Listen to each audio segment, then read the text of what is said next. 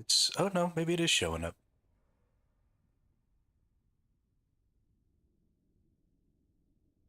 Doesn't appear to be showing.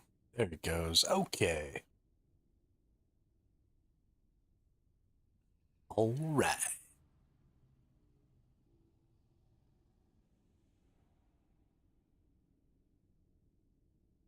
Let's get into this thing then. I beat the other two Harbingers last night. It is time for some Aberroth action. We're gonna wait. We're not gonna jump in there and do it right away because have a little bit of time for people to pop in. I'm not doing it this way. But all we're gonna have to do is we're actually just gonna teleport right up here to the Shattered Road. And once we're here at the Shattered Road, we'll just come on down to the old Altar of Oblivion here. And then we just gotta put one of these bad boys right in there and open that up. I think we're gonna be good. I still had the ability to mostly just face tank everything that everybody was throwing at me. Um, while I was doing all that stuff, fighting all the bosses leading up to this. So I feel pretty good about it.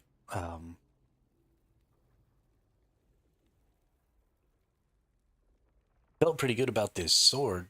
Unfortunately, there's that minion damage. We don't really need.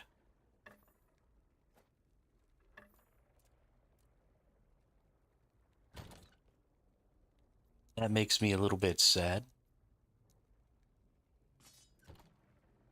I wish there was something I could do. We got this 56 freaking forging potential up here. I can't do anything with this tier 5. All these opportunities.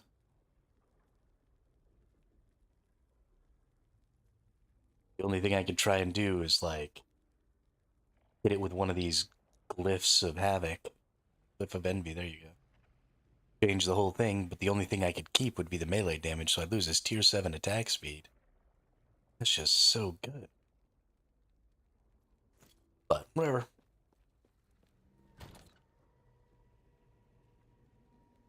Nothing we can do about it.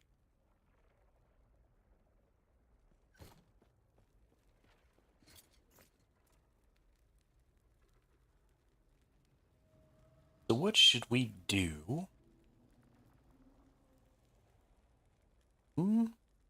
I wish that there was some sort of indicator here of what the special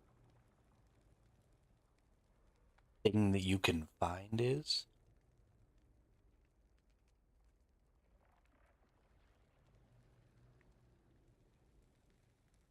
I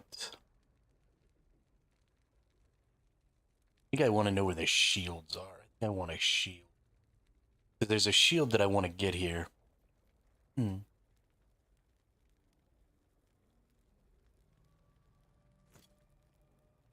Unique shield that I would like to equip.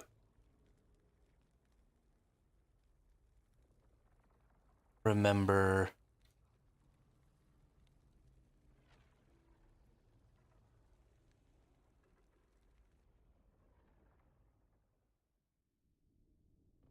Where the shields are. So we're going to look around. Once you get here, you can tell, right? I have to open up that thing, though. I don't really like that. I'm gonna teleport around and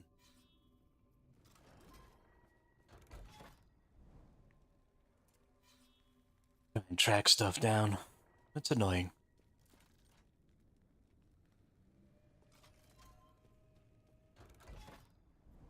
Boots. Relics.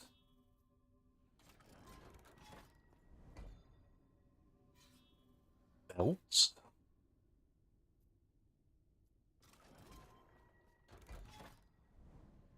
Body armors. And staves. Hey, there we go. Helmets and shields. So, number one thing here is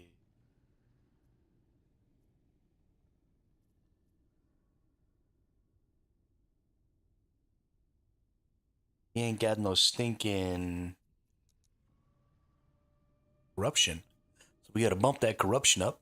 We're gonna take this to 300 real fast.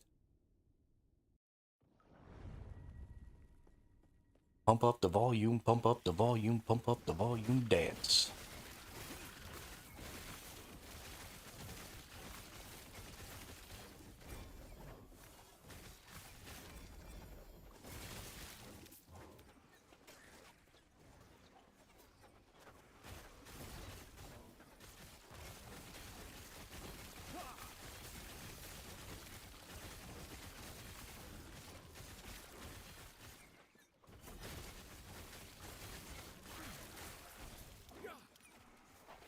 This is great, being down here at this slightly lower level of corruption.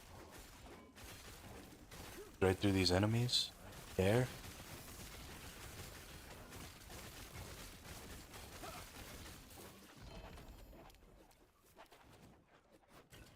Really don't need that.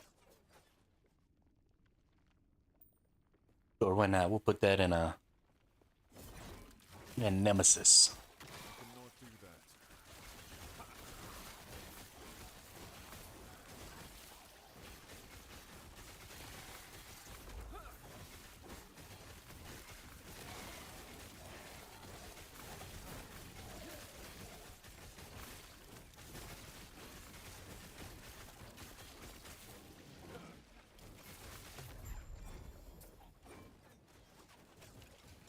Throwing damage.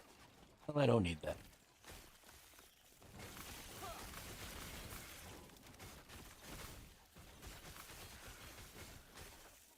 The next thing we're going to want to do, we'll probably do it on this because I really want this shield. I think it's going to be really good. So we'll probably go ahead and push on this particular monolith because I think we need to get to 500. I don't know if we need to get to 500 on every monolith or if it's just 500 corruption on. Have to look into that after we kill regular Aberroth. See what the requirements are for Uber Aberroth. Then tomorrow, honestly, maybe today. Maybe after we fight regular no, that's right. We need to push before we go starting our next character. So tomorrow, sure for sure, we are going to start our series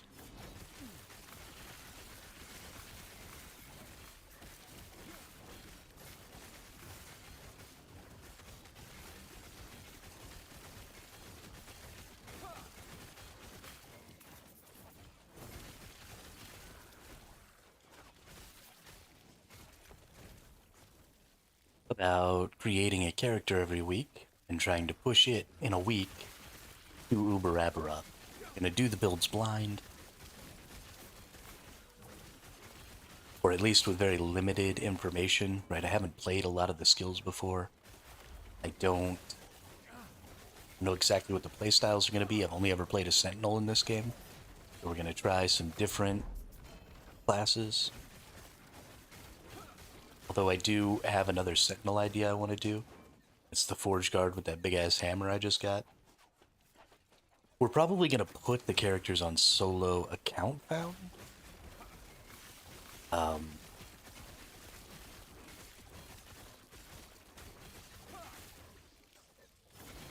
Kind of want to play it solo self-found so that I get the real fresh start experience for each of the characters. But I also want to be able to complete everything in a week, and I don't know if I'd be able to on solo self-found, at least not this early in the series, maybe later. we might be able to do that. I don't know. We'll see. See tomorrow how we're feeling. Feeling a little squirrely, we might just jump.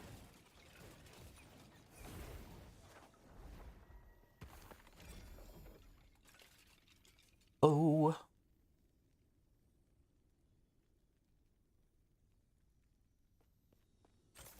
I actually really kind of want to make a bow build. That'll be the first build. Just a super simple. Like, I really want to make just a split arrow, shoot regular, shoot lots of arrows, just regular Zon build, It's always one of my favorite builds. I liked the electric javelins from the Amazon in Diablo 2, but I also really liked the multi-shot build. Just super, super powerful. It shot so far away. It killed enemies from such an incredible distance. It was such a good clearing weapon. Oh, what's up, Gravy? How's that character of yours? You kill one of the monolith bosses yet?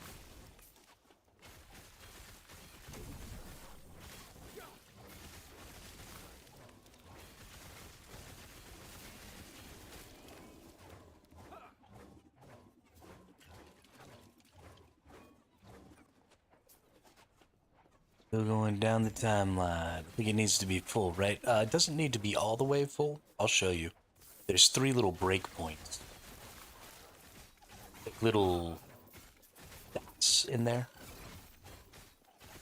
And each one of those dots represents one of the quests. There's 3 quests in each one. And so you can do the quests as you get to them, or you can just fill it up and do all the quests at the same time like I do. Shock effectiveness, physical damage, physical resistance. 6 health. That's actually decent. Got here armor, critical strike avoidance, vitality. Those are kind of decent boots too. Let me finish this up real quick. We'll charge this beacon and I'll show you where the little dippies are. Oh, I can't go chase that because I can't leave this little area. Be 3 echo quests, but only one of them is unlocked, even though the whole bar is almost full. Yeah, you have to do each one to unlock the next one. They don't all unlock it when you get to the proper point.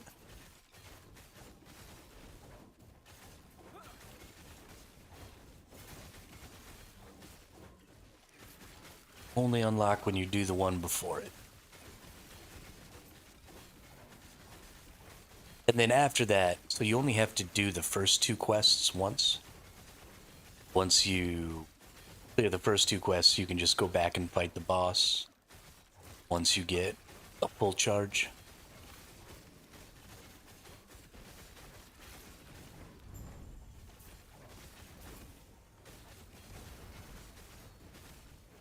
Stand down or die.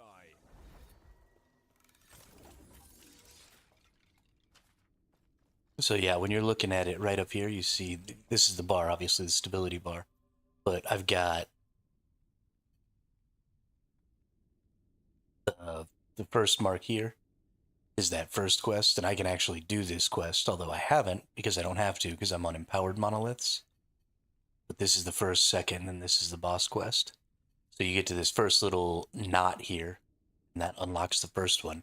And then if you beat the first one, when you get to the second knot, it'll unlock the second one, and the third knot is the boss. So the maximum stability is just showing you the maximum you can hold. So if you get to max stability and you don't kill the boss, then any of these that you do aren't adding stability anymore. And so it's just wasted stability at that point. So very important to go ahead and if you're there, if you're at that point, just go ahead and kill the boss. You'll get your Gaze of Orbis. Important.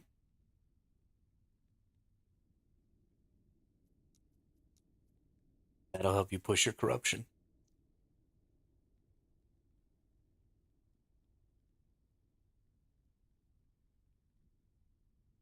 Yes, they are. Doom bosses are difficult. For the most part, I think they do necrotic damage. So 2 of the most important damage types right now are necrotic and void, because the harbingers and Aberroth do a lot of void damage, and then the weaver stuff is a lot of necrotic damage, if I'm not mistaken. So if you can find a way to take some void and necrotic damage as physical and use your physical resistances to mitigate some of that, I think you'll find...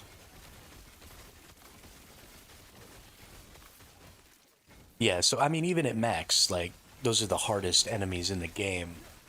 So even at max resistance, they're just going to do a lot more to you than other damage types do, because they're just strong enemies. So finding some other ways to mitigate some of that. They don't really seem to do a ton of damage over time, which is great. They do sort of just straight up punch damage.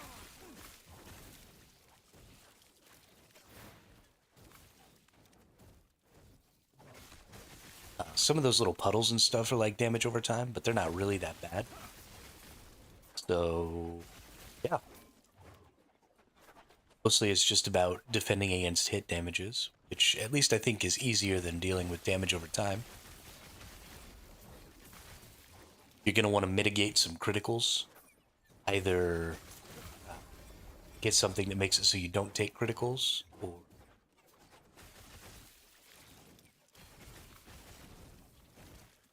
no. If you miss the Woven Enchanter, you can't use it again. It's pretty simple to use, though. You just put any class-specific idol in it. So like these right here, you see underneath the name Conflagrating Heretical Large Rhea Idol of Cinders, it says Sentinel Idol. So any Sentinel Idol can go in there. Any of the class-specific idols can go in there. And they get special Weaver bonuses. And then you can just re-enchant them. They'll get some of the Weaver's Will. So you go and you use them, and they get a little bit stronger.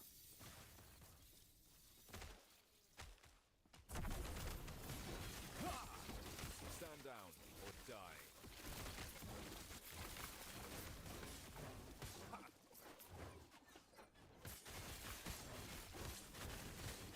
Yeah, once you get to maps, you do start getting a ton of your class-specific idols, especially if you go after those nodes. You also can access your stash from that screen. When you go to interact with that idol enchanter, next to the enchant button, there's a little chest button down in the bottom left of that craft screen. Yeah, exactly. Box icon. Hit that. You can interact with your stash, which is awesome. So you don't even necessarily have to have them on you. It's really nice. Especially if you're playing hardcore. So that's also true of the Nemesis mods. But the reason I think that's really cool is because if you're playing hardcore, then you don't have to carry items around with you that you might lose and might get dragged into softcore with you.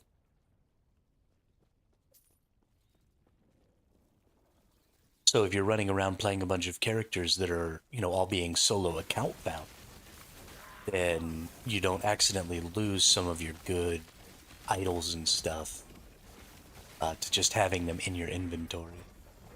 You can just put them straight into your chest there. Or pull them straight out of your chest there. Which I think is awesome.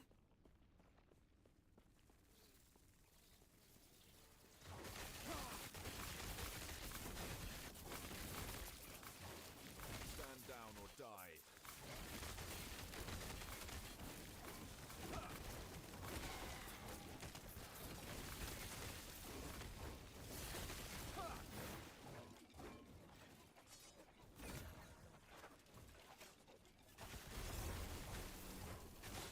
First I only had 38 health regen, now I have 139. Yeah, get it. Good job.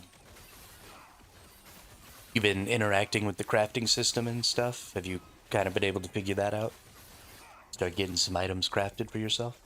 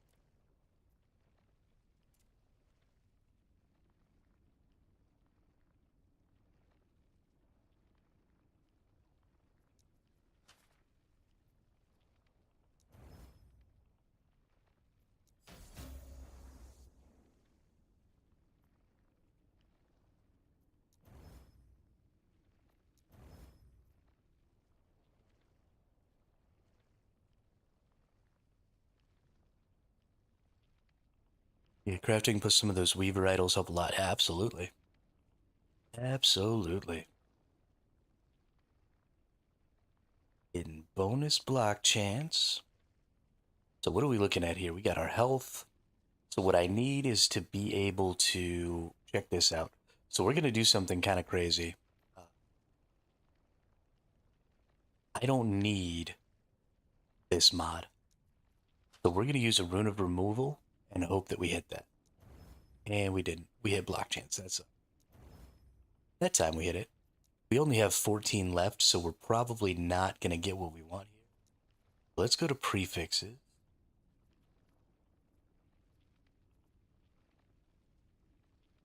Oh, I got my tier 6 mod pulled. Never mind. We don't want this item anymore. Attunement does help in mana, yes. So you can actually see, if you hit the character button right here, you can just hover over the word attunement and it'll tell you each point of attunement grants 2 mana and improves skills that rely on the innate magic inside you and your surroundings. So each of your skills tells you what tags are going to benefit it. So if you go into your skills screen and I hover over, for example, my healing hand skill, it says spell buff area attunement. So spell damage is going to increase my healing here as well as doing more damage. Buff, which is stuff like healing effectiveness, stuff like that, is going to help. Area, so I can get things like increased area of area skills and stuff like that. And then attunement, so every point of attunement is also going to boost this. And then if I hold Alt, it'll tell me gains 0% increased healing effectiveness, 5% per point of attunement. So I have 0 attunement right now, so I'm getting 0%. I can actually see what I'm gaining. So let's go. This is a strength skill. So I'm gaining 124% increased damage from my strength scaling on hammer throw.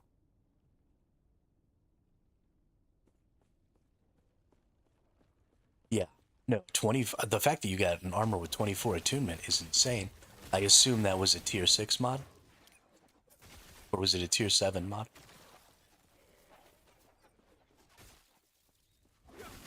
That's awesome. Yeah, for sure. And then you just craft some other good stuff on there, and yeah, yeah, that's great. There are a lot of stacking builds out there because the value of those damages are pretty high, and the value of those healing effectivenesses and stuff like that are pretty high. If you really want to do some stacking attunement, Sentinel actually benefits from attunement a lot because you can get your damage and your healing from it. Because healing hands is an attunement skill, but so is smite. So you can also get a huge amount of, right, smite does healing and damage, so you can really improve your damage and really improve your healing by stacking attunement for smite and get a lot out of that. So self-casting smite can be really good, auto-casting smite can be really good. So if you're going to be stacking attunement anyway, finding a way to incorporate some smites might not be a terrible idea.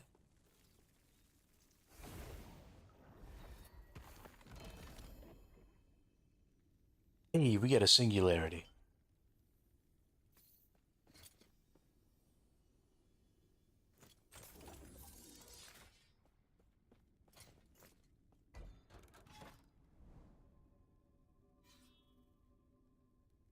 Yeah, if you're not really leaning into smite, it can be a little underwhelming. Its healing is the thing that I use it the most for. Because, so it hits, and it hits in an AoE, which is why I like it so much for this build, because it really helps with my clear speed. Because I throw down that smite, and then lots of things get ignited, because I ignite on hit. So I'm just looking to hit things more. It doesn't really matter how much damage it does to me. I just want to get those ignites in that AoE. But the thing that really helps this build survive is that also every time one of those smites come down, as long as I'm near enough to it, I get a heal. And so even though the heals aren't super huge, you know, they're happening so often that there's quite a bit of value there for me. So you just kind of have to figure out, you know, where is the value from smite going to be for your build?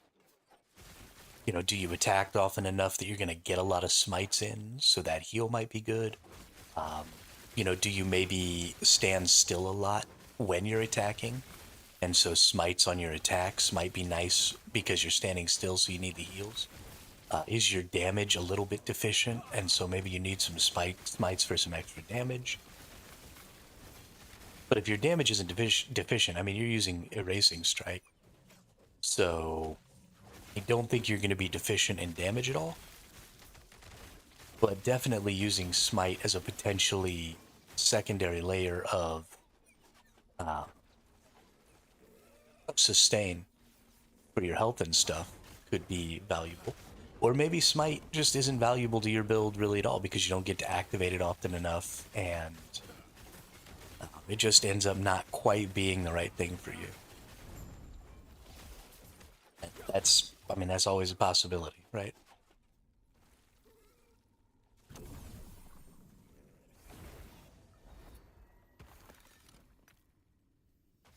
Racing Strike, Devouring Orb. Okay, sounds good. Sounds good. Personally, never played either one of those skills. I don't really know the play style, but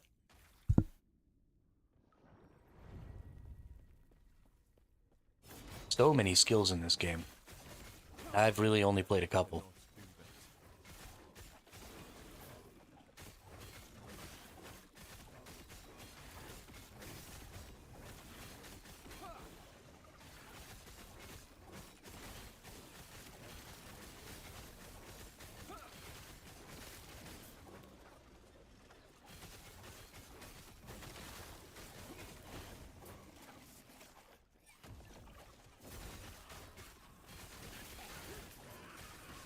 Says you can autocast Devouring Orb when you keep moving, so I do a lot of clearing without even attacking.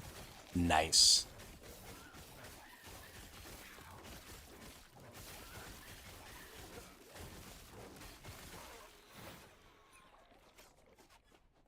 That's how to get it done right there. If you can just move through the level, that's pretty nice.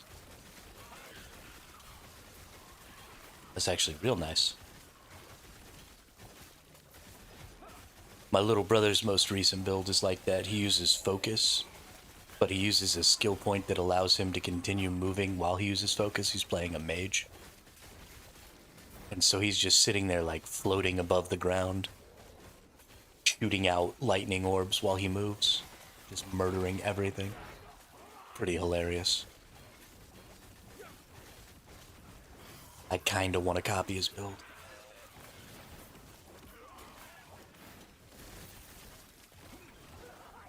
Claim it as my own.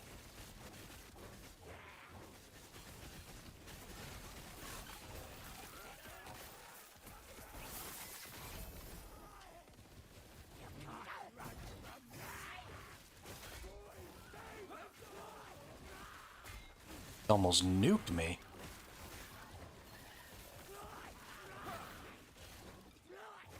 Stop whacking me so hard, dude.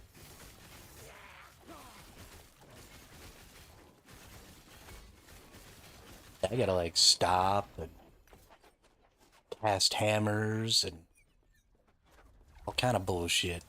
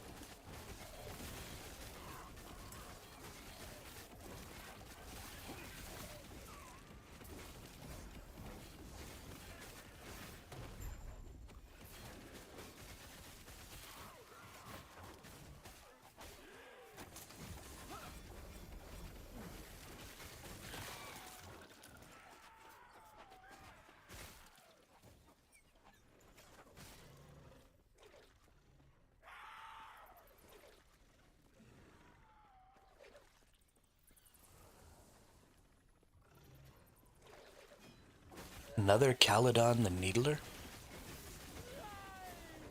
Hey, is this dude all over the place inside of this cave? What's up, bruh? You're just a cave dweller, aren't you?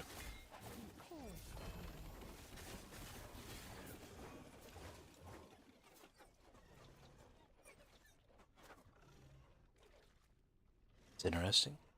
Increased elemental, increased lightning. Those are neither one damage over time. That'd actually be pretty good for a lightning build. Need to learn how to use anomaly right. So far, I just use it to send enemies through time. So I have less big enemies to focus on one.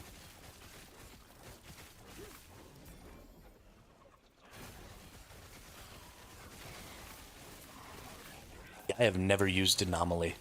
I have no ability to assist you there. I don't even know what that skill does. But I'm sure you'll figure it out. You seem like you're getting the hang of this game pretty good.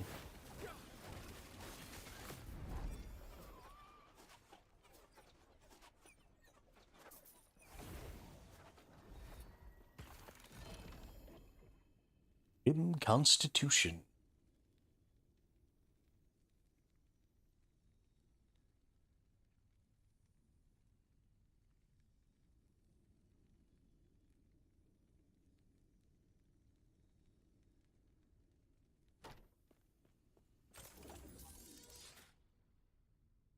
Oh, that's nice.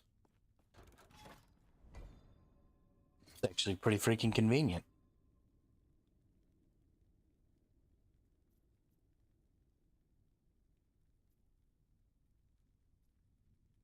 Okay. I'm gonna need for this game to give me Orbis here.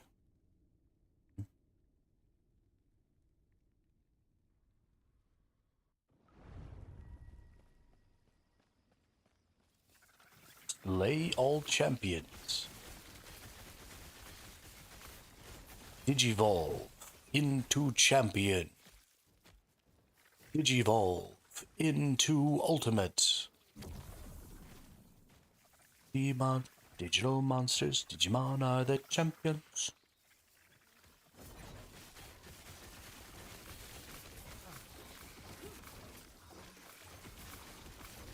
Mr. Bean says damn dadum damn dom. What up, Bean?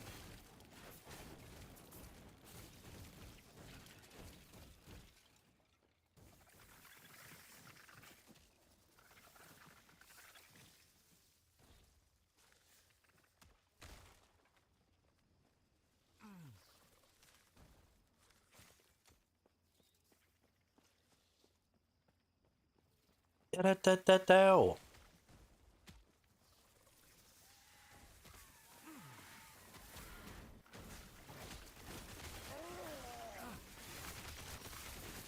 Ba-dum, ba-dum, ba-dum, ba-dum, ba-dum, ba-dum, ba-dum. Boom. Ba-dum, ba-dum, ba-dum, ba-dum, ba-dum, ba-dum, ba-dum. Boom. Ba-dum, ba-dum, boo-dum, boo-dum, boo-dum, boo-dum.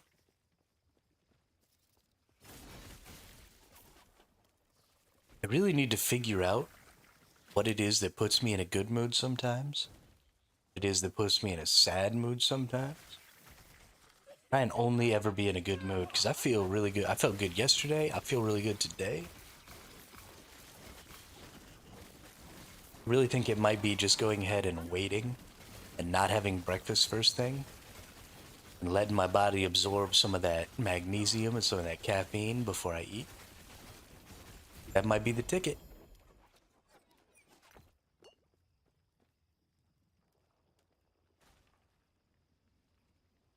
I think it might be the ticket.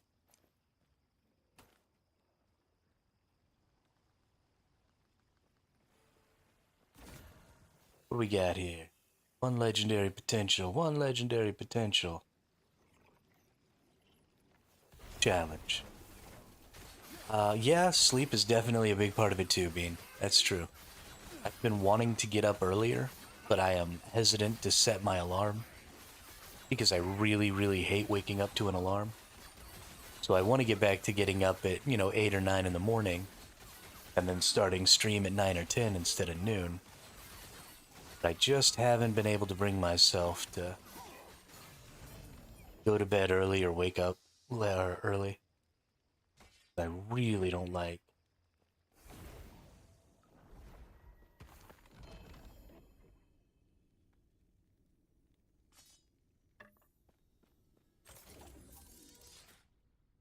I should.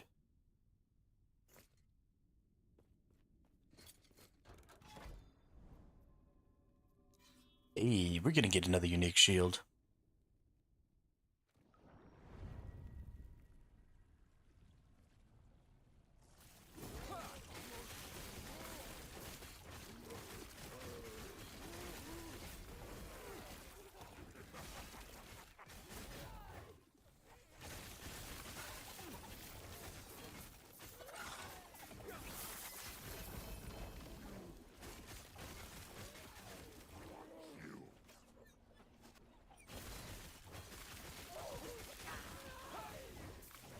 I have not tried Path of Exile 2. When the game fully launches, it's going to be free to play anyway. And while I would totally happily spend money on their game, I don't have any. So I'm just going to wait for the 1.0 release and play that.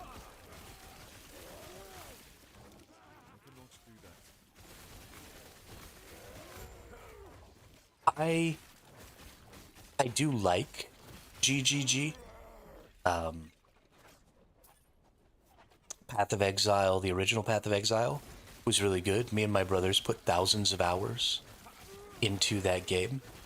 One of the things that I didn't like about GGG that they did kind of step away from was creating a problem and then selling you a solution. So super early days in Path of Exile, they used to create a lot of currency items for their different leagues and then sell you stash tabs that could stack those currency items.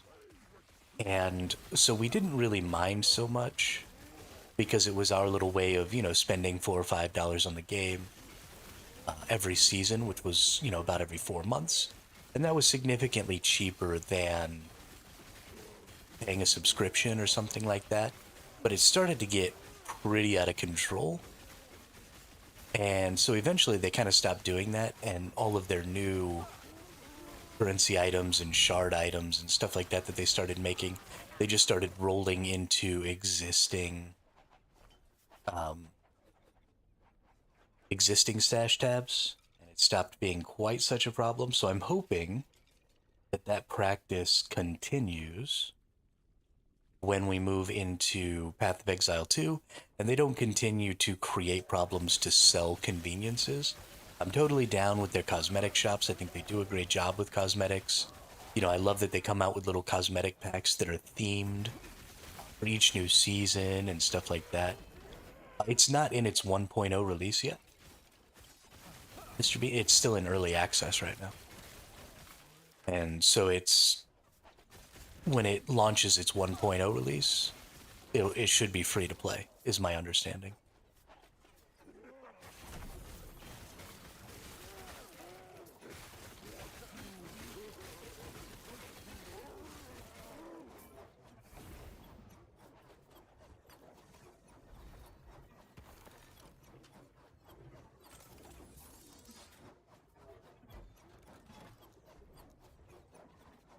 Mm-hmm.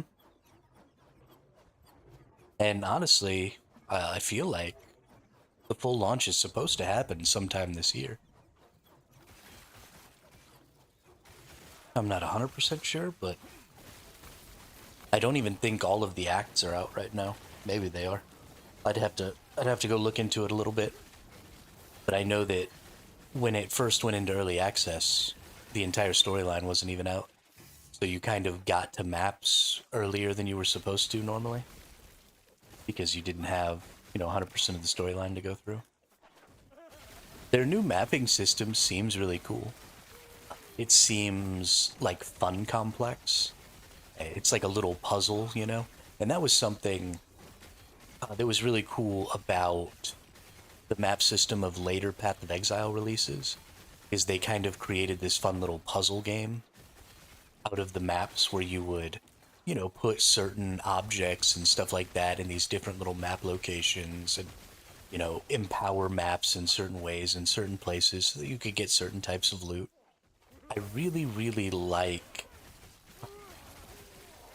the aspects of these games that allow you to sort of drill down on the types of loot that you're trying to get, because it makes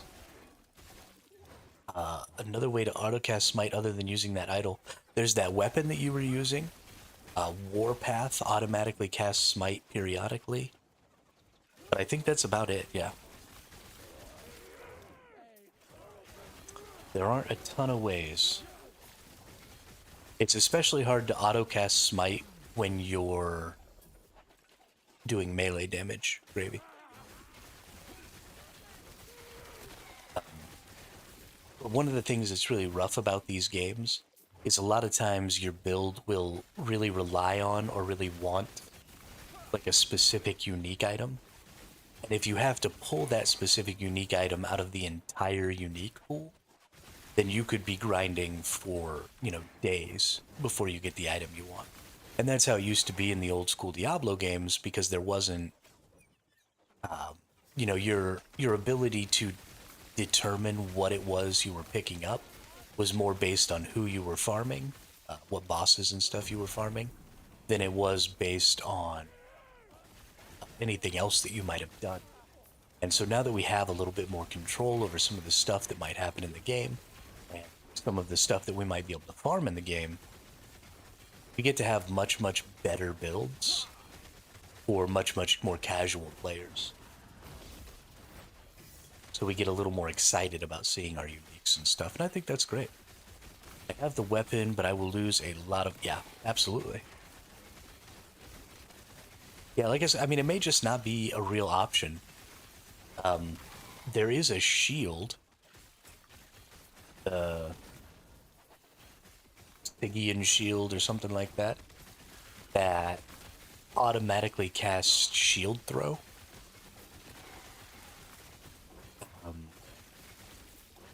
When you block, it has a chance to cast shield throw when you block. Twice per second.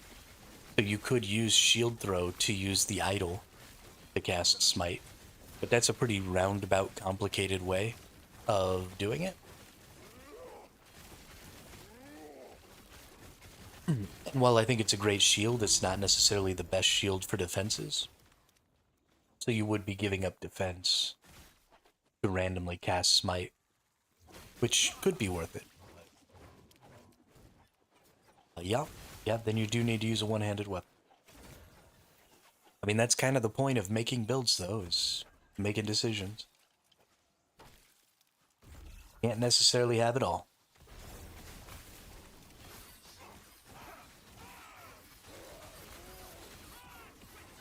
It has to be something you look at and decide about.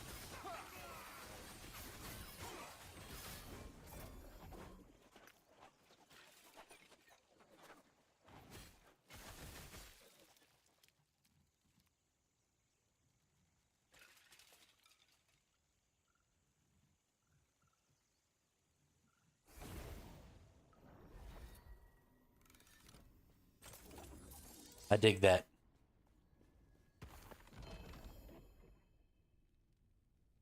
Legendary potential.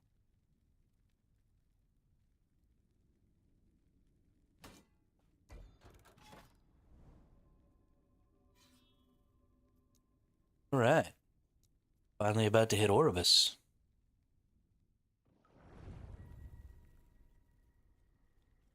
Fucking do it. Just do it.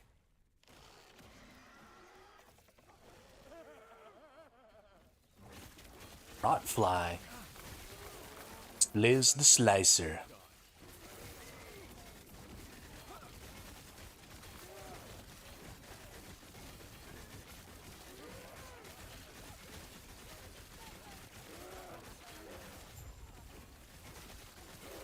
Bye, Sliz.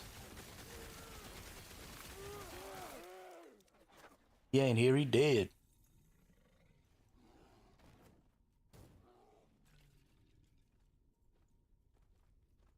Slay Orkirin the Rampant.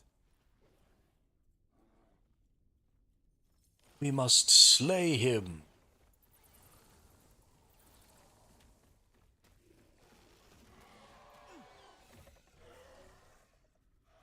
He's gonna like run through here.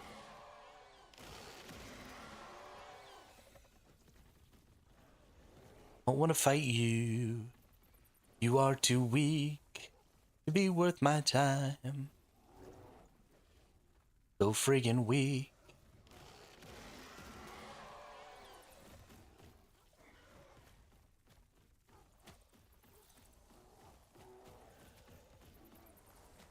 Yes, that is correct. It only applies to one-handed swords. And so in this game, when you dual wield, you actually take more damage. So you do have to be careful. Not a lot of people dual wield in this game. It does greatly increase your hits per second, your attack speed, but it can definitely get you killed.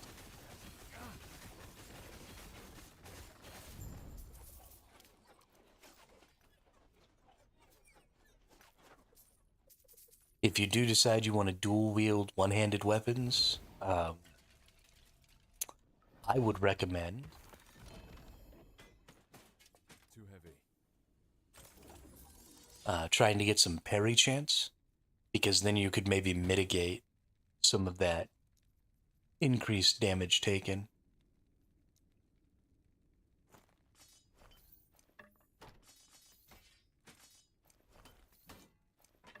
My stash is such a gross mess. I really hope that they change these tab affinities, these tab priorities, to where I can freaking put a whole ass loot filter thing in there. That Odachi has 16% parry chance. If I can put Void into it, I'll use it. Yeah, that's great. Is that it's implicit? So when I say implicit, I mean the stuff that's up there next to its name. Like here I have plus 38 melee damage, plus 43% increased stun melee chance. Because if that's the implicit, is 16% parry chance in the Odachi, then dual wielding Odachis, you can get 32% parry chance, which would be insane.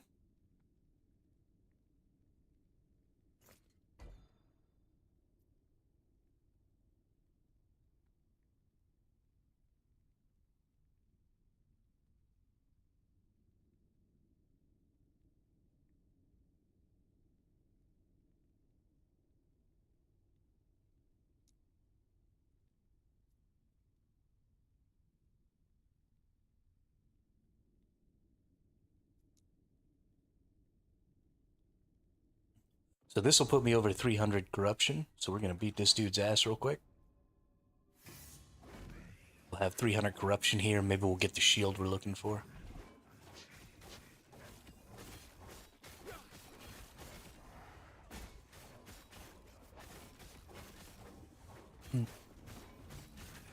So the only thing I should have to dodge is that orb coming down from the sky, it seems like.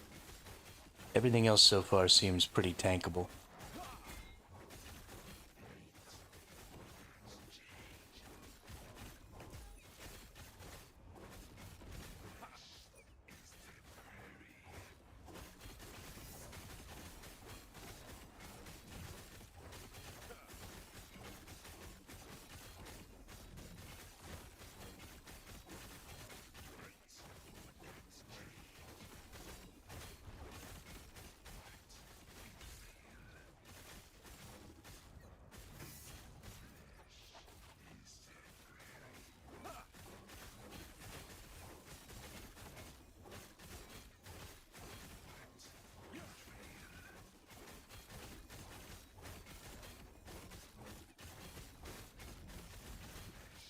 It's not an implicit? Okay. That's too bad. What tier is that mod? Because if it's like a tier 4 mod, then you could even get higher than 16. That would be hella dope.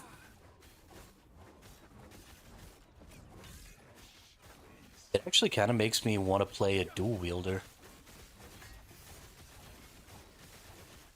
A Blade Master or something, or a Rogue. I don't even know, dude.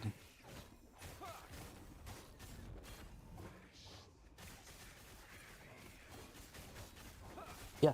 Yeah, no problem. Take your time.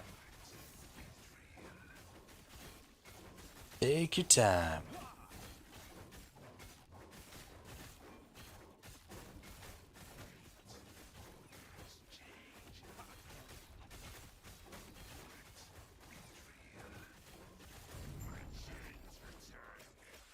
Got him. +1 to all skills, fizz resist, fire resist, cold resist, lightning resist, void resist, necrotic resist. Oh, okay. So these can all be 1 to 45, so there's a huge range of potential in there.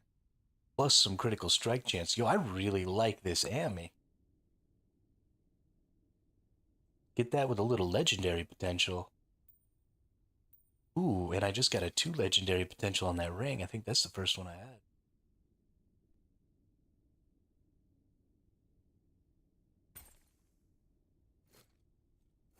Interesting. Alright, now we should be back over here with, yeah, some 300% corruption.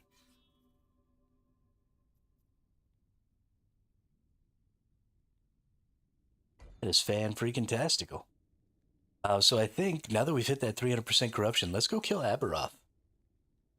We've been going for about an hour here. That's more than enough time for people to have kind of filtered in. We got a couple of people watching, so let's go.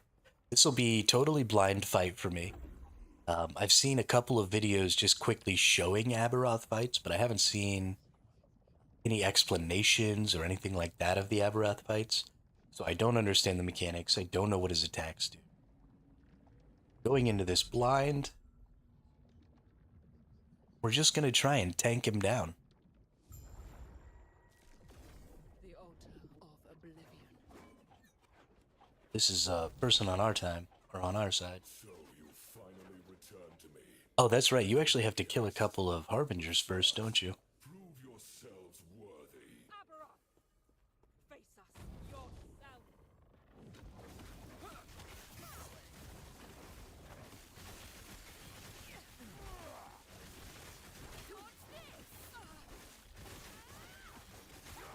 Yeah, we're just going to try and tank this whole thing here.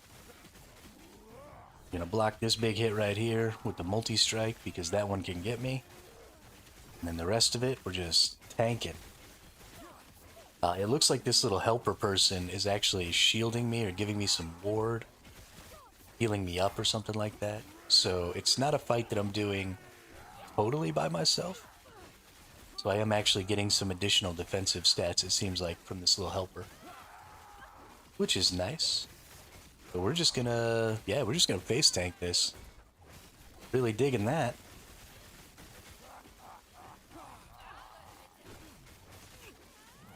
I ain't scared of you.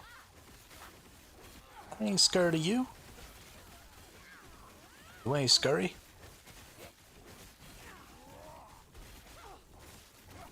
Gonna beat your ass.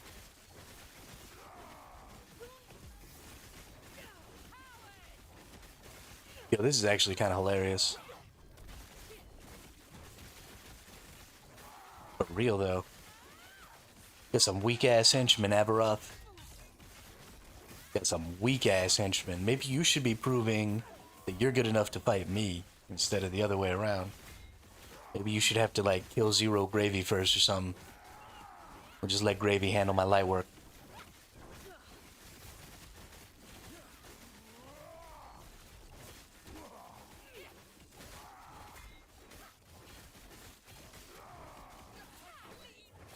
This is sad.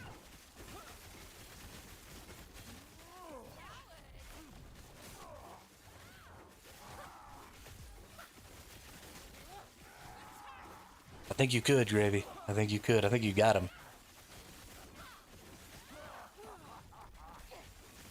Obviously, if he can't subjugate stronger henchmen than this, he must not be that strong himself.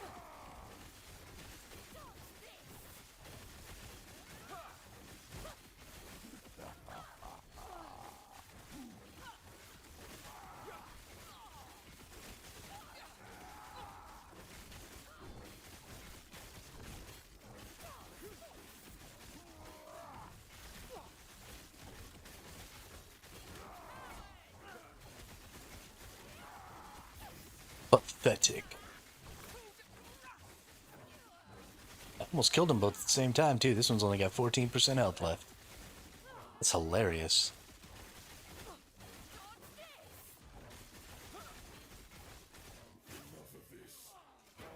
What? What are you gonna do, Aberroth? Summon a bunch more. Oh, but I don't have to fight the rest of them. There he is. I'm gonna actually get him to come fight me out here. Oh, it looks like he's going to. Okay. Okay, so I definitely need to be inside of this circle, but it looks like he builds this circle around me.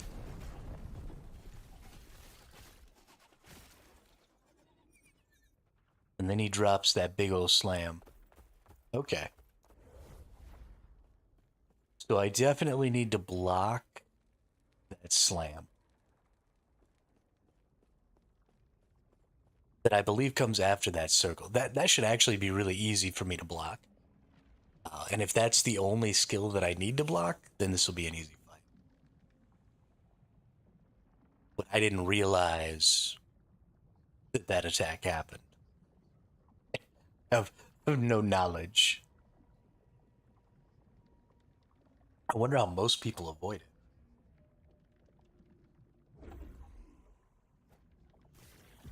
Okay. Well, we're going to go back in here and do the easy part again. Thankfully, I get 7 more tries at this. So, we're good. Like, I'm fine. So you finally returned to me, and with a guest. But first, prove I kind of wish we didn't have to fight. Face us yourself. Well, I have Rebuke.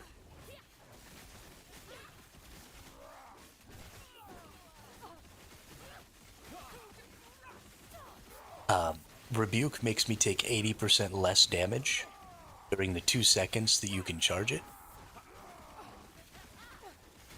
So whenever I feel like there's a skill that I need to be blocking, then I basically have an active block. So I throw down my Rebuke and take significantly less damage. So I don't really have to build up block for it. I just have to make sure that my Rebuke is on cooldown or off cooldown so that I can throw it up. So it's about identifying what attacks I can just take a hit from and what attacks I need to actually defend. Like that multi-strike where there's all those purple dudes around, I could probably eat that attack, but each of those little purple shadows hits pretty hard. And so taking all those attacks would put me in a pretty weakened condition until I gained back some HP. So I blocked that attack because that's a pretty significant chunk of damage all at one time. It's really the only attack out of these that I need to block.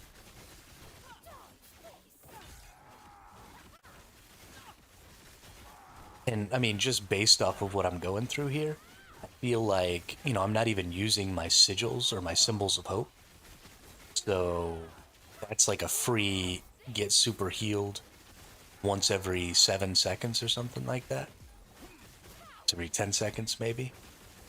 So if when I get to Uber, you know, I don't have enough to block everything, then Symbols of Hope will also just go ahead and super heal me every now and then. So I don't have to worry about that. So I think we're probably good. We're going to need to improve our gear some before we can take on Uber. But I feel like we're already pretty close to being able to maybe fight.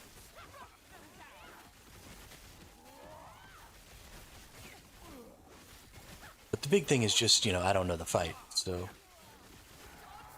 once we learn what we can and can't do,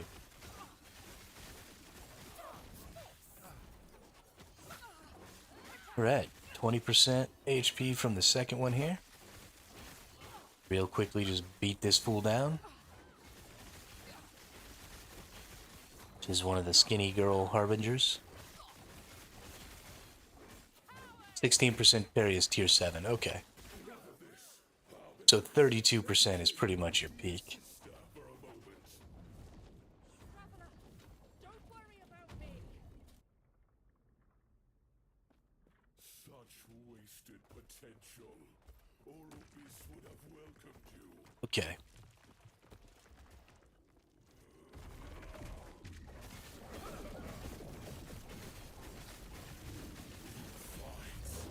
Oh, I pooched it.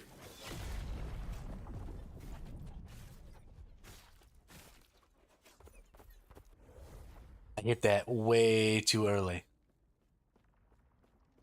Hit that way too early. So he's swinging. What he's doing is he's swinging his mace above his head, and then he brings that mace down and gets me.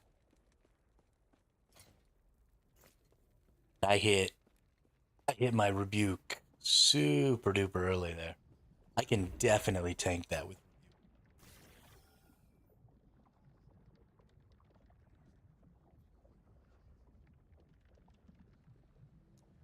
Like, I don't really want to do this again right this moment.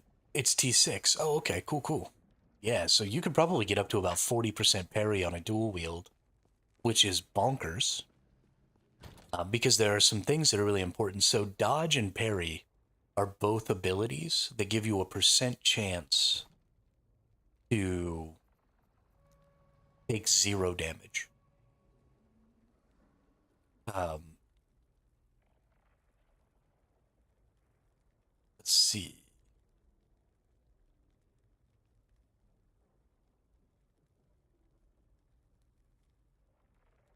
My dodge chance in here. Ah, okay, dodge. Yeah, so your chance to dodge a hit from enemies in this area. Dodge chance is increased by dodge rating and reduced by the level of enemies in the area. I assume armor is similar.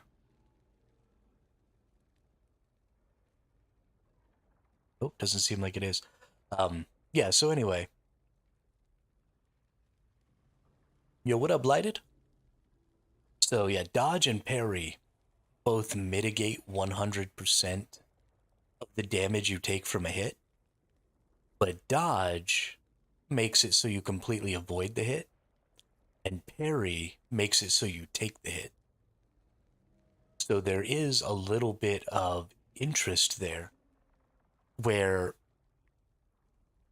effects that happen when you get hit can happen when you have parry and not when you have dodge. So, for example, you will get ailments when you parry, but also if you have some sort of beneficial effect when you get hit, then parry will activate. But yes, parry does negate 100% of the damage, unlike block, which only negates whatever your block effectiveness is, so 54% for me.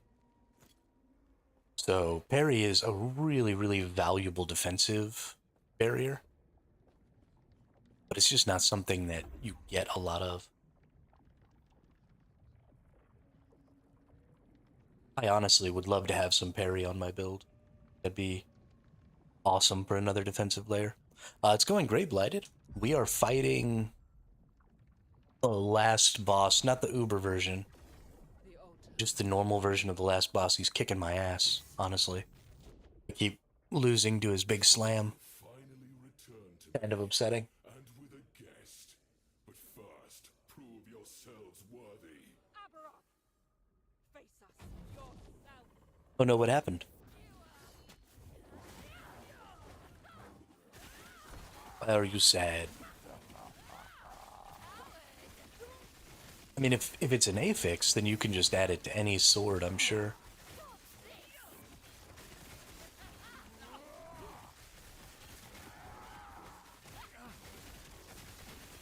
I wonder if I can add it to a two-handed sword, or if it's just a one-handed sword thing. If I can add it to a two-handed sword,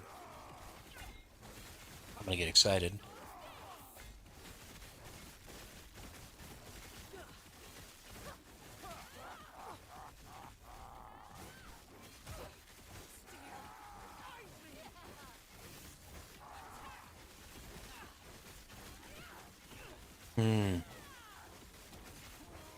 I don't even sort of feel sorry for you, Blighted. Why would you be sad about having the money to spend on the things you want?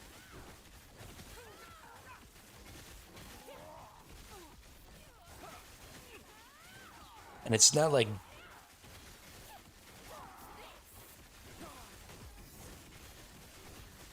like buying sets reduces your wealth, right? The value of those sets pretty much only ever goes up. So if you ever want the currency back, you just sell the sets. And so if you're speccing up, you're just going to use those items and spec up what you want to spec up and then turn around and sell those sets and get your money back. What you need to make sure you do is if you're buying sets for specking up, especially if you're not going to be using each one of those sets immediately, you need to put buy orders in for the sets and buy them on buy orders. Don't buy now. And then when you sell them on sell orders. Don't sell now. And you're going to make a profit off of the sets.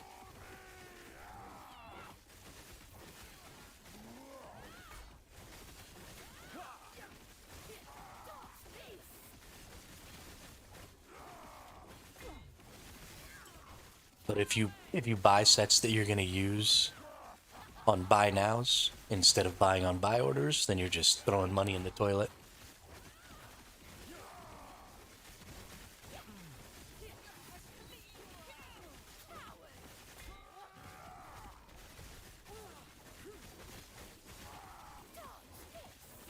Which, I mean, admittedly is what I do.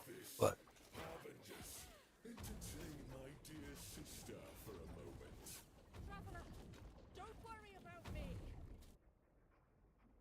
alright, big dude. Let's freaking get it over here. I'm pretty tired of this crap. I need you to stop killing me.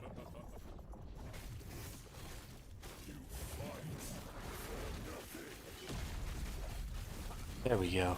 Block that. I need to block for longer.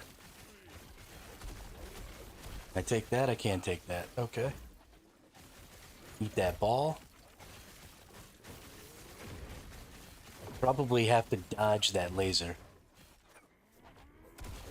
But it seems like all the other stuff I can just eat.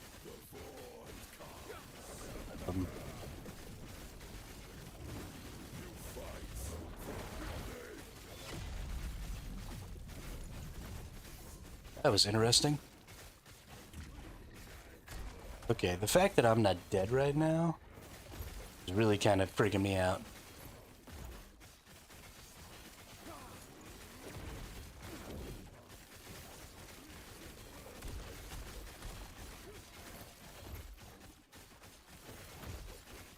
We just gotta, like, stay over here next to him. Oh, this sucks.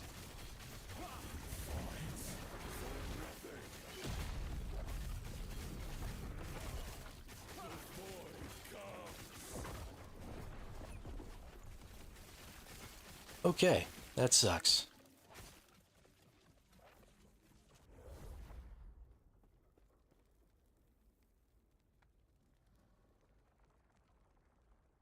Oh, can you?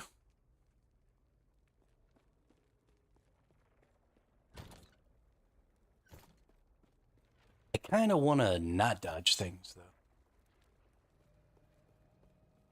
Kind of like just face tanking shit.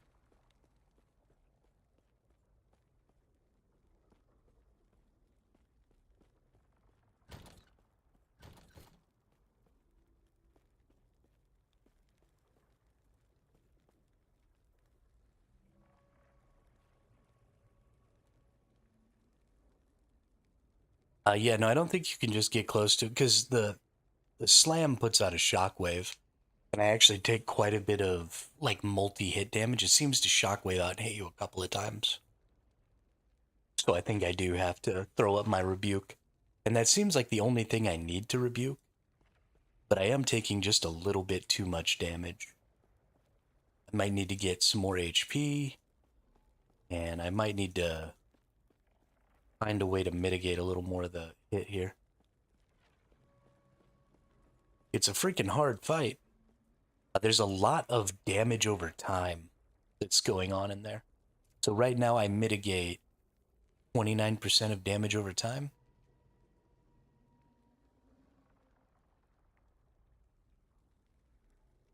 Which means I've got an extra 14%, but I might need to really update that.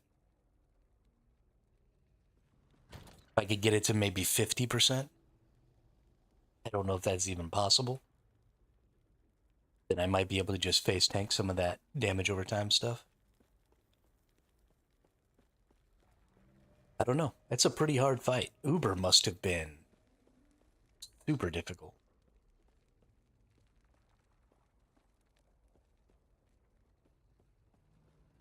I can't even imagine.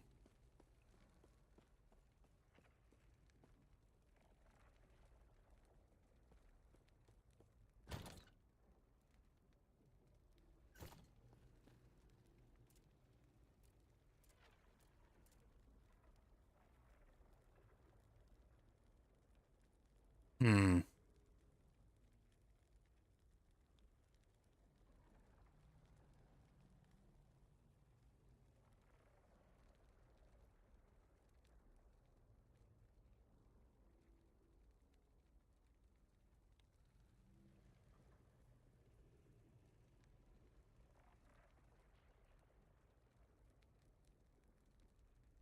Yeah, I mean, so it'll kind of depend on what you're doing. I guess if you're playing an up close build, right? You're playing melee because you're playing erasing strike.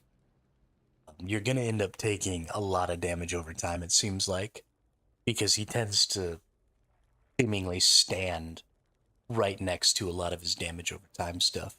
I don't know how easy it'll be to drag Aberroth away to other areas of the map.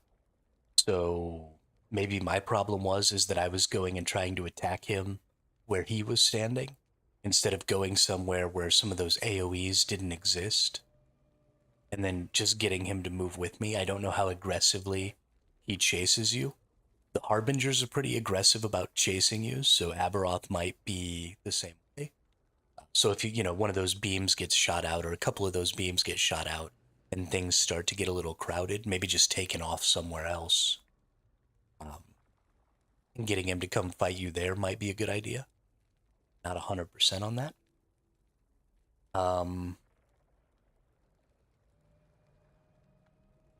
Yeah, that's an interesting fight. There is a lot going on the screen. A lot going on the screen. And that makes it really difficult to parse, what am I dodging? What am I not dodging? What hits can I take? I definitely don't have the ability. There's too much going on in that fight.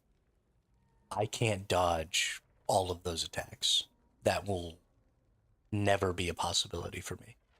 So I have to have a build that can at least tank a lot of that stuff.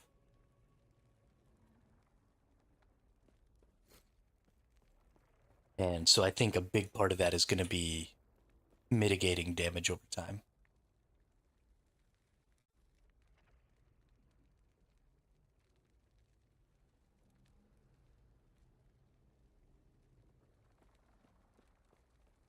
Which makes me really concerned for every other character class.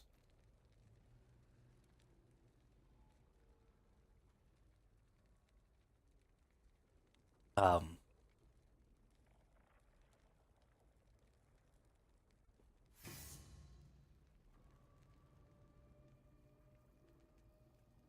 the reason being that other character classes don't have nearly like the armor and mitigation and stuff that I have. And a lot of my bonus damage over time resist actually comes from my armor.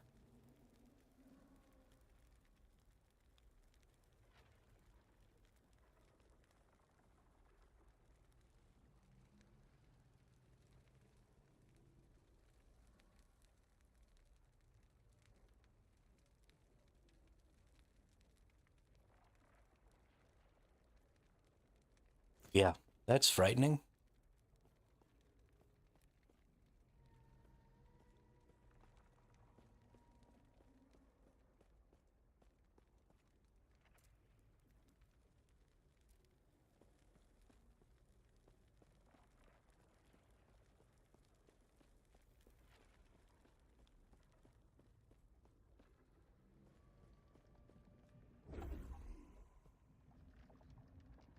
Yeah. Yeah, Uber's definitely going to be hard. So when this season was launching, the devs were saying that they only expect about 10% of people who complete Aberroth to complete Uber Aberroth. So, and not even everybody will complete Aberroth.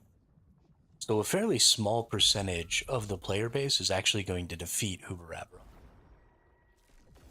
The altar of oblivion.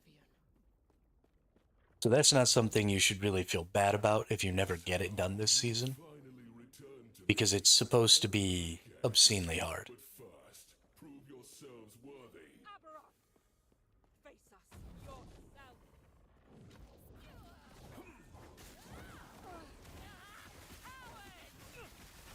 And for sure, once you get to a point where you can effectively farm, 3 to 500 corruption, you can really start to improve the quality of your gear. I mean, right now, I don't really have a lot of gear. Yeah, I'll show you. Let me finish this fight real quick, and then I'll let you know, Gravy. Oop, I missed one of my blocks there, and I almost died.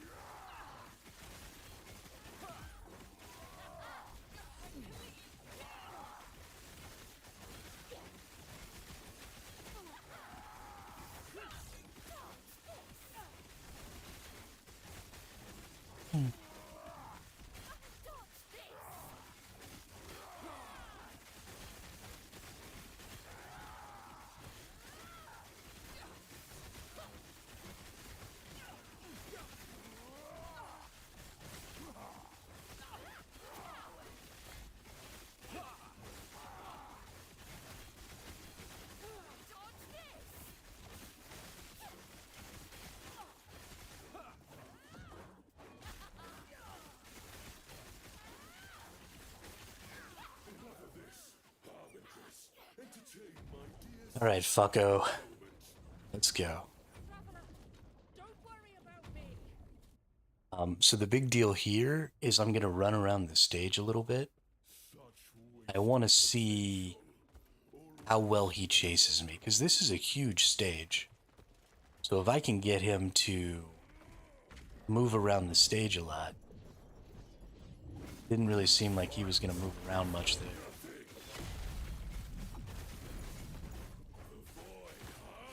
So I don't want to deal with that. What if, so he's not doing an attack. Yeah, so he'll chase me pretty far. I do need to make sure that I'm getting my health back. Rip me there. 1700. But that means I was down 1000 HP already. So you do have to. Well, I don't even know if I have to be standing inside of that circle or if I'm going to be taking AoE damage.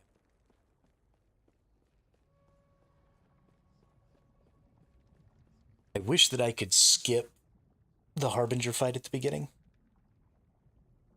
It's pretty inconsequential. Uh, like, I get it. It's a cool little part of the thing. But, you know, maybe the first time. Because it's a nice little barrier. Like, if you can't beat these two Harbingers, you're not going to be able to take on Aberroth. But now there's this thing in my way where I can't practice the fight because I've got to go spend, you know, minutes killing these Harbingers. And I don't need to practice killing them. They're just in the fucking way right now. And that's kind of upsetting. Because I just want to go fight Aberroth. I just want to see the attacks. I want to, you know, get an idea. Especially because in this game, the boss fights, you know, in Path of Exile, you had like a couple of portals. So every boss fight you had 2 or 3 chances, or actually I think it was 6 chances at the boss fight, so you could just keep going in. So if you were on softcore, you could easily get quite a bit of experience in the boss fight. And you could maybe see some later phases. Because even if you got killed in an earlier phase, you still had a chance to try and get some DPS. See, you know, what was going to happen in the later phases. In this game, you really just, like, you die. It's dead.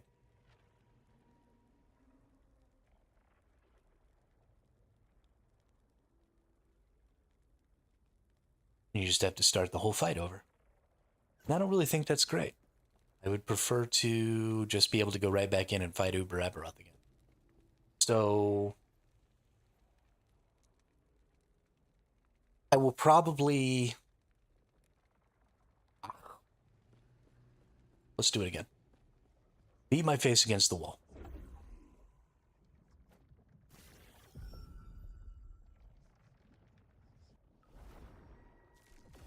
The altar of oblivion.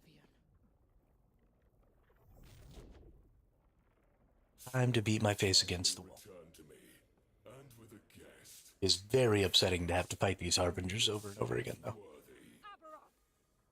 Face us yourself!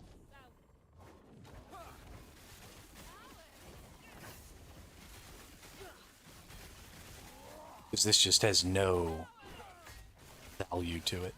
I mean, I guess I get a chance to see the attacks that the Harbingers use more. So I guess if I was having trouble and I hadn't quite learned all the Harbingers very well, you know, maybe I can see what they're doing a little better. Especially because the individual boss mechanics aren't interrupting here, right? We're just getting Harbinger mechanics here.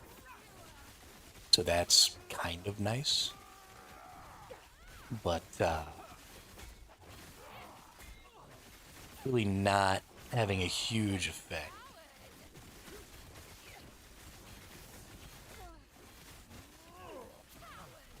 On my understanding.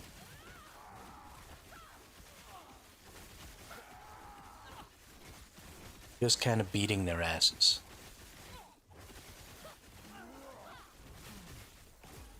They're just kind of sitting there getting their asses beat.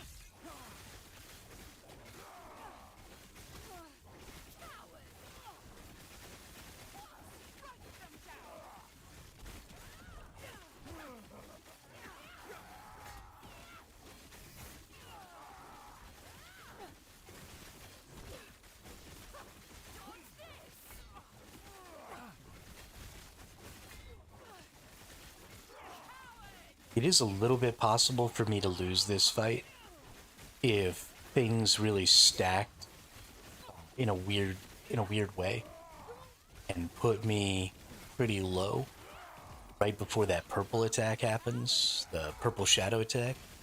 Then it's possible that they could kill me through my rebuke. But that would have to be while I was down in endurance with my rebuke up. So I'd only be taking like 5% damage.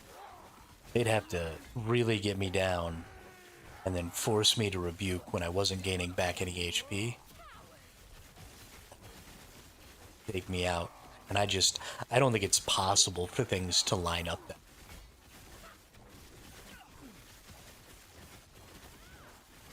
And if it is, it's like a 1 in a million chance. So it might happen once ever. I just have way too much defenses for the type of damage that these people do. Enough of this. Harbingers, entertain my dear sister for a moment. Traveler, don't worry about me. And then we come right back into here.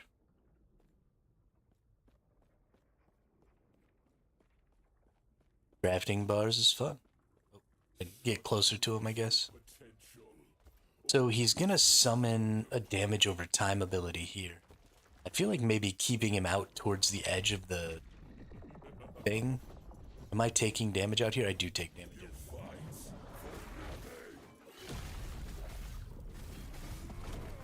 Oh, goodness. Yeah, that wave does so much damage to me. How do I avoid taking that?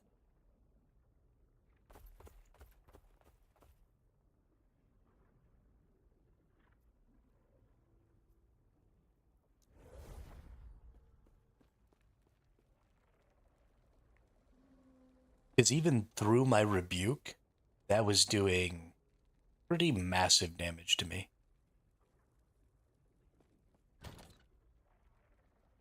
And it crashes out over the entire map. So I don't know how anybody dodges it.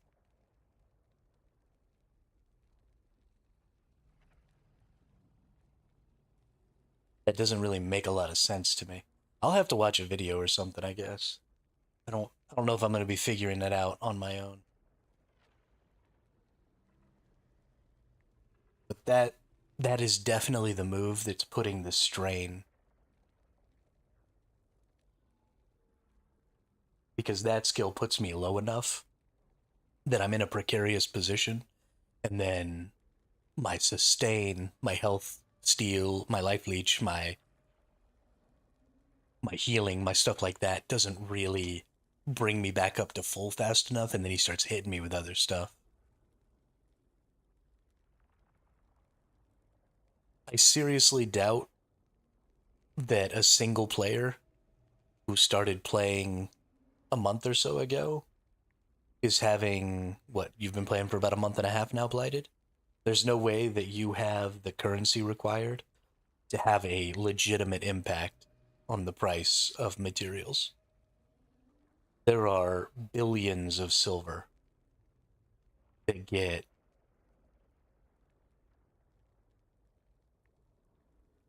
either way, there are billions of silver that get moved through those markets every single day.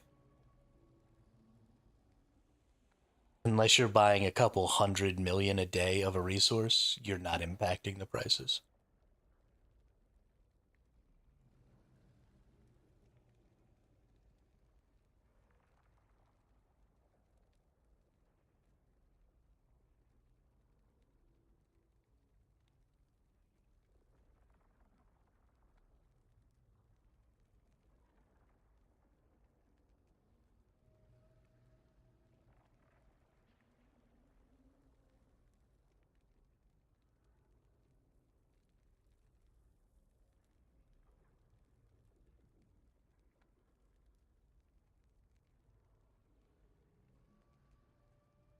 I mean,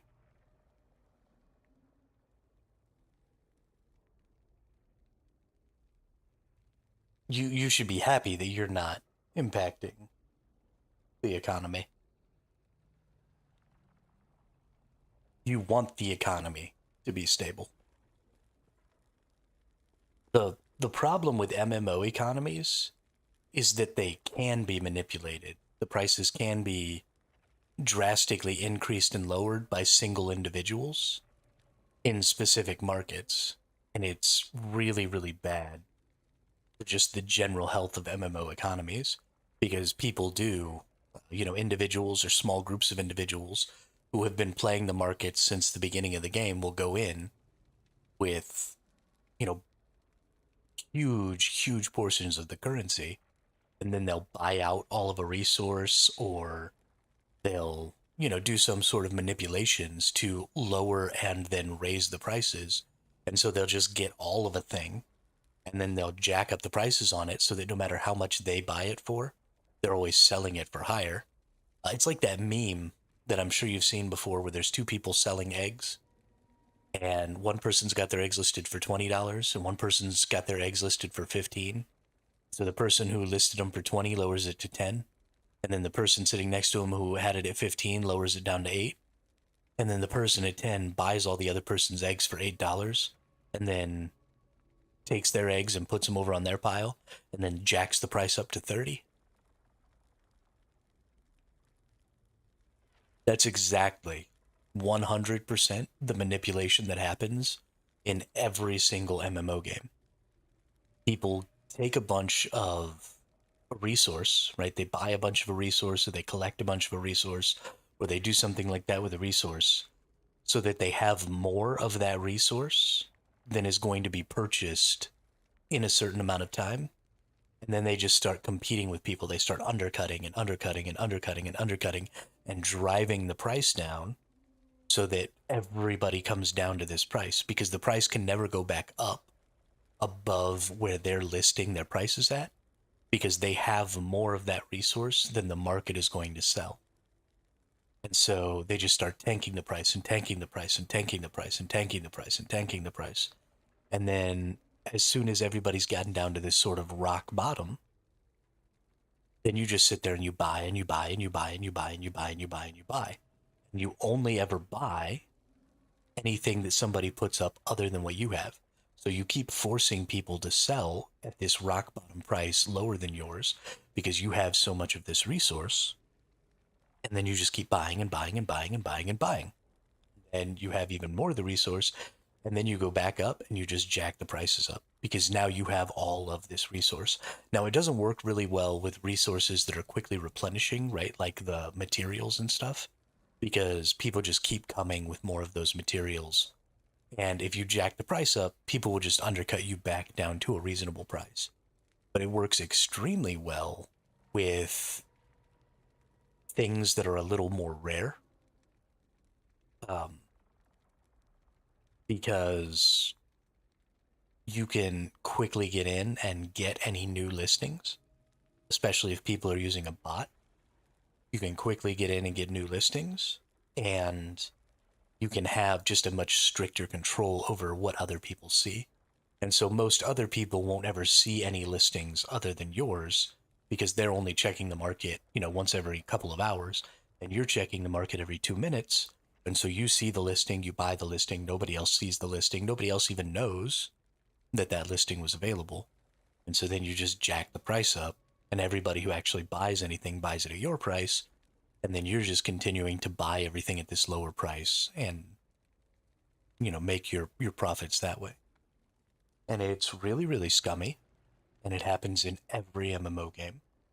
And this sort of flipping is the reason that because MMOs didn't used to have market taxes for listing and buying things on markets. Way, way back in the day, that stuff didn't exist. And because of that, they were even more susceptible to these machinations. And so this 5% tax that you normally pay when you put stuff on the market or buy stuff off the market is specifically designed to prevent this type of flipping, so that you have to be able to guarantee a larger margin to actually make a profit. But it hasn't stopped it.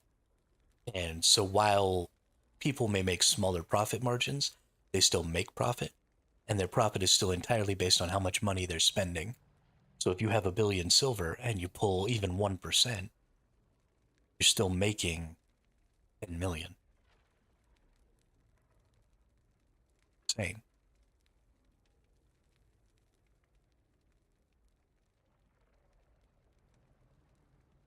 And if you make any more percent than that, then it gets even crazier.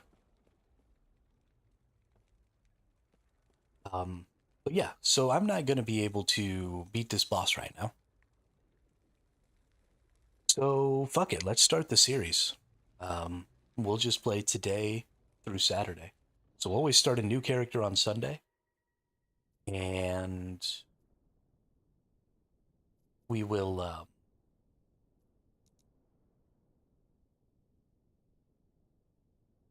finish the character a week later.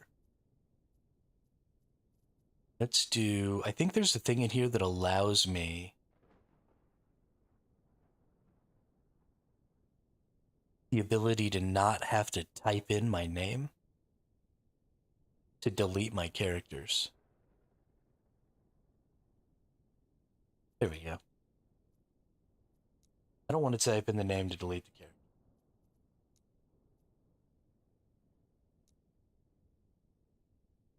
So I'm going to go back through here.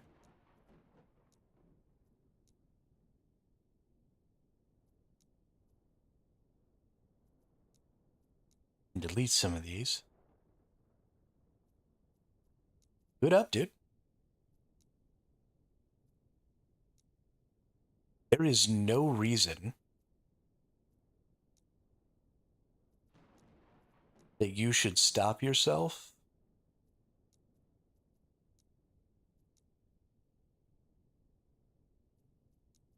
from making a new character if you want to, Gravy.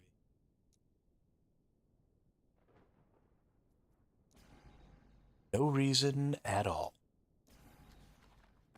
We're going to make a seasonal character. And we're going to make a rogue.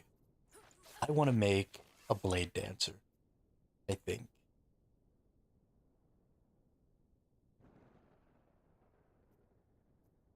I want to make a blade dancer, or I want to make a marksman. Multi-shot bow attack that fires a cone of 5 arrows in the target direction. Aiming the cursor further from your character reduces the spread. Dark quiver summons 7 black arrows that rain from the sky over 4 seconds, granting 100% increased damage to your next bow. That's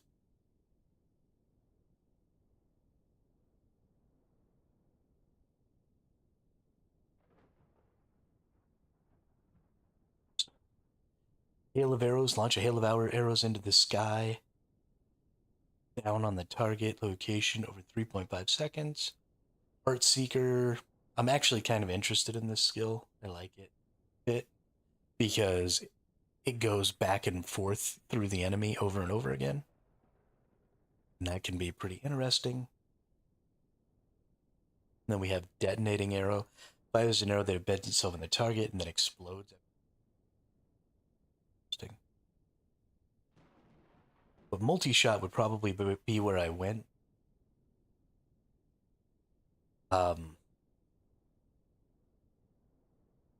I don't know if I would like Blade Dancer. I think it's a little too hoppy for me. You know what? F it, dude. The flurry, a bow or melee attack that performs 3 rapid strikes. The last strike could be cancelled by moving. Pins, shift, umbral blades.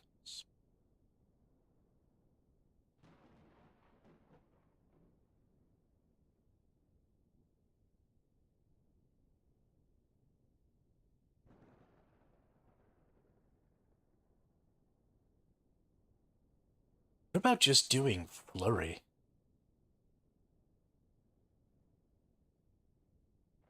Channel skill? If I could get like a bunch of parry and a bunch of dodge and just dodge and parry tank.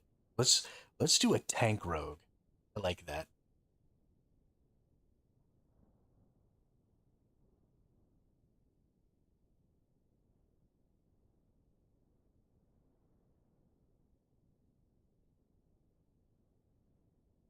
How do I even spell rogue? I always get it wrong. I always put the U in the wrong spot. I always spell it rogue. Rogue.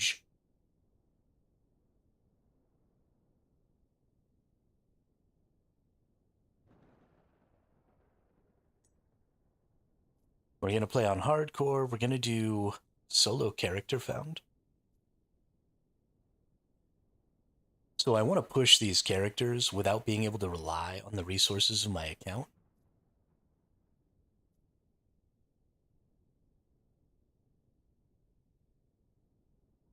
Um, I'm not 100% sure if I can ever turn off solo character found. Maybe that'll be a possibility in the future, but I want to get an idea just of what it's like to start these characters. In the beginning.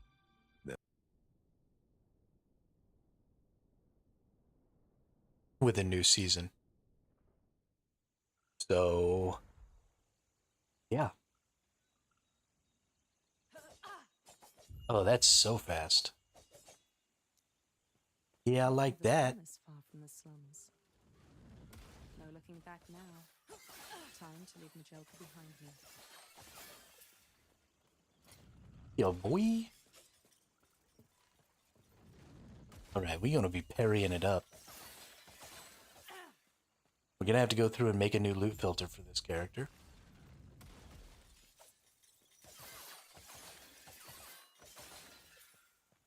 Traveler, as he wishes to destroy us and steal a terrace. And I'm going to completely forsake armor. I'm going to completely forsake... Well, not completely forsake armor, because I will take some hits. So I will need some ability.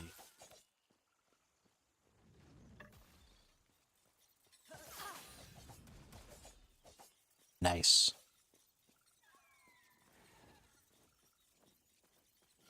I personally really kind of hate mage characters. I don't know what it is, I just love martial classes. Whether they're ranged or not doesn't necessarily matter to me. Much prefer... Ooh, ivory dice.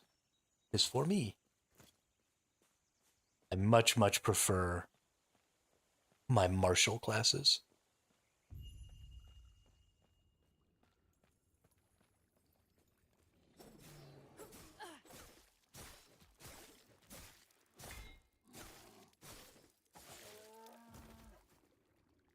Foot of life.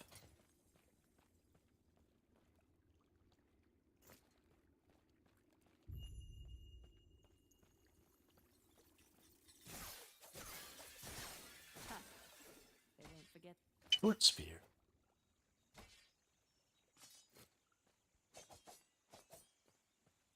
Hey, I kind of like that.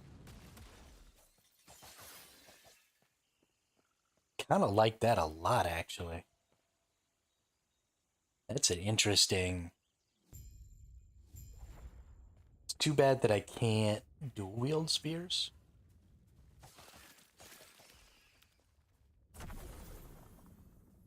I think I'd enjoy that. Being honest.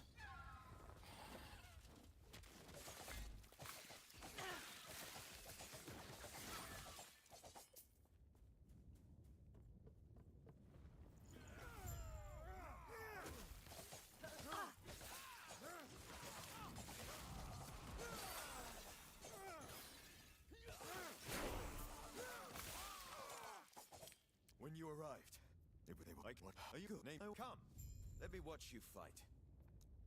Okay. Your melee throwing and bow attacks have increased attack speed and deal additional physical dexterity and health, dodge rating, and poison resistance. This one goes into damage taken while moving, reduced, then increased dodge rating. I don't intend to move a lot. Yeah, Acolyte is a pretty big minion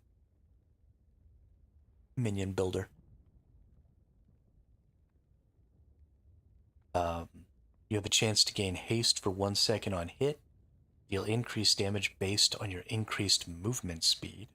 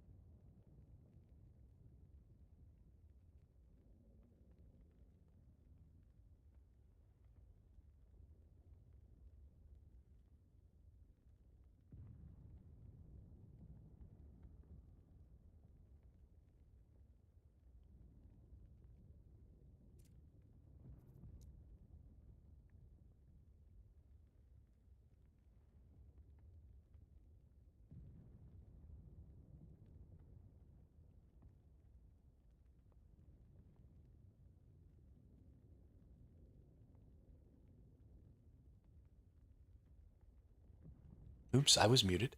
So this one has a really long cooldown.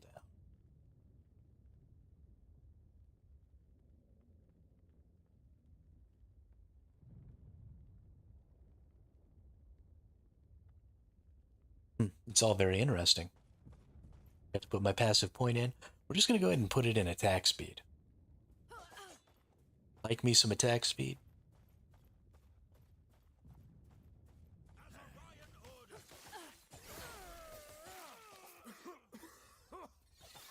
Smoke.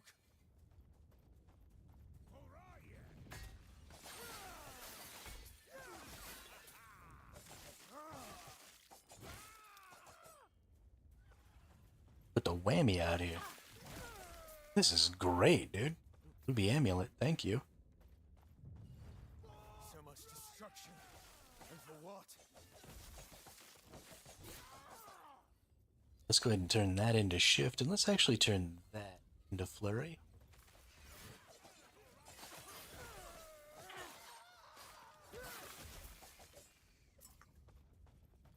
Yeah, this is fun.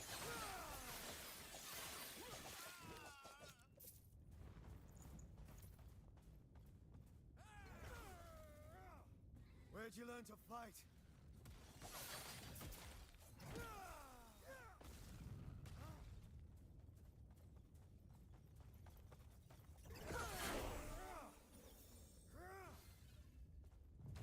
Quick, before it reaches town.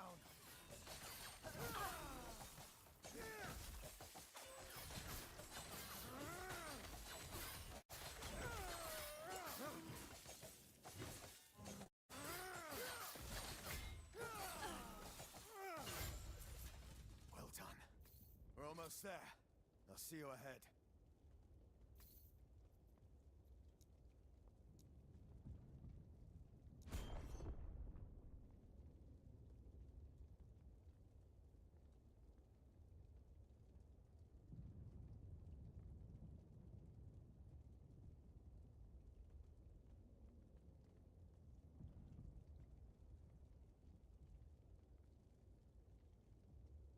What looks more fun? Acolyte? Oh, yeah. I mean, so many of the skills in this game are cool. Can't. Almost can't even. Okay, so it looks like all the physical DPS for Flurry is over this way.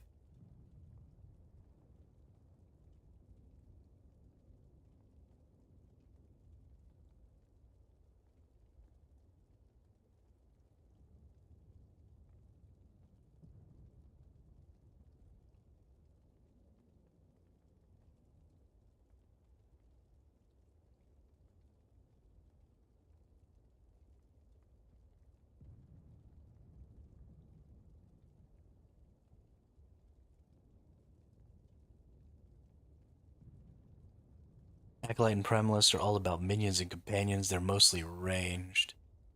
Yeah, so the rogue can absolutely be super ranged as well, though. You definitely don't have to use the rogue in melee. This skill that I'm using is both a melee and a ranged attack. So don't limit yourself. Have some fun. There's so much cool shit to build in this game. And I don't think that every build has really been looked at super carefully by a ton of content creators. Speaking of, I think most content creators, myself included, are pretty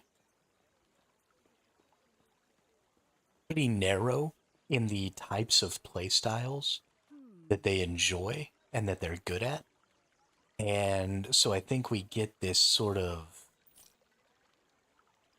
uneven concept of what the good builds are because we only get shown, like these are the 5 builds that this one content creator is actually good at. So that's what everybody thinks is good, but really there's lots of good stuff. If I can't find a lot of info, then I might struggle. That's one thing that I think there's probably a lot of info. So I could probably be all right. But I mean, play whatever you want.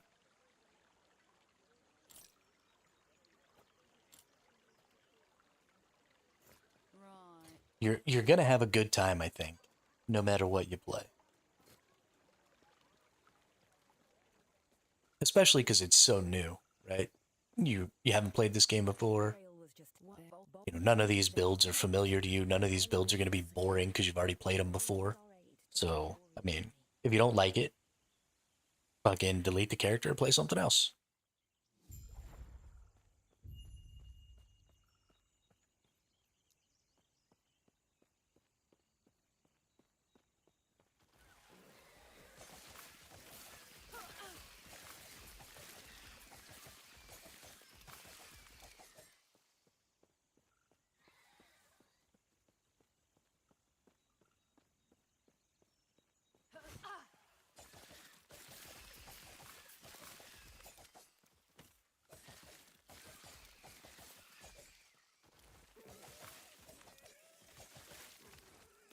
Acolyte has a transformation skill that allows you to turn into like a wraith and fly around and just generally be a badass.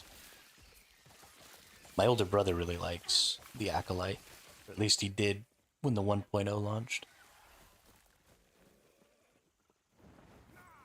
Acolyte was a lot of fun for him.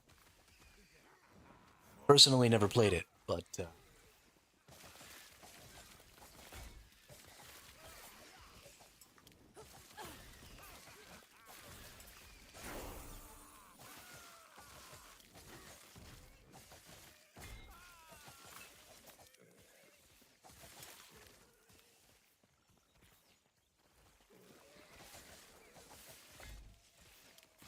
honestly, I don't know. You'll have to look. You can see the skills on the right-hand side of the screen. You can see what skills come with each of them.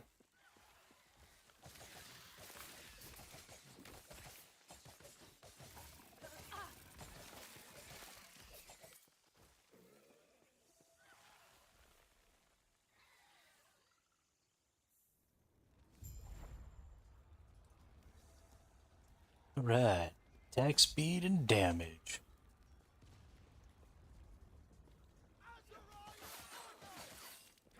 So what I'm going to do is I'm going to start these characters on hardcore. Then I actually think I'm going to go ahead and switch them to softcore when they die. And just keep playing them. I'm not going to try and like do a whole hardcore run, I don't think. That good?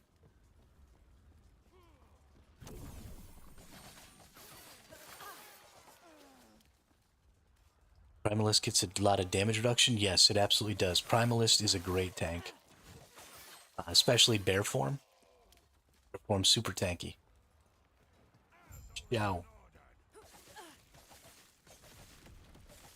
Primalist is also really cool. I want to make a Primalist and use...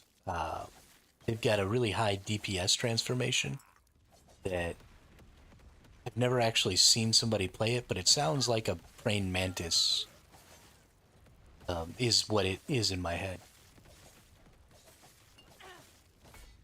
So I don't actually know what the transformation is. I kind of want to make a DPS build out of it. Feel like that'd be dope. Because not a lot of people use transformations other than the bear transformation from Primalist. So I'd really like to see what other options there are in the Primalist.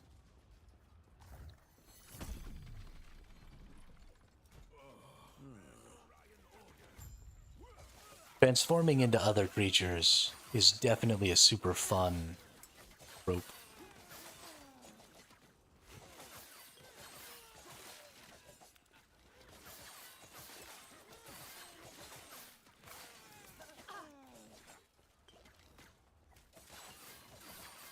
I'm gonna die hella early.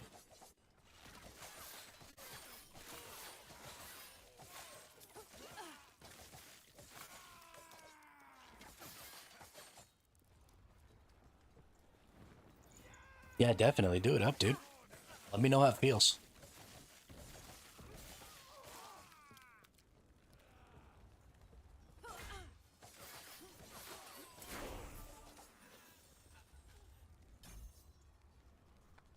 More damage.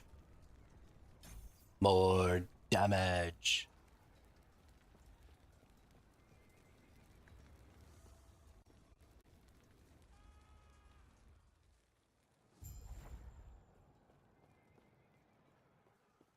Ooh. Up, up, up. Up, up, up. Not close enough. Up, up, up. Up, up, up. Up, up, up.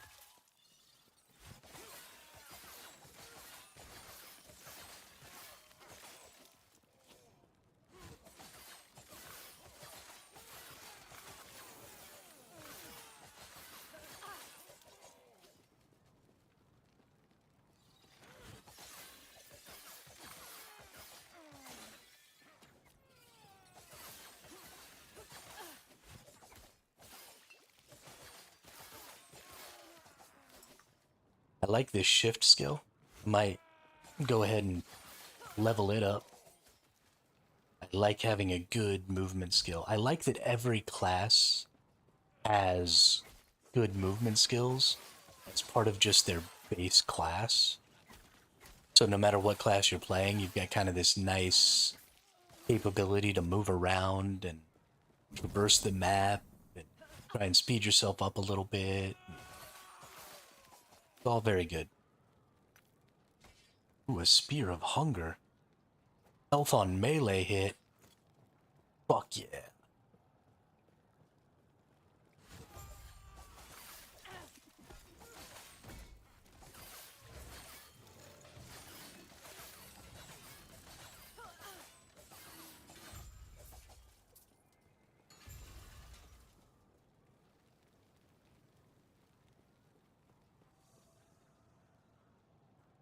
I might be making this a spear character. I was thinking about making it a dual wield, but I'm kind of liking the spear.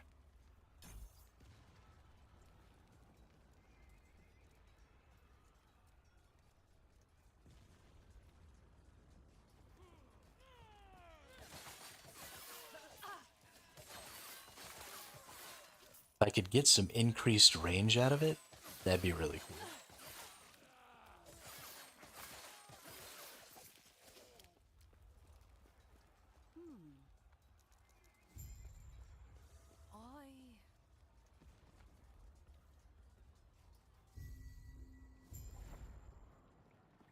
I'm really digging this. Let's go ahead and gonna get a dex. We're gonna dex stack the shiznit out of this character.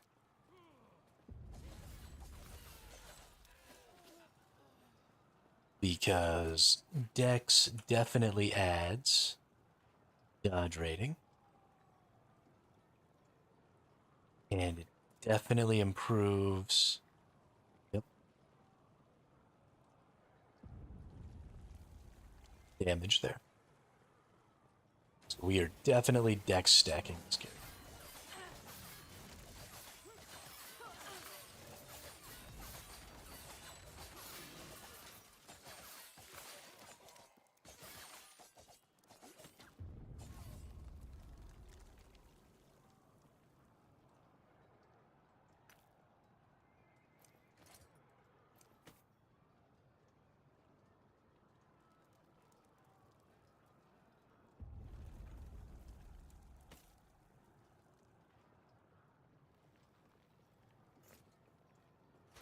Yeah, so we'll get a little bit of armor, because a little bit of armor will go a long way towards making sure that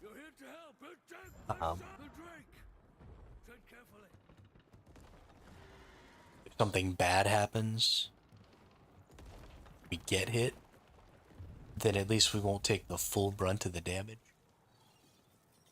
But everything else, we're going to try and get parry.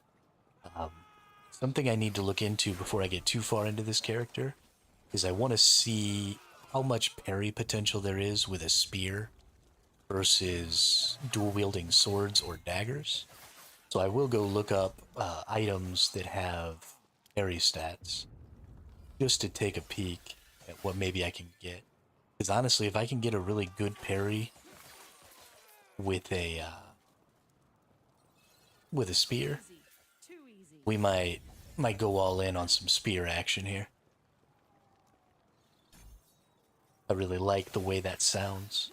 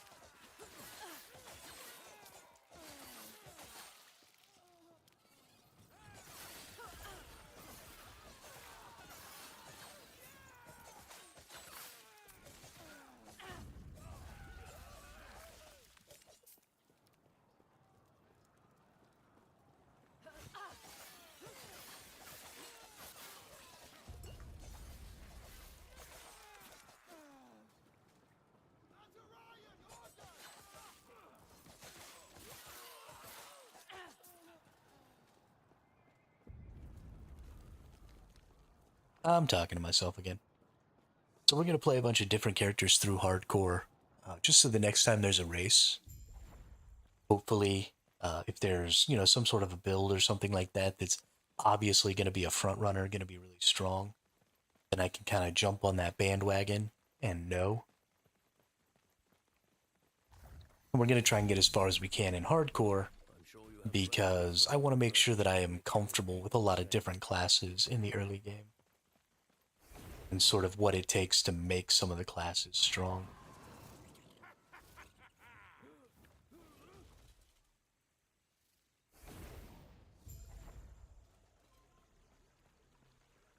I would hate to miss out. I kind of missed out this race season because I only really knew Warpath and Hammer Throw on the Paladin.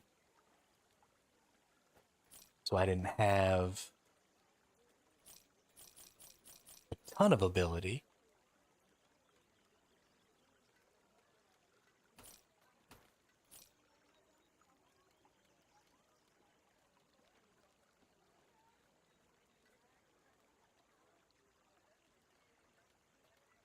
Right.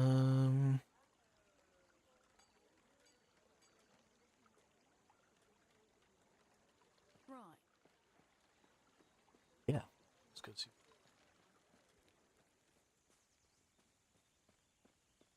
Everything okay? What? That and what that we there? You stay safe, stay alive, and bring Balthus back. All right, 3 decks? Hell yeah. Ooh, 6 decks. Well, yeah, this is giving me dexterity.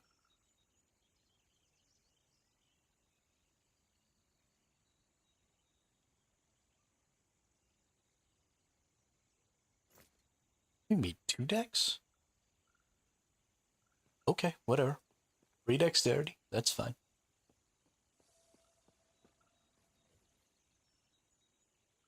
Damage with Fury or Flurry is really good. Really liking the damage output. How quickly I've just felt super strong. I mean, I'm just one-shotting everything. Is super great.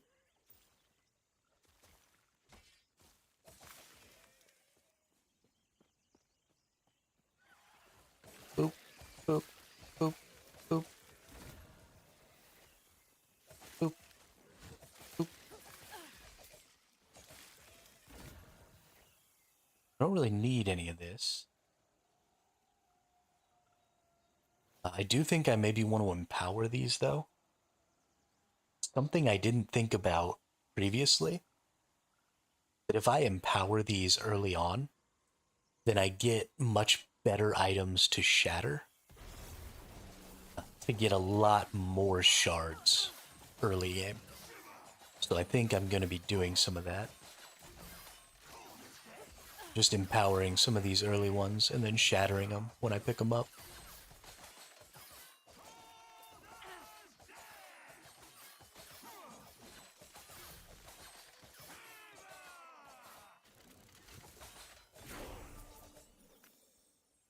That feels really good. So this shift skill is cool because it'll take you right through enemies. I'm really enjoying that.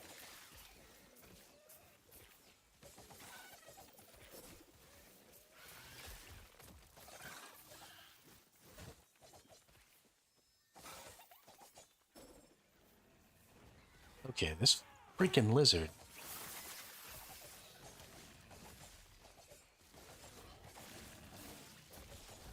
That's another reason that the lizards are probably going to be super important early on.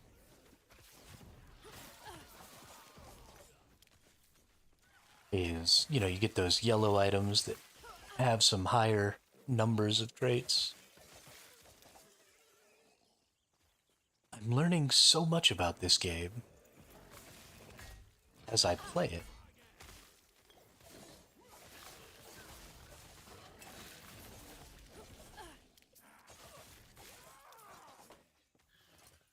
Eliminating dice.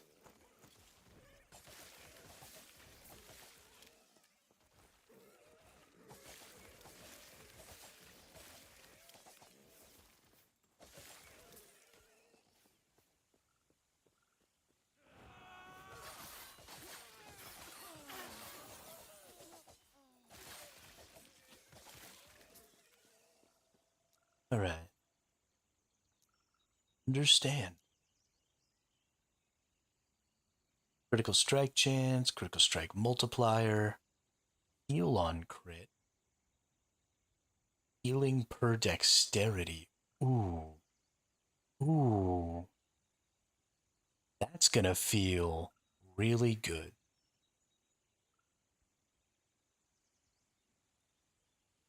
So, first strike, less damage, second strike, less damage, third strike, more damage. You're using a melee weapon. Flurry now causes Force Wave to blast forward with each strike, dealing melee physical damage. Force Wave travels further. We're definitely going down this path, and we're actually going to go down this path quickly now. I want to get down to this Force Wave quick, and then I want to bump up some of this crit healing stuff.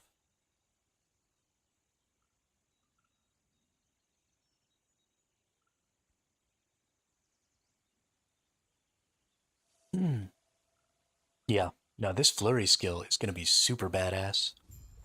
I think the flurry skill is going to make for a really, really tanky character.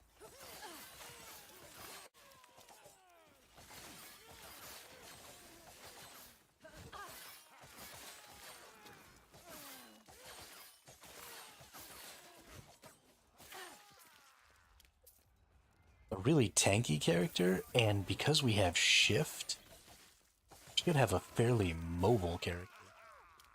I want to put some points into shift, see if I can't get it to be a faster cooldown. That's definitely going to be something that's important. We want to shift early and often. So let's actually take that as our next skill. Go ahead, let's get in here and let's check out what shift can do.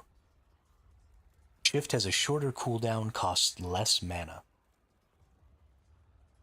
If we go down that path, you deal more damage with your next damaging non-channeled skill.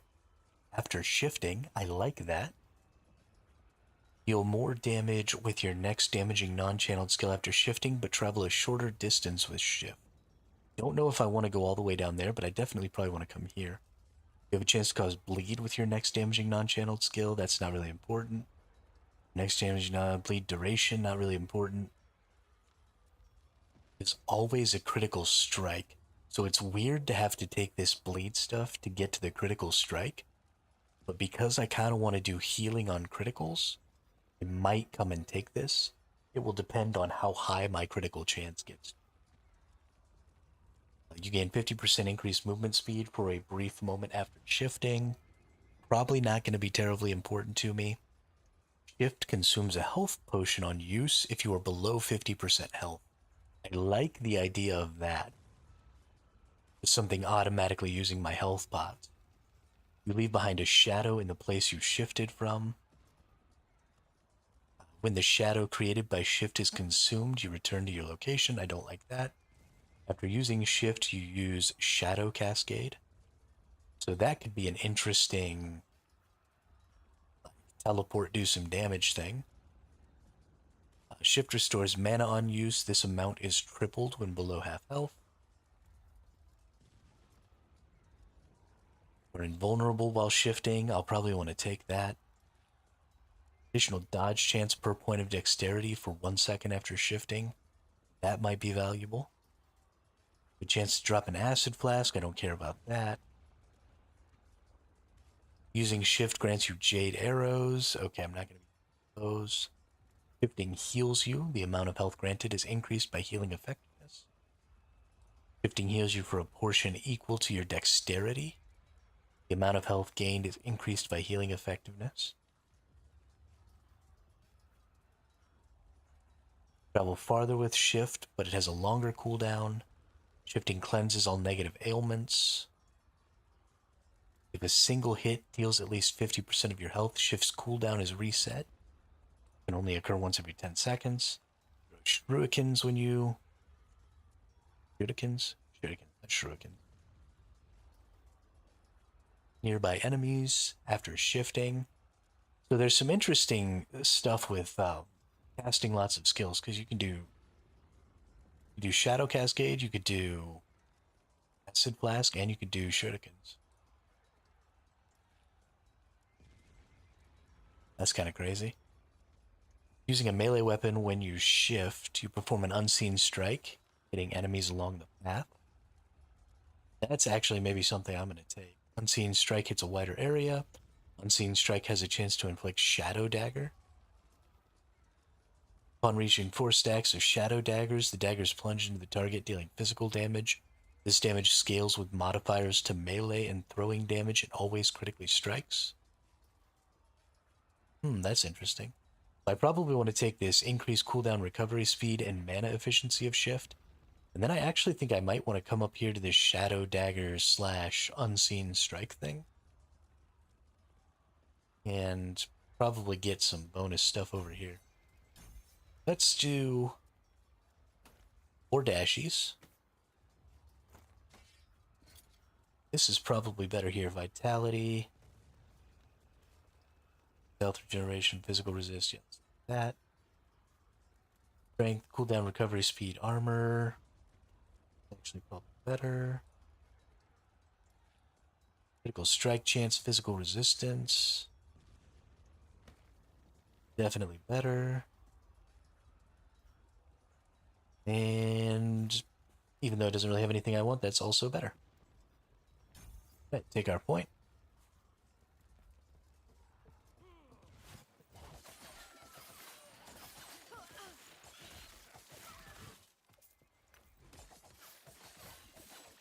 Alright, what's the cooldown here now? 3.2 seconds. That's not bad at all.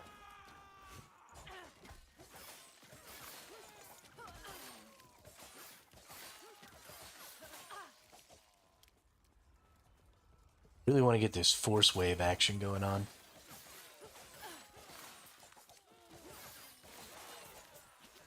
So I don't normally come over here. I came over here this time because this chest always has this Orion's point. It always gives the same stats, and it gives this bonus, this plus 10 spell fire damage, chance to cast fire aura on kill with fire skills, melee void damage, chance to ignite, chance to slow. It's always going to be the same for this pike. It's got a nice big 26 damage. I'm not going to gain my health on strike anymore, which is maybe a bad thing. Honestly, the DPS ad here, the ability to slow enemies.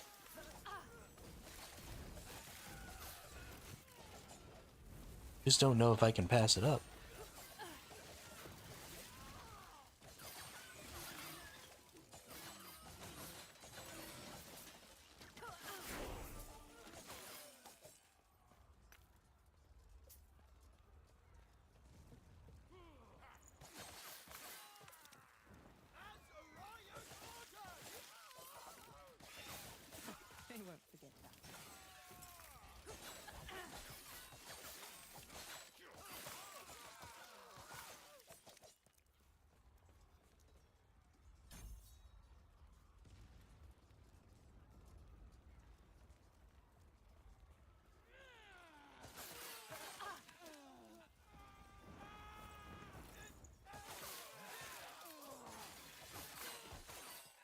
Man, it is so much easier. I want that dexterity. Want that shard. Getting damage is so much easier on this class than it felt like it was on Pally. I feel like I just do anything, buff damage.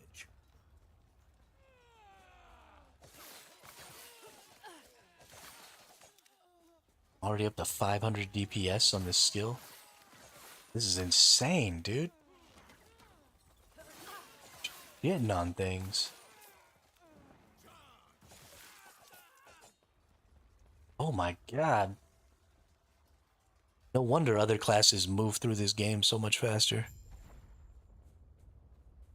Ridiculous.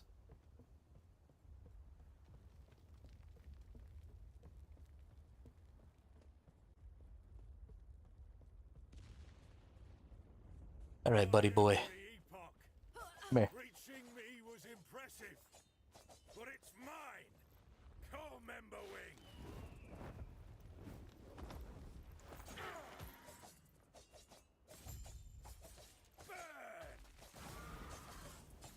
Oh my god.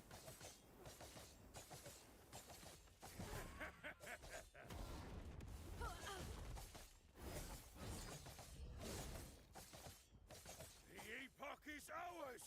Raya, aid me.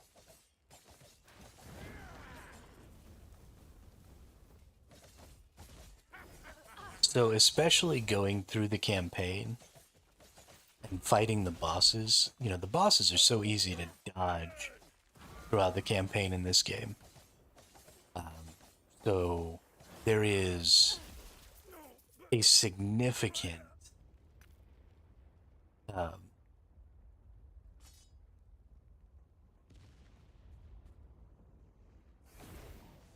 the word I'm looking for? Oh, I gotta let this dude out.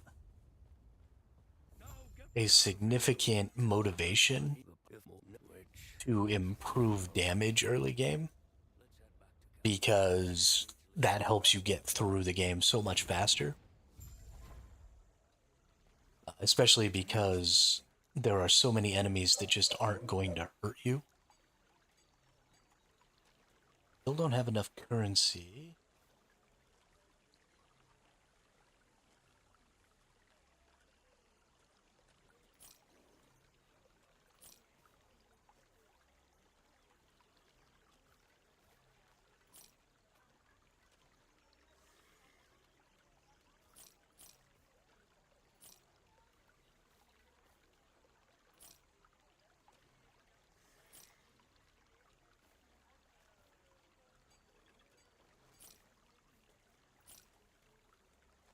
I'm just kind of looking through these to see if they have any affixes that I want.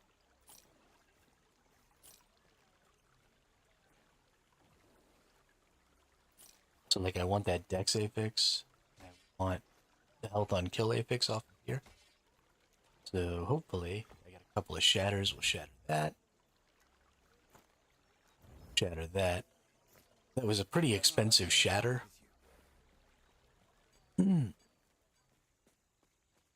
But this early in the game, He's back. having those affixes is really going to help. Returned. If you could In speak fact, with him, I'd let's be see grateful. Then we can begin our talk. if we can do anything about that right now. Look like it. What's something that I'm probably going to be keeping around? That, I guess I can add some health here. That's nice. You have physical damage. I definitely want to keep that around. I don't really want this damage over time. Don't know what else might be valuable here. Thinking maybe just throwing the chaos on it. Word gained on potion use, so that was useless. Oh, so let's just throw some health on it. Oh no, I used chaos and rolled it into cold resist because I'm an idiot.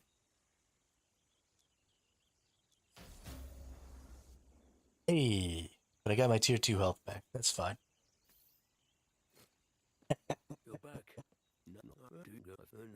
Oh, what a dum-dum, dude. What a freaking dum-dum. At least that wasn't like crafting some really, really high tier piece of gear. And just go brick it with a glyph of chaos. Oh, that could have been terrible. Could have been so terrible. Okay. Cruising right along. This is... Oh, why am I down to 399 damage here? Don't seem to have gone far, but everything looks so different. Don't like that. Anyone here?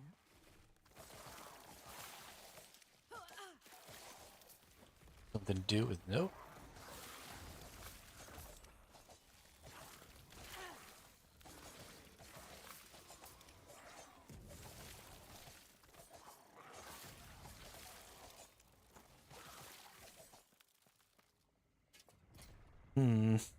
Vitality, dodge rating, armor.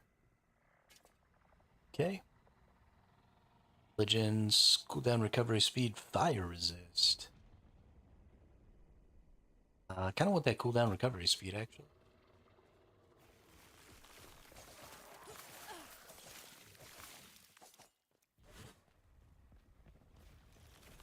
Not happening.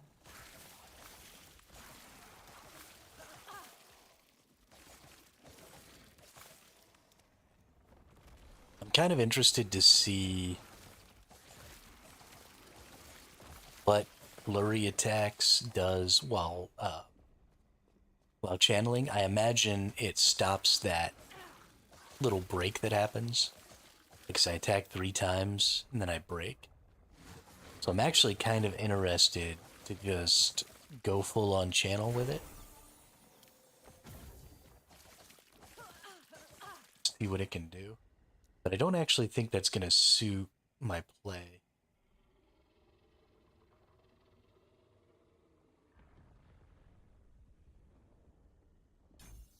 But yeah, let's get to where we can do some melee along our path. And who are you? Every third melee throwing or bow attack deals increased damage. Dodge rating, glancing blow chance.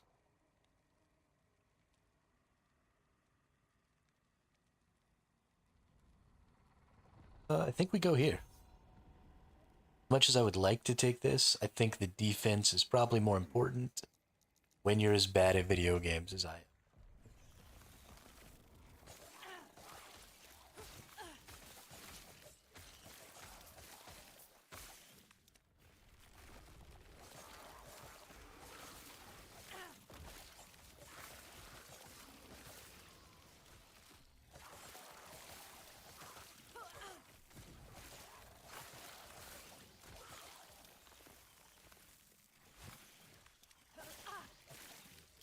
Not happening.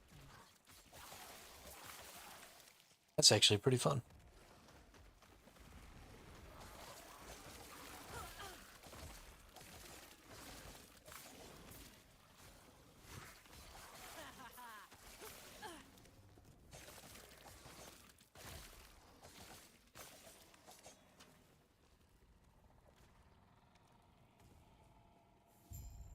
We might go a little crazy with this.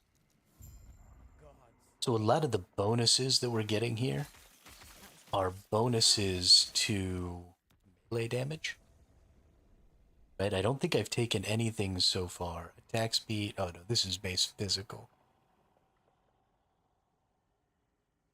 Let's look at our skill here. This is damage plus 45%.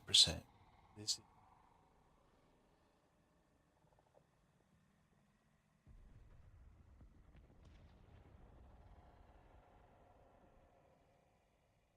Ooh, some life leech over here.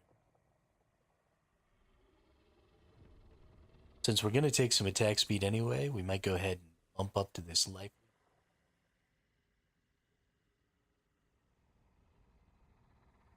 Yeah, we might really do some serious heal type stuff with this. This is going to be an interesting build.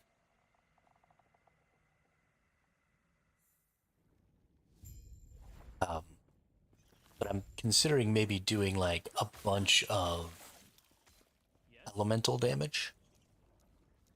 Gods be with you. Since this doesn't necessarily have to be straight physical.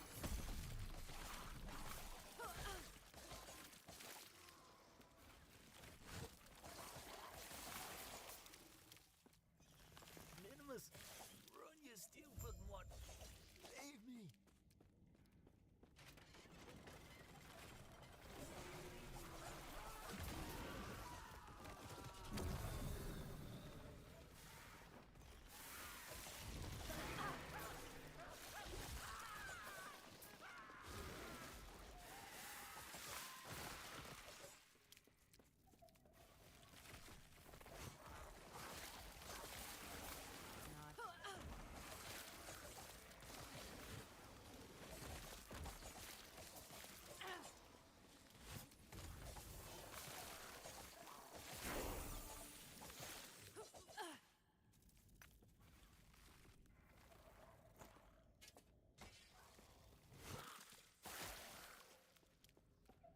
Right, we get some flurry here. Strike chance. Because we like to see those big critical.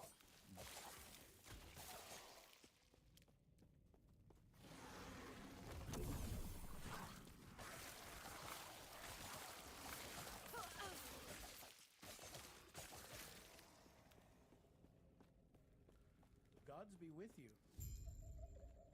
Stay safe. And we get another one of these.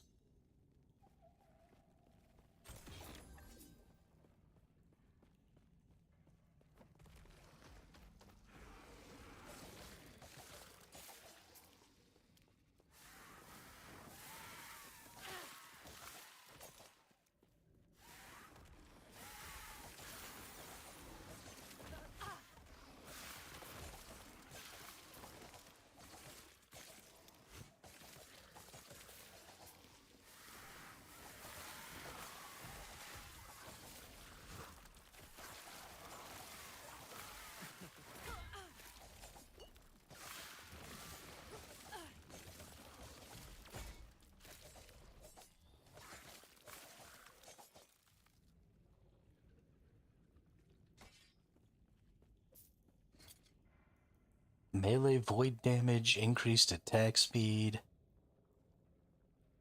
stun chance. This actually might increase my a lot of attack speed.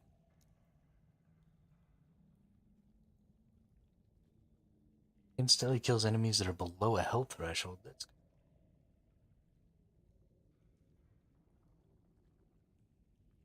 Shift and then deal more damage, I think, is the better option, though.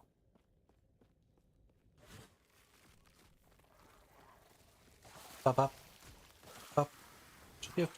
Pop up. Very nice.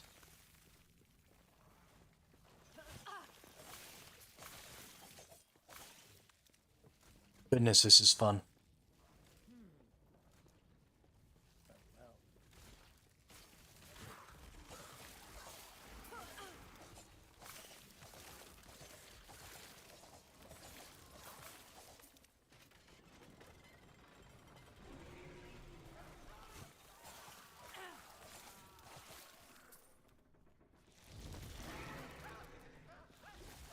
People getting eaten by worms over here.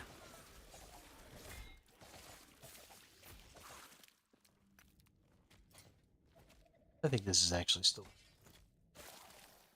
But I'm definitely going to want a new pipe.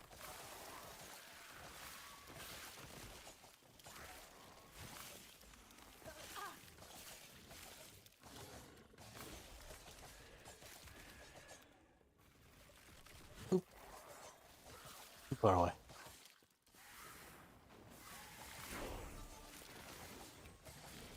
I definitely need this skill to start doing this wave thing.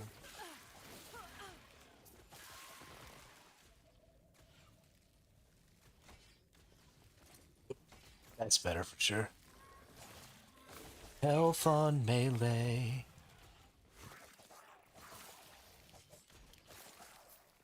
It is significantly less damage than either of the other two pikes. But it's got increased melee damage. That's all types of melee damage, right? That's generic. That means if I get some added damage of some other type, I can get more dex.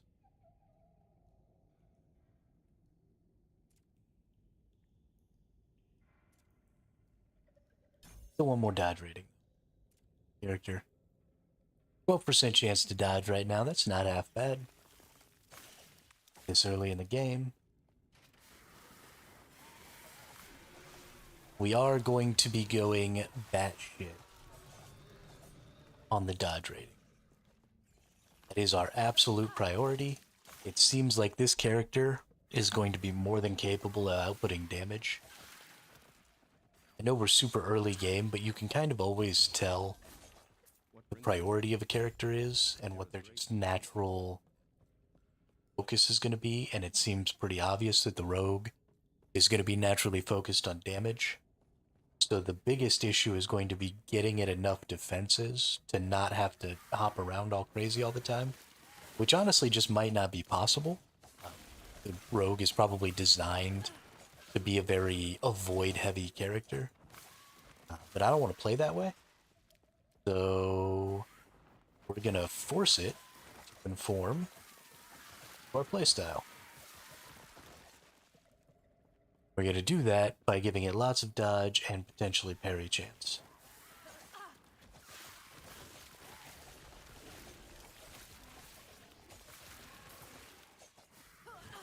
The big issue we will have in that situation is that there are some damage over times that don't heal. And so all of our dodge chance and all of our parry chance literally means squat when it comes to avoiding attacks like the beam attack from Lagon and a lot of those little dot attacks from the Harbingers and a lot of stuff like that. So we will have to take a look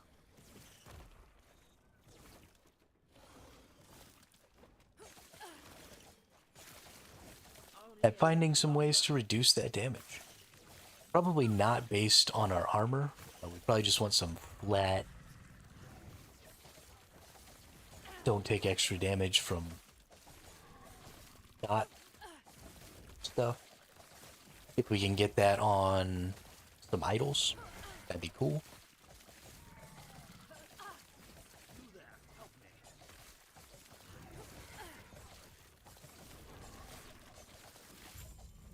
Impressive. Go on. I'll be right behind you. But I'm not 100% sure how that's going to work out, so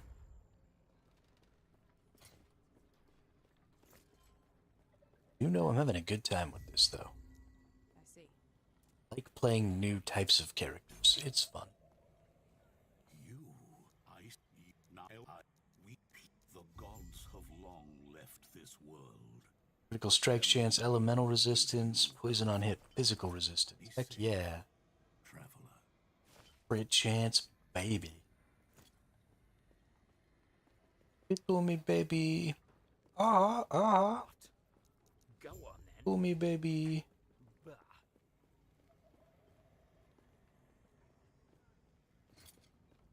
All the girls say I'm pretty fly. I don't actually need much of that. Don't care about that, don't care about that.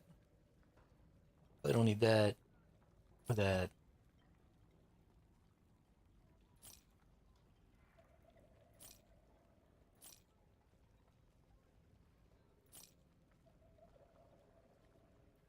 Ooh, increased crit chance with flurry.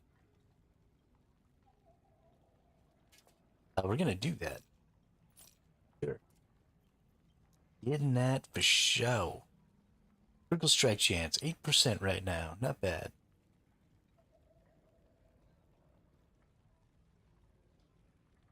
Follow your feet.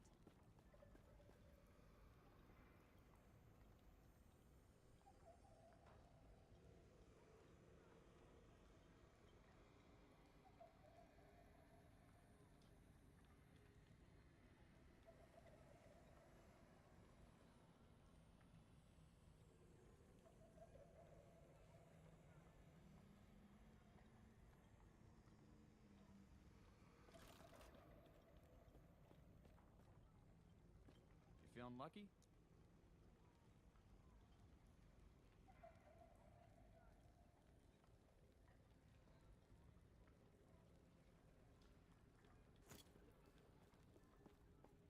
I think we're good on equipment. Let's keep driving it on here. Oh, you know what I haven't do? I haven't taken out my rice and put in my beans. Do that. One sec. I'll be right back. I gotta use the restroom anyway.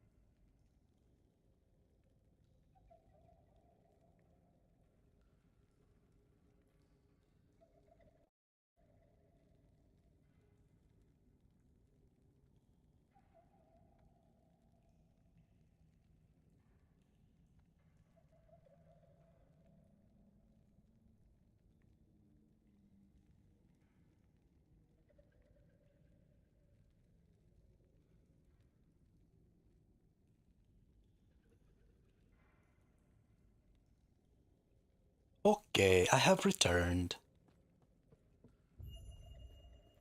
Portal. Boop, boop, boop. This is fun.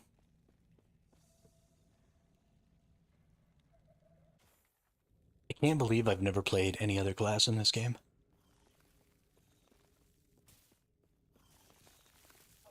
Can't even believe it. Shrine. Ooh, it's a storm shrine. Kill everything.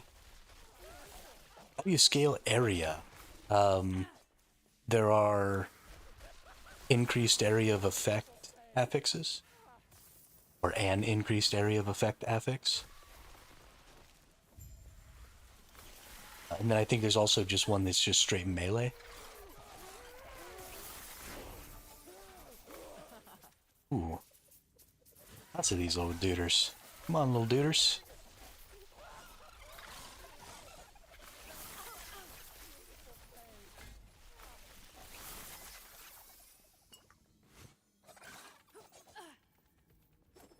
You can.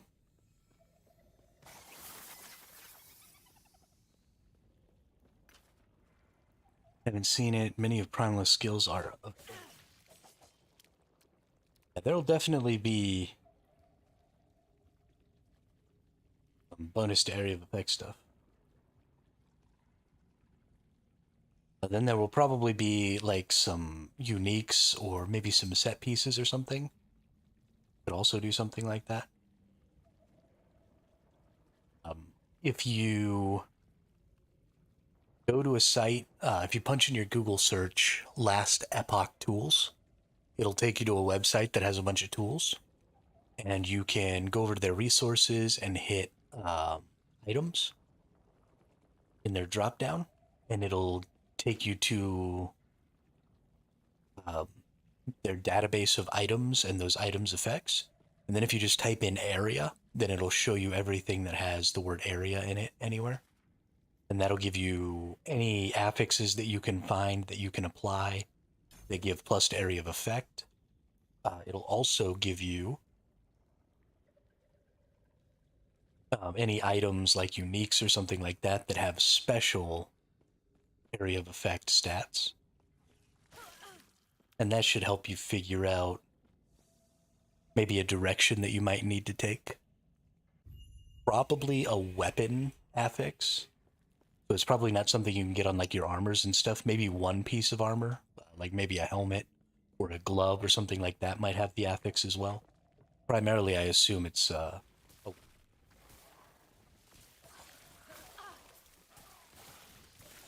I actually don't know right off the top of my head.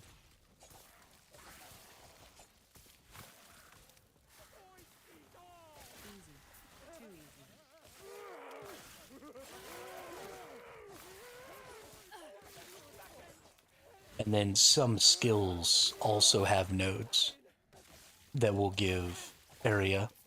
And there might actually even be passive nodes in the Primalist that boost area of effect. I would look in the Primalist tree and see.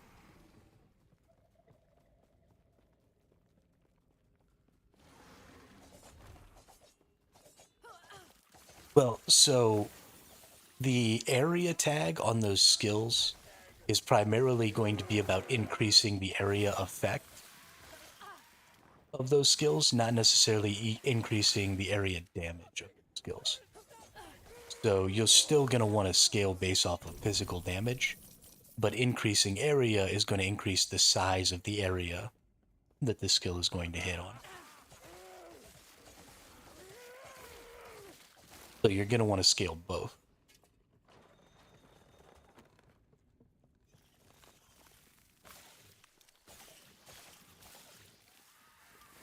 There may be some area damage bonuses as well. I believe there are. There were in Path of Exile. Increased damage of area skills. And so that'll be a nice little boost to damage. But primarily the value of the area tag is being able to make skills hit a larger area. And so, you know, they do more damage by hitting more things.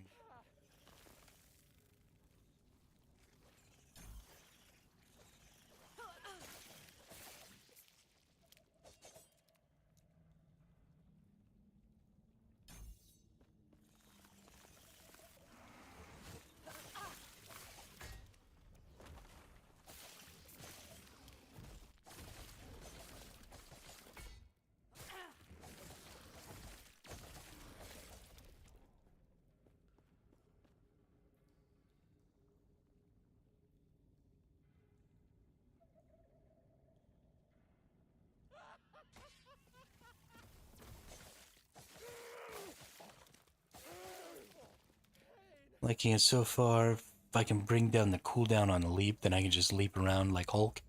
Nice. There may be... I would look through all the nodes in leap and see if maybe there's a node that removes the cooldown completely. There are quite a few traversal skills that can either get additional charges, so you could use it, multiple times in a row, or perhaps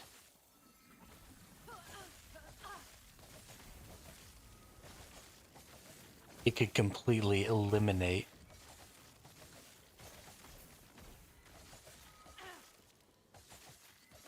the cooldown. If it could completely eliminate the cooldown, then it'll probably go a shorter distance, but that wouldn't really be too big of an issue.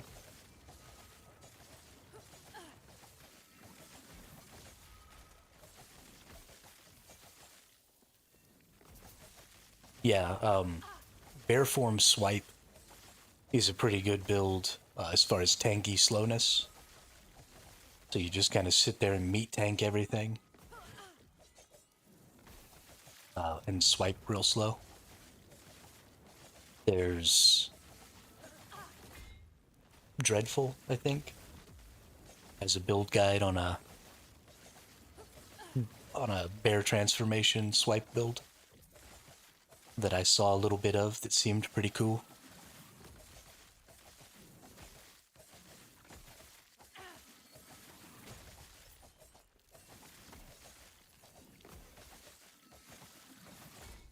Zappy, zappy, zappy, zappy.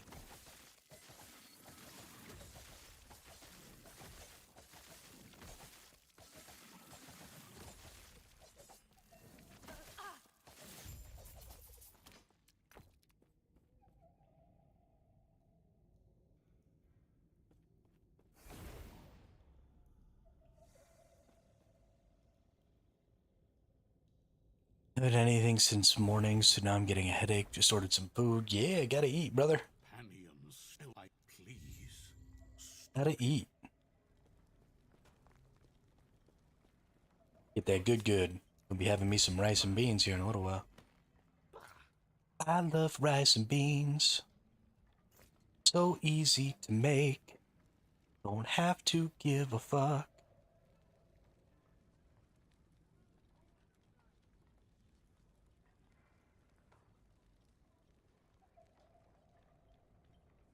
Really care about poison chance. This is kind of nice.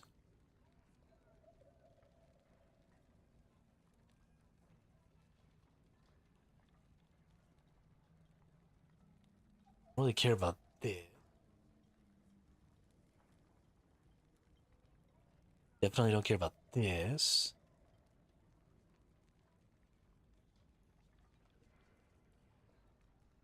Well, that's not true, because I could get 5 bleed stacks.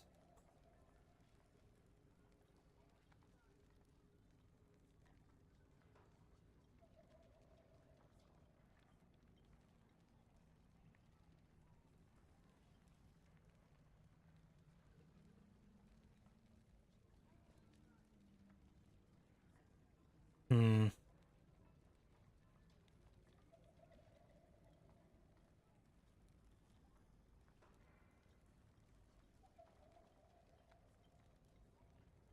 Well, let's get some health gain going on here.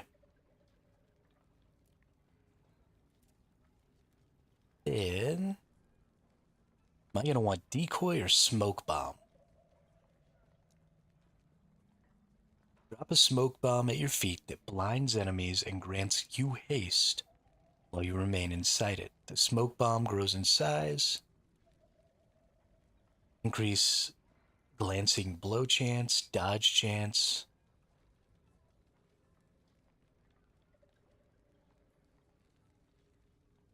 Duration is 2 seconds. Smoke cloud has a larger area and grows faster. That applies slow to enemies when the smoke cloud each second. Smoke cloud grants stacks of dust shroud more frequently. The smoke cloud now also grants dust shroud to allies. Don't care about allies. Covers a larger area. We granted a stack of Crimson Shroud on kill while inside the smoke cloud, granting you bleed chance. Don't care about that. Backflip away from the target duration when you use smoke bomb. No. You leap to the target location when you use smoke bomb instead of backflipping away.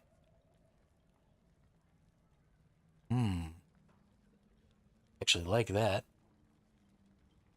Initial burst applies frailty to enemies, causing them to deal less damage. That's kind of nice. Night stacks. Don't care about that. Consumes all shadows to grant you and your allies health per shadow consumed. Mana per shadow. Causing you to dodge the next hit and gain ward.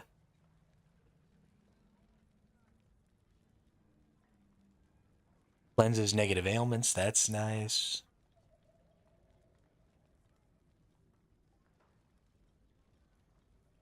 Duration.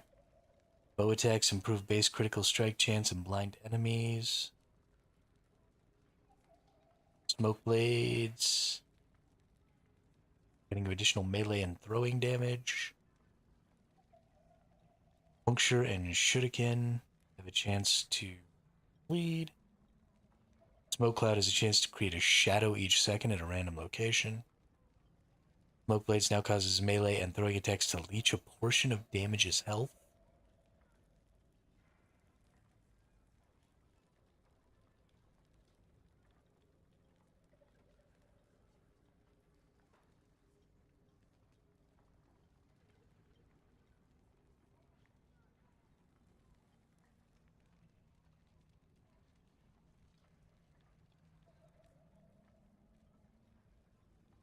Okay, so there's some interesting stuff in there that I'm definitely going to want to take. I think we'll probably go ahead and use Student, I fear, please.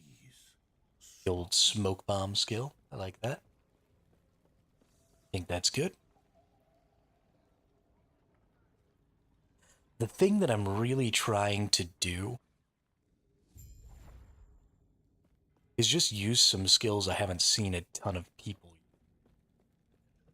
Now, it's possible that this is a super common build, and that all of these skills get used by everybody who plays this character, but I don't think that's the case right now, because we have Falconer. Just got a big update. I think most people who are playing Rogue are playing Falconer. And so I'm just going to go back and use a really, really simple base character class style build. Use Flurry, use, the regular sprint skill. We're going to make a Blade Master, but it's possible I won't even use any of the Blade Master skills. It'll probably be mostly about the passives that the Blade Master gets. I assume it's going to be a lot of melee damage stuff. That's what I'm going to be about.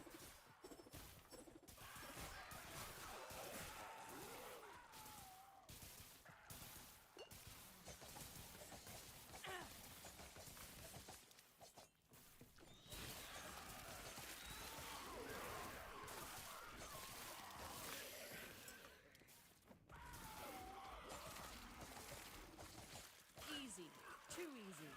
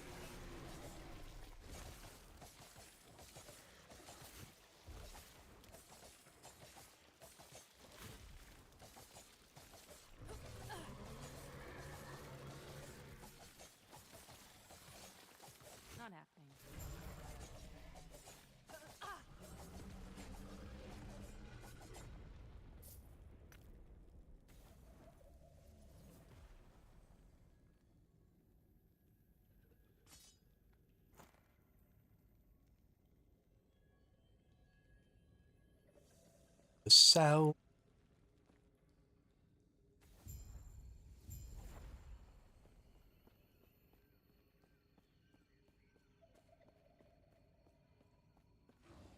Oop.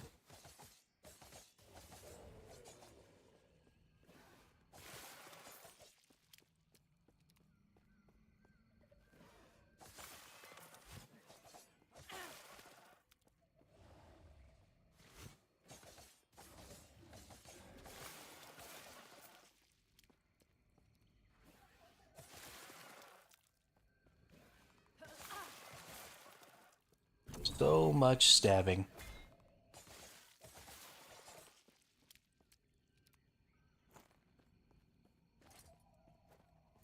And so easy. Just stab, stab, stab. Everybody dies.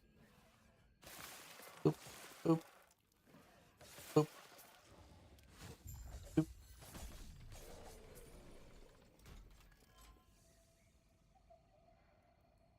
This is honestly really fun. I also really like it because it's not flashy. Like the shift move isn't super flashy. Flurry move isn't super flashy. I like the hammers for kind of the same reason, but then you throw smite in there and it just starts putting stuff on the screen and it makes it harder to see what's going on. I can just flurry things to death. Not really have to worry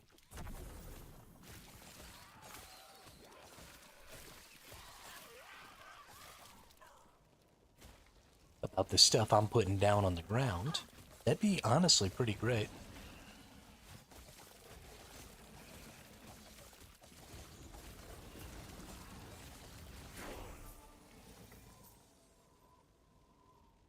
$15. Ooh, that's interesting.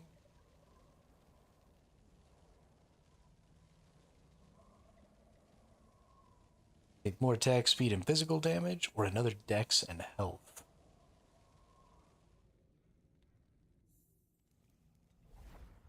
More damage! What I'm going to take for my 19th point.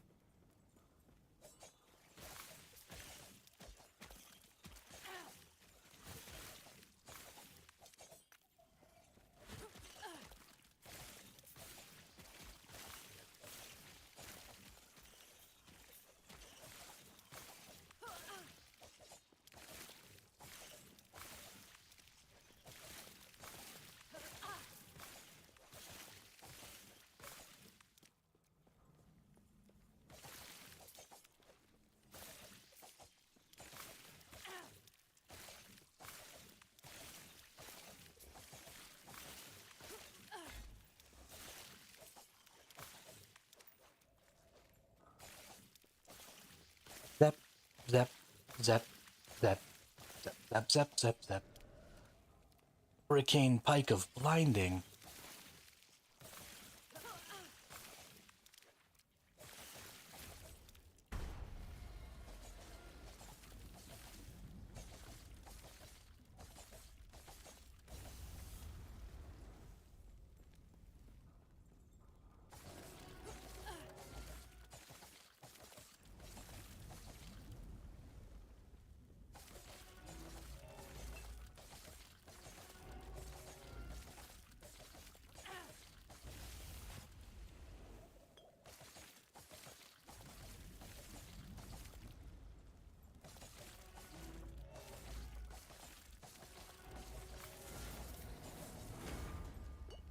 Get wrecked, nerd.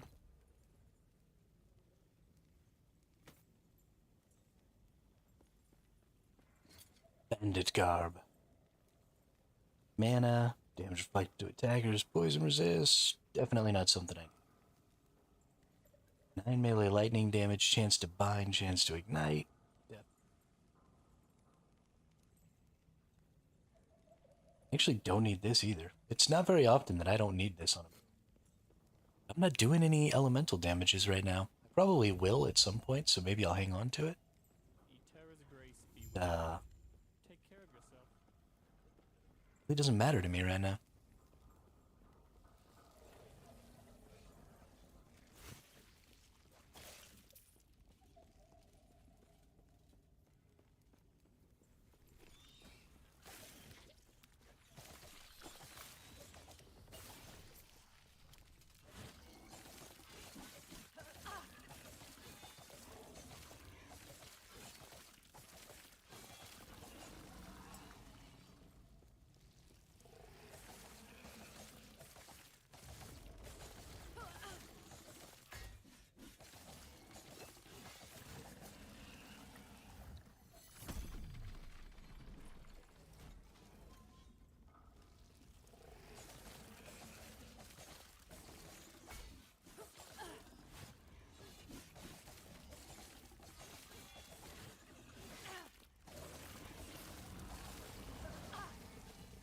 Gotcha, Bulios.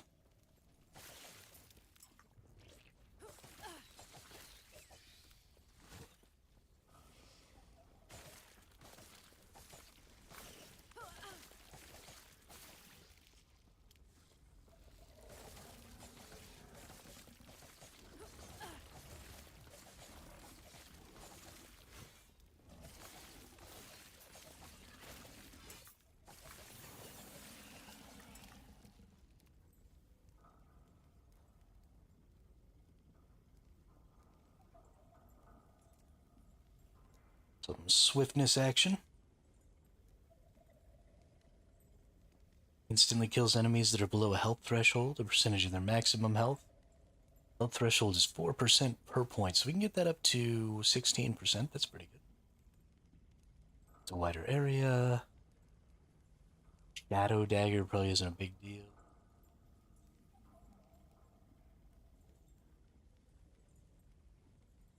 Let's come down here where we can do the consume a potion thing.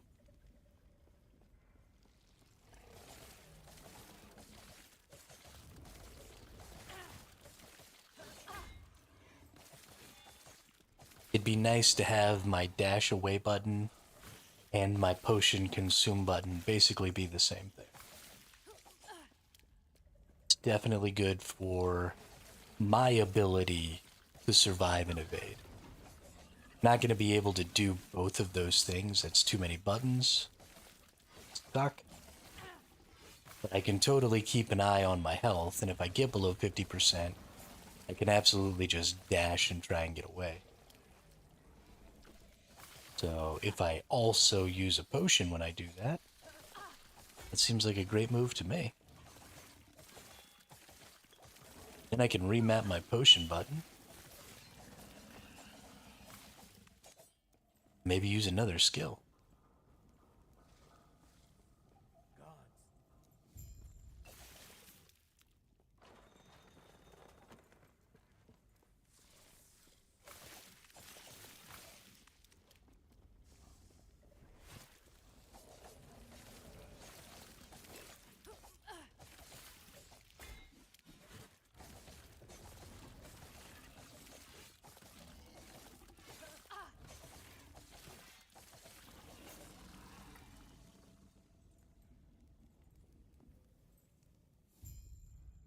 Kill them little nerds.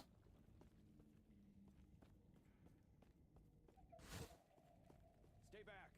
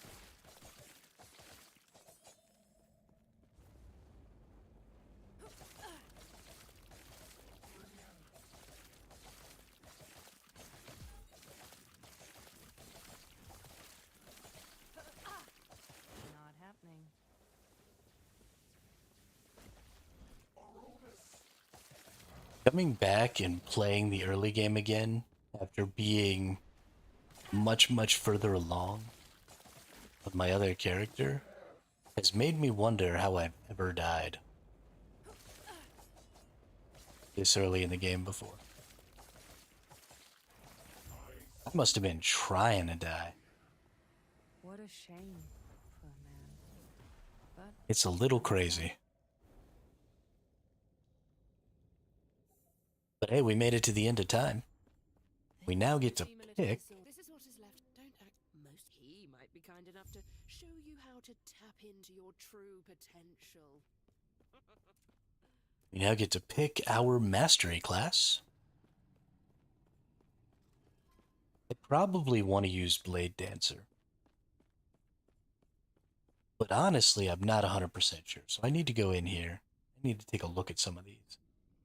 So let's look at parry. Is there any parry chance in any of these? Nothing to do with parry. Okay. There's a whole lot of dodge in here. The additional physical damage with melee and throwing attacks. If you've been hit recently, have additional dodge rating. Chance to gain Dusk Shroud when hit, 4%. 50 dodge rating.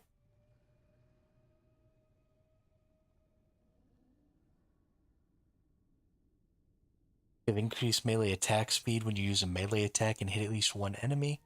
You have a chance to gain a stack of Dusk Shroud. Each stack of Dusk Shroud adds dodge rating. That's pretty good. Dodge chance is added as twice as much chance to receive a glancing blow, but you cannot dodge. I don't know if I like that.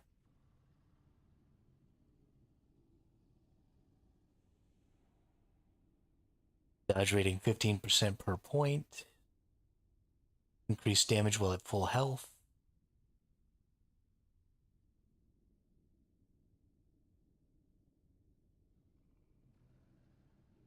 When you use a melee attack and hit at least one enemy, you gain a stack of perfection.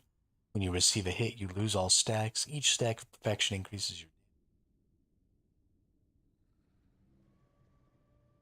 armor per stack of perfection and attack or dodge rating per stack of perfection. You drop below 70% health, you gain stacks of Silver Shroud. That gives you a 100% chance to dodge the next hit. That's exciting. Yeah, we're definitely taking Blade Dancer. Holy crap.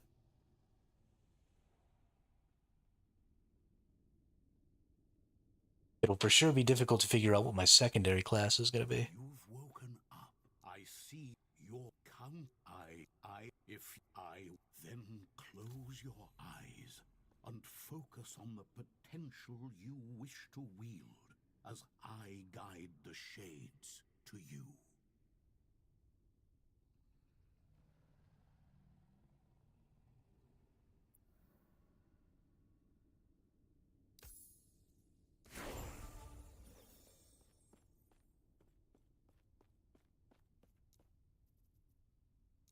not happening.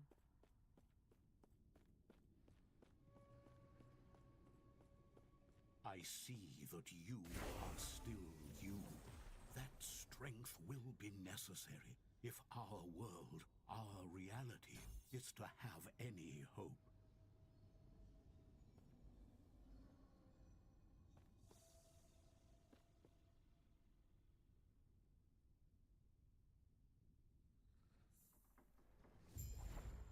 Gotta get those more damages.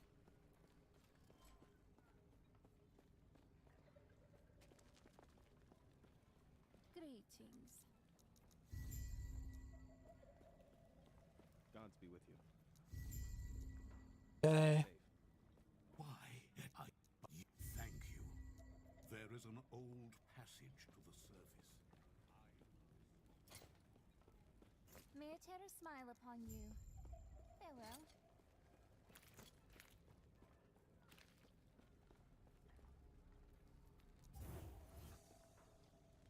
Time to go.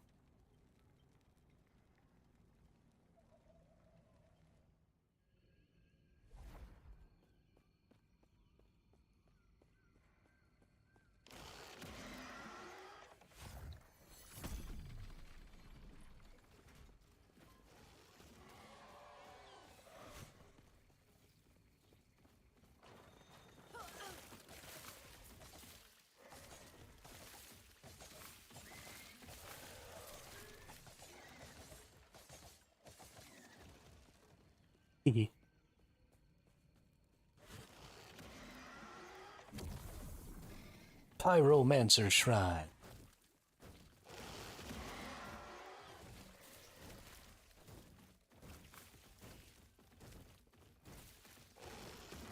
That I'm not a mage that leveled up Fireball.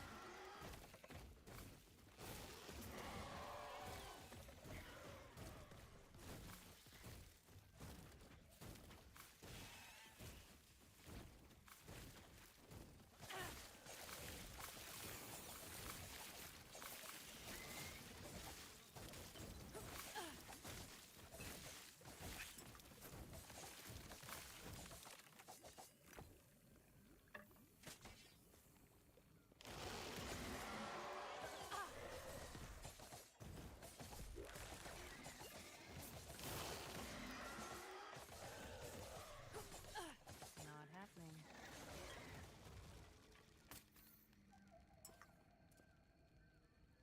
And hey, now we get Shockwave.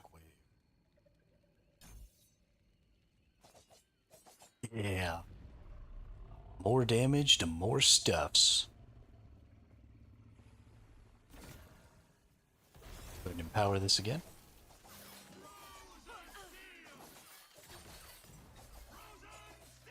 This is going to be nice because it's going to give me the ability to hit things from further away. Not happening.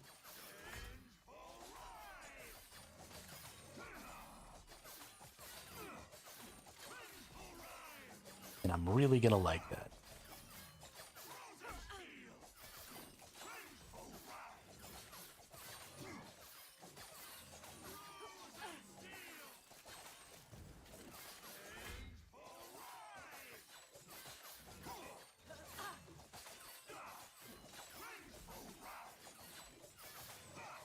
This dude's so tanky.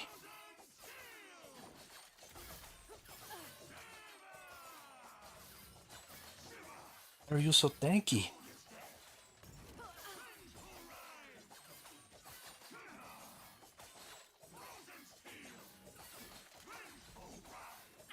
happening.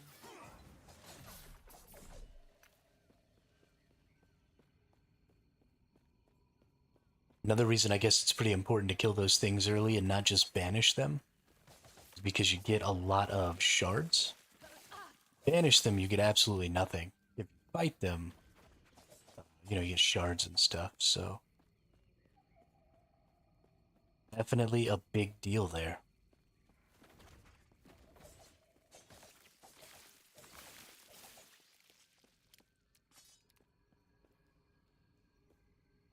Do kind of have this urge to go ahead and equip a couple of swords. I'm liking this pike. But goodness, I like swords. And I really love dual wielding swords. Kinda makes me feel like a badass.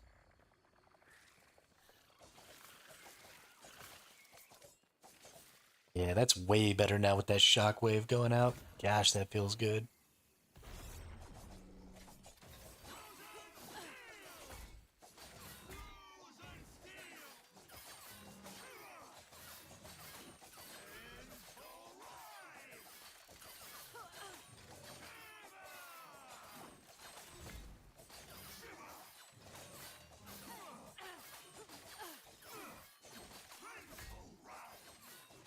Damage is really not good enough. Taking out this dude, though. Goodness gracious. Those booty cheeks.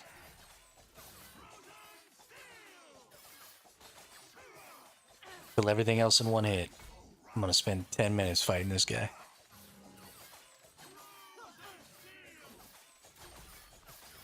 Gonna spend 10 minutes fighting this guy.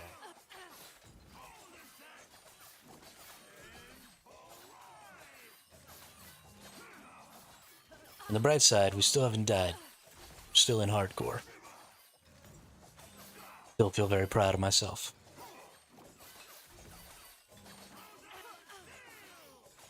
Even if I'm hitting this guy with a wet noodle.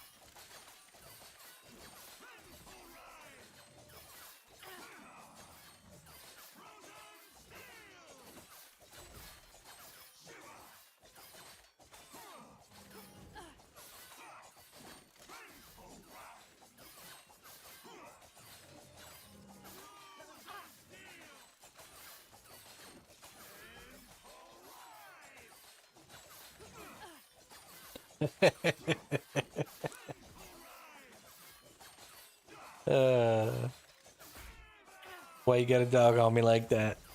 Gravy, I thought we were friends.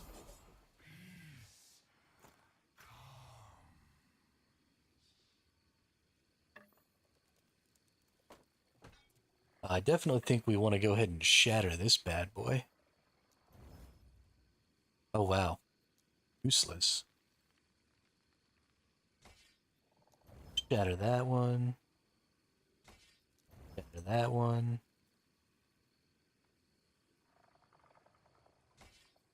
Shatter that one.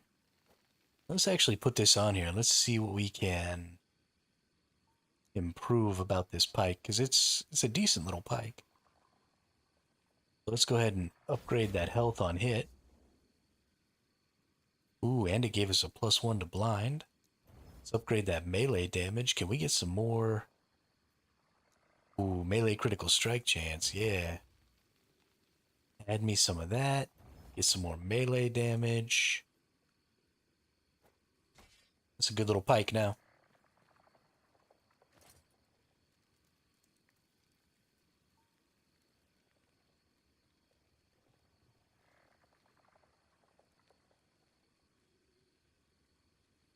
Increase poison damage, void resistance, health. Is mana resistance.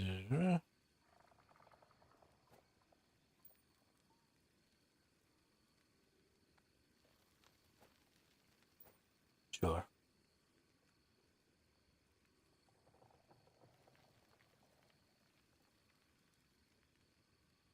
Strength, physical resistance, armor. I don't really care about any of that stuff. Perfect. Gonna build an acolyte as well after eating.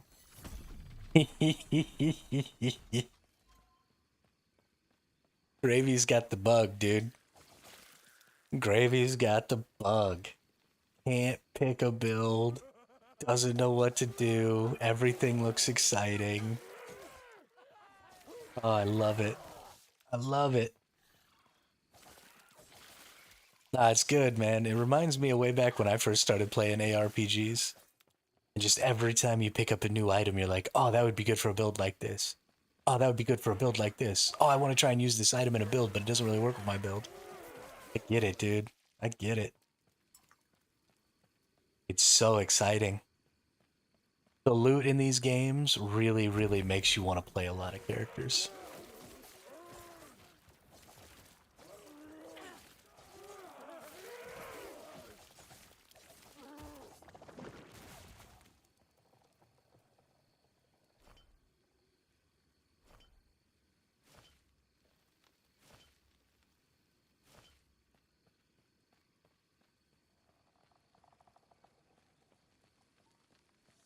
Oh, I don't blame you at all, Gravy. I think that's the best. It's a little overwhelming because um, you just want to play them all right now, and you can only really, be actively playing a single character at a time. So, it gets a little frustrating that you don't quite get to do all the cool things that you want right this moment when you want to do them. But if you have any patience at all, have the ability to, make a couple of different builds over the course of some time.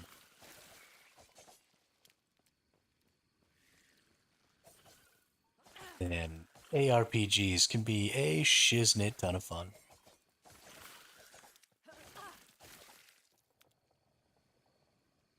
Right, gonna get our first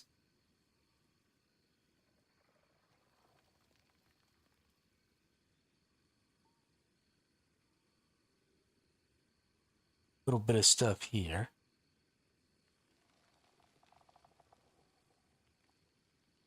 I think we're gonna go ahead and just do this dexterity.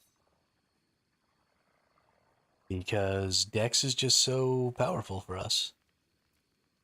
That's dodge rating, that's damage, that's all kinds of good shit.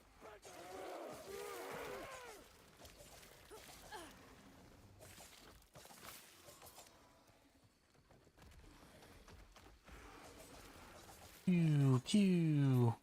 Pew, pew, pew.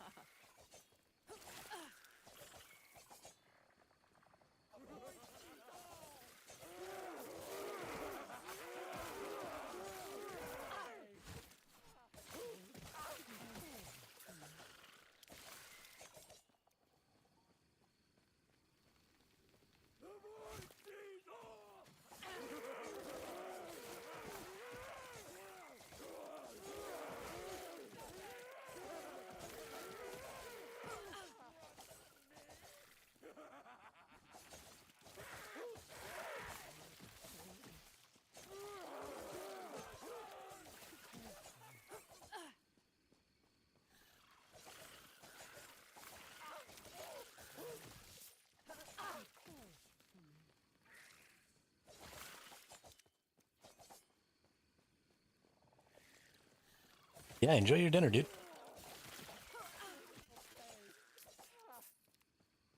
Probably about to take a break here, and probably needs to be about another half hour before the beans will be done.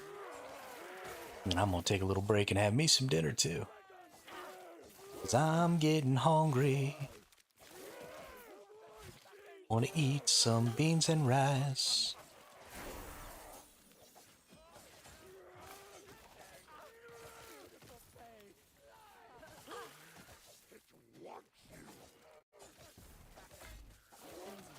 Too easy.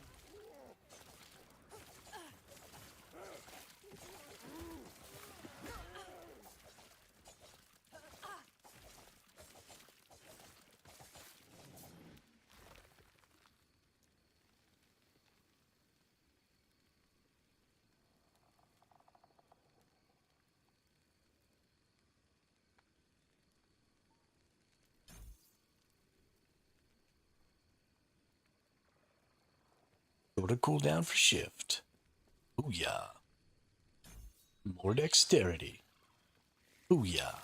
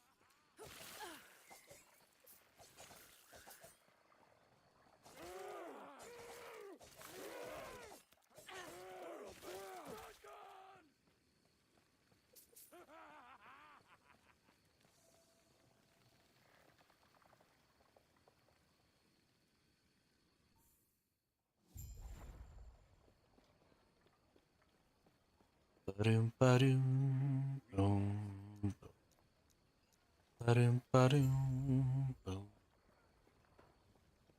Ba-dum, ba-dum, ba-dum, ba-dum, ba-dum, ba-dum.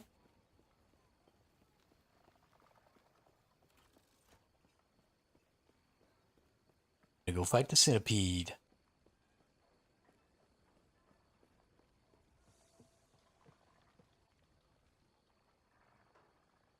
Get some more water in me too.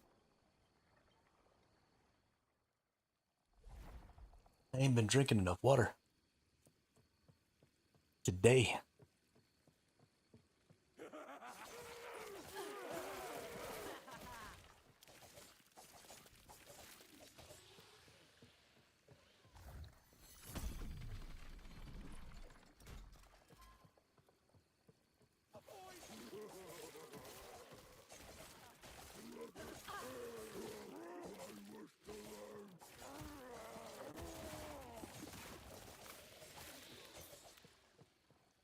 Gotta kill these fat guys and these drowned visages, because they can cause a pretty big problem later on. Chase you, they drop a lot of AoEs. Super annoying. But honestly, this build is hitting so hard.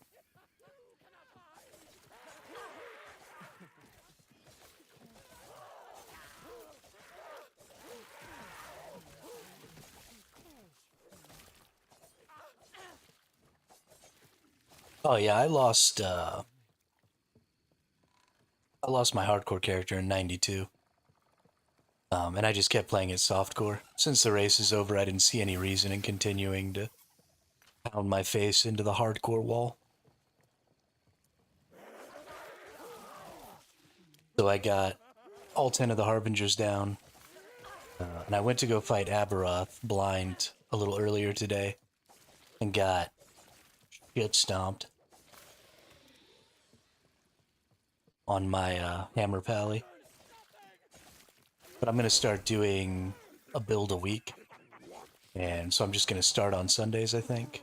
And then play a build all the way through the following Saturday. And see if I can get it at least to regular Aberroth, if not to Uber Aberroth. So I started it on hardcore. If I die, I'll keep playing it on softcore. And that'll just give me practice with a bunch of different builds and,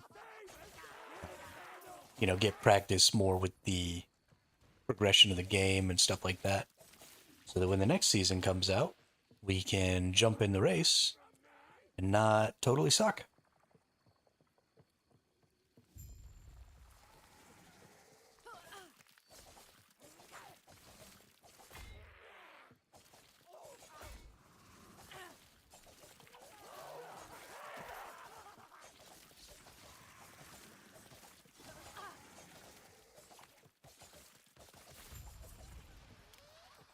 I imagine the same thing that happened this time will end up happening next time, which is some classes will get reworks. And then those classes will just be exceptionally strong. No, I'm doing Flurry. I think I'm actually just going to stick with Flurry. And just rock the Blade Dancer.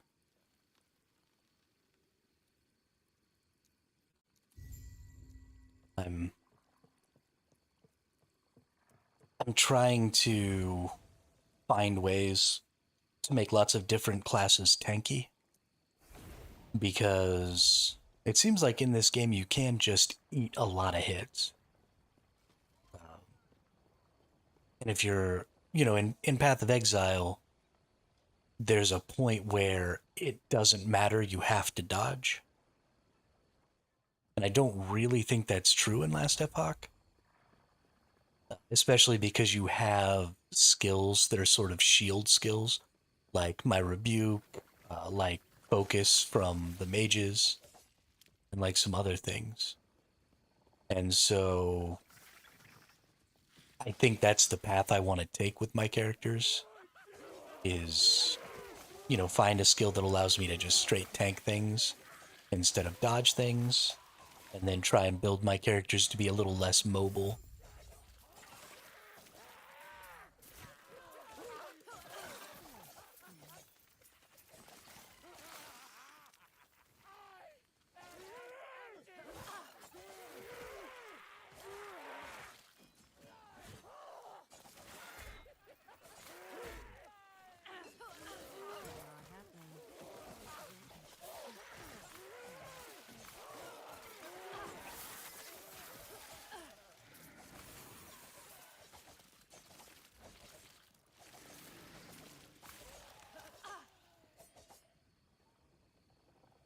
Yeah, I think you're right. I think Rogue is going to be the most difficult one to do that on. But I think it's also going to be super fun to do it on this one because of that.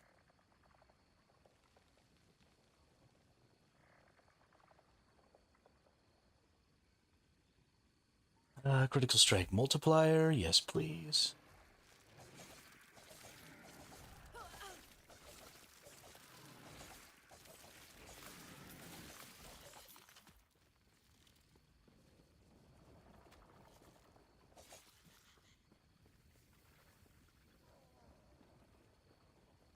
I do really like this flurry skill, though, because I like how understated it is. Something that I've kind of been bothered by is how much my skills get in the way of my ability to see what the enemy is doing. Like, I know what my skills are going to do. I know what my skills are going to hit.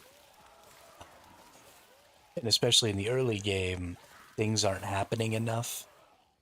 So I get an opportunity to really kind of learn what the ranges and stuff are as I play through the campaign. And then you get into the late game and you get into the monoliths. And your skills take up almost as much of the screen as the freaking enemy skills. And how are you supposed to parse all of that freaking information? So I really like how understated this flurry skill is. I think it will help significantly with my ability to get the fudge out of the way.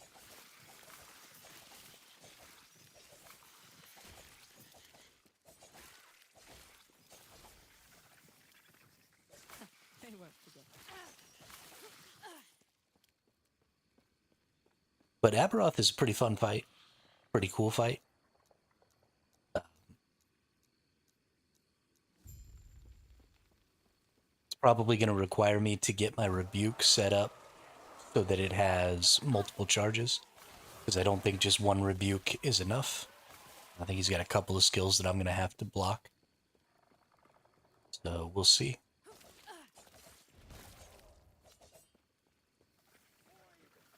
I think I just need to watch a video. I was having a little trouble understanding what exactly was happening sometimes. And, I mean, I could just beat my face into the wall and eventually figure it out. But, you know, Aberroth's been out for a really long time. Everybody already knows what his skills do, so there's not really any point in me beating my face into that wall.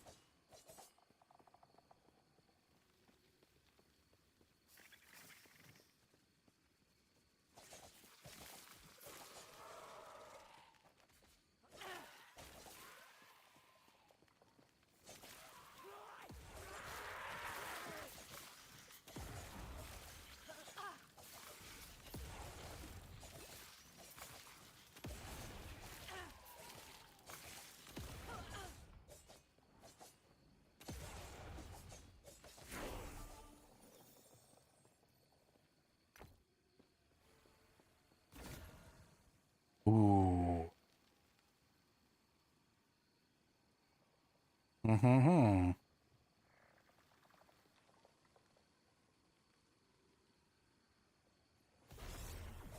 Depending on what this humming bee gets, we might be about to dual wield humming bees if we can get another one.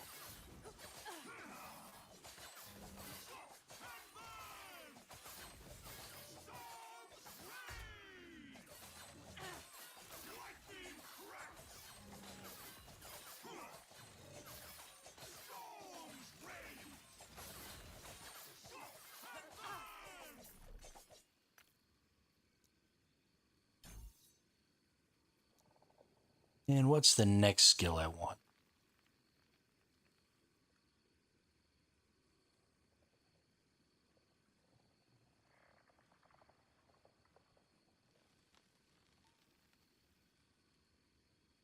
Shadows won't do flurry with me, I don't think.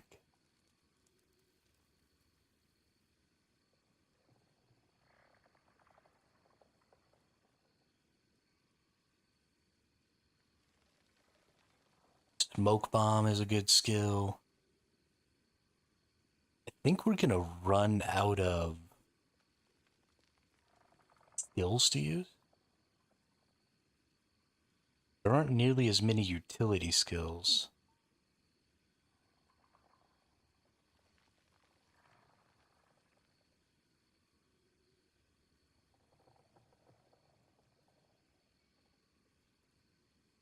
We could use smoke bomb, we could use decoy. Even then, we're coming up short.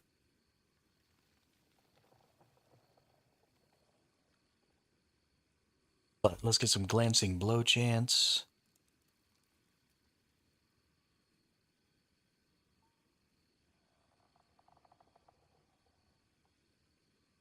Let's improve the rate of that. Increase the speed at which we gain these.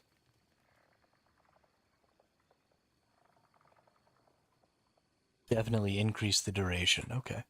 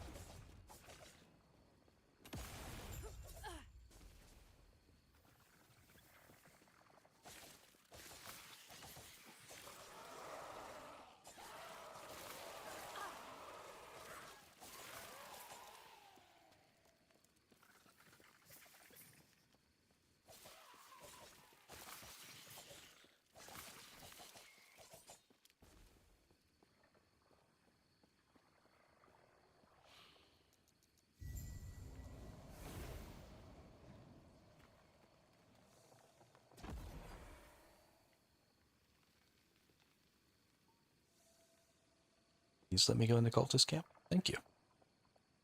Goodness gracious, game. Just want to do the thing.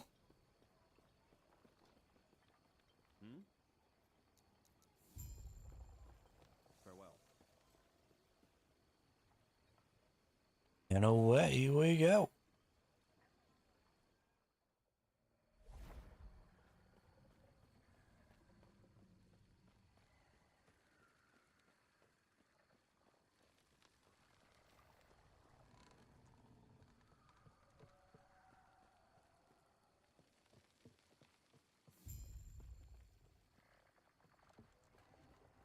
Yes?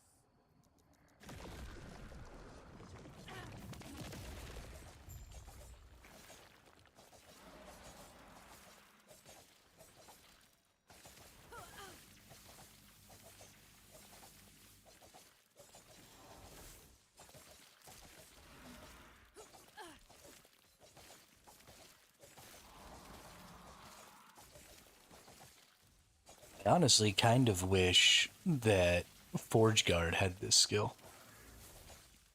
I really like this flurry skill. I guess I could use... That's an interesting thought. Rock a multi-strike.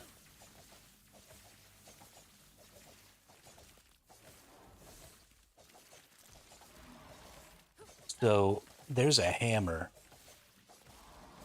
Makes you move slower. Big old two-handed hammer. Every time you hit with it, you move slower. And every time you use your evade skill, you lose all your stacks that make you move slower. But the stacks that make you move slower also do more damage. And so I kind of want to take the Forge Guard, and that hammer and a shield, and just never ever move.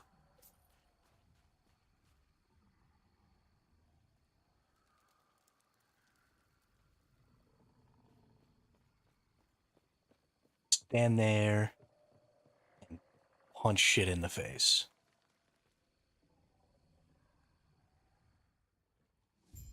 And I was thinking of using Smelter's Wrath or one of the other big Forge Guard skills to do it, because it also lowers your attack speed. Well, multi-strike might be a cool way to go.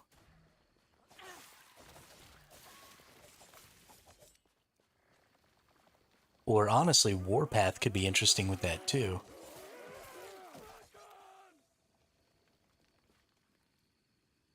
Because, I mean, you'll spin slower, but that doesn't really matter.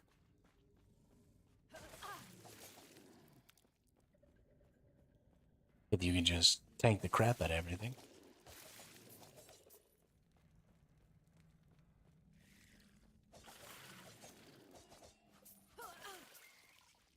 I just don't really know. There's so many things.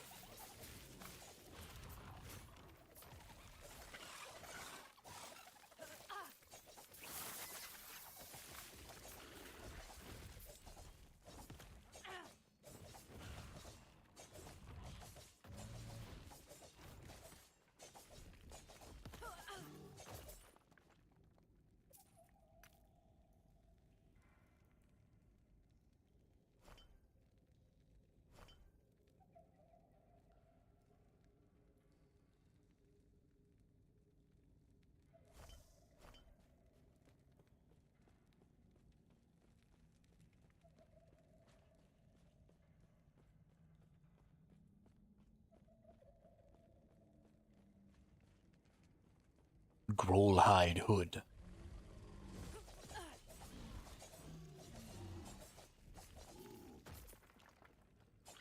The other thing that might be interesting would be to make a stun build. One of these melee attack builds. Because there's no way to take damage if everything is stunned, right? It can't hit you.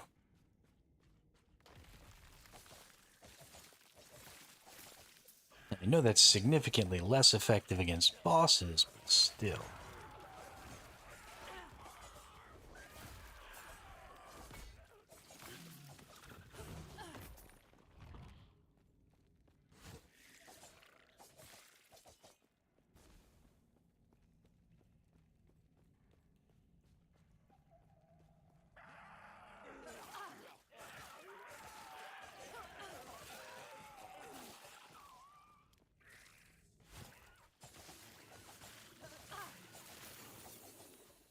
Easy.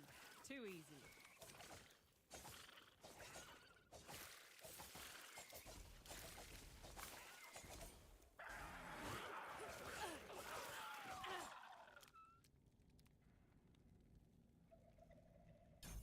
Yeah, auto use a potion when you're below 50%. And you use a dash. Hell yeah. Ooh. Get a unique loot lizard. What's up?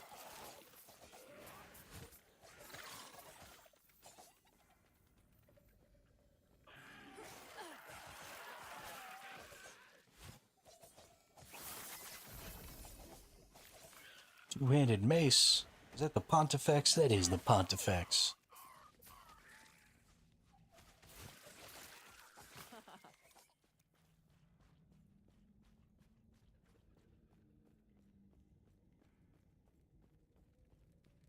Got a nemesis over here. Gotta check him out. Oh, that's right. It's the bee thing. What are we getting? Ooh. Mana and mana regen. How totally useless. And attunement. Also useless. Cool, cool. Cool, cool, cool. Cool, cool. Whatever. Let's empower it again. See what happens.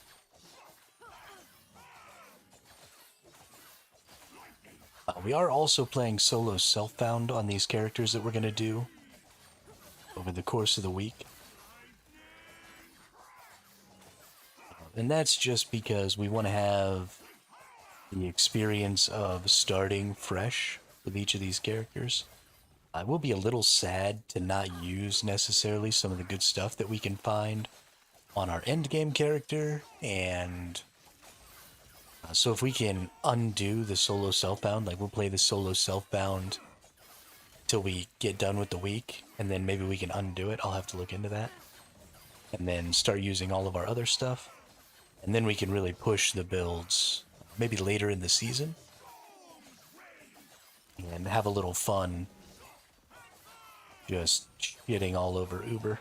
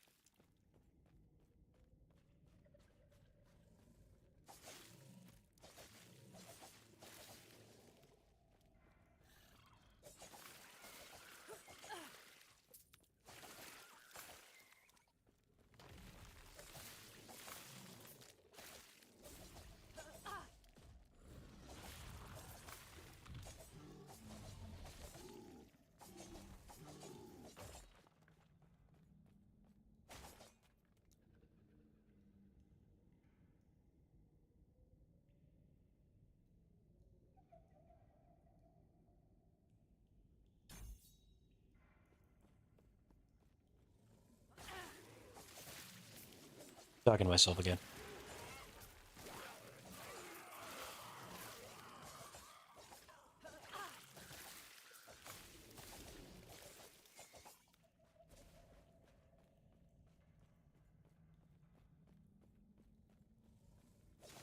Boop, boop, boop, boop.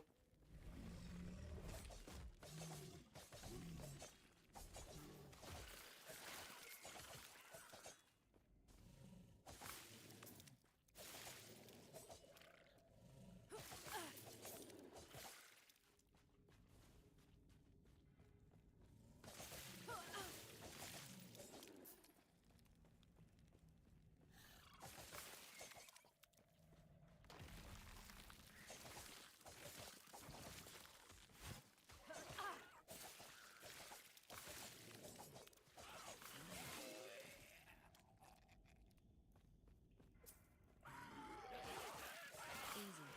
Too easy.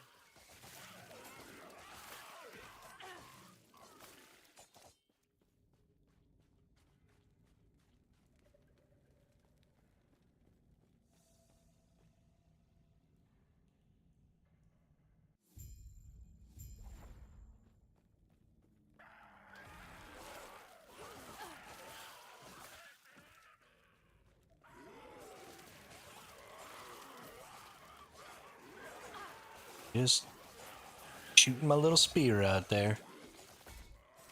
Zap, zap, zap, zap. Might have to drop something.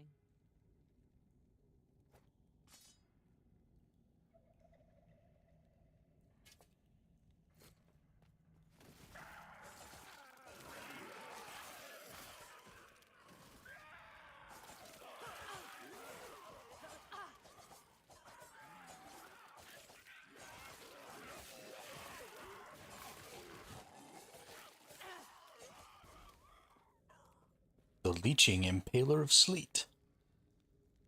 Melee critical strike chance. Leech's health. Chance to kill on hit. Might have to drop something. You know what I don't need is I don't need this Pontifex thing for this build. Forget, because this is solo self-found, it doesn't actually matter if I keep any of this stuff.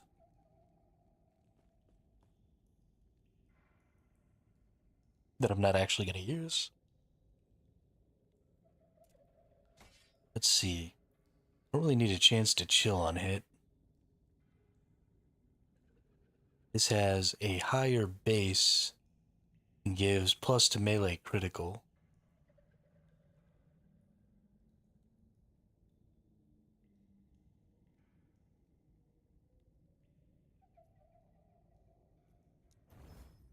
Shred armor seems real nice. I can take that.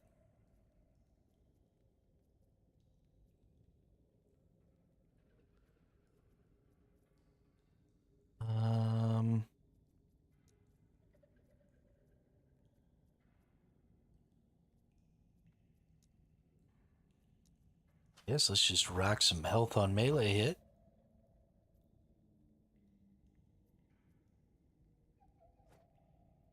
Get a lot of leech.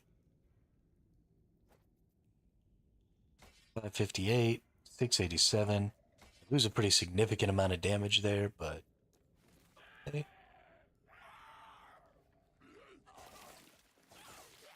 We have a higher crit rate and significant more sustain. Because now we're doing health on hit and leech. Gonna make our sustain awesome. Okay, so in a stack of flow whenever you use a unique skill. Using a fourth unique skill consumes all stacks, causing the skill to deal greatly increased damage. Stacks fall off after 4 seconds of not using a new skill. I am way too stupid to do that. That is definitely not where we're going with this build. When you create a shadow, you regain health. I'm probably not going to be even creating shadows. The idea of shadows and stuff in this game is really cool, and I do want to build a shadow-based build at some point. But I don't think that's really where I'm at right now. probably not going to be doing damage over time.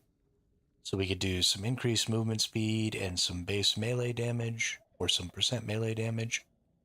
Or we can do increased physical damage and dodge rating if I've been hit recently. Let's go ahead and get that dodge rating.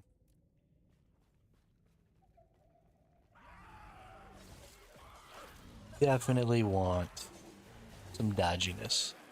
Although honestly, at this point, I probably gained back enough health to just never die. At least not for a while.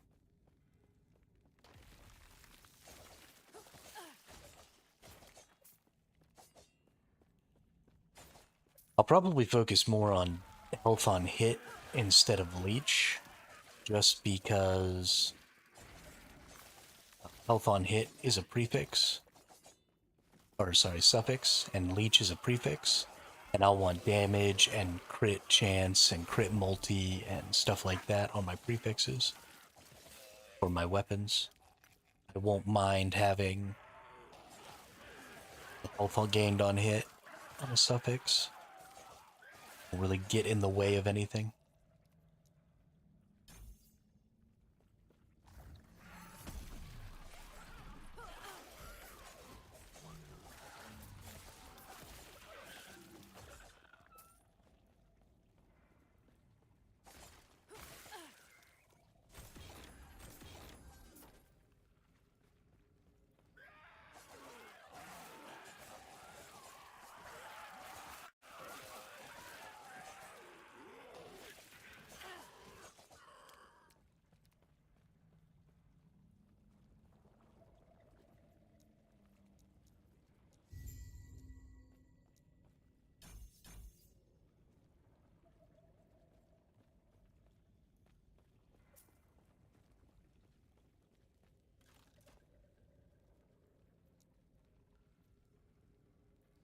We're cruising through the levels, we're cruising through the points, we're cruising through everything here.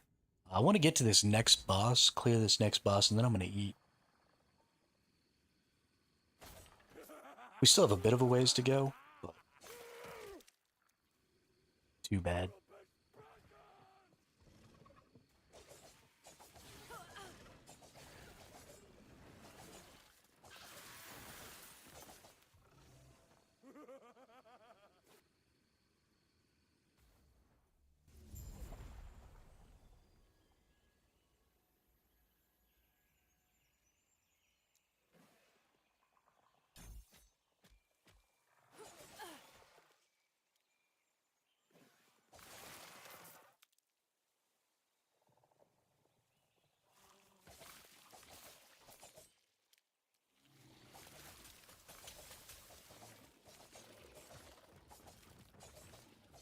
I did not need to come over this way.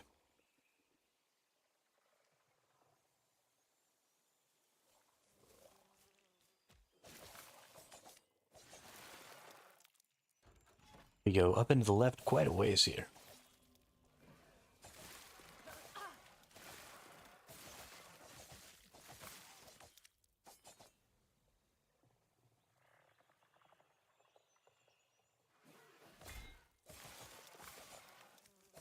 Boop.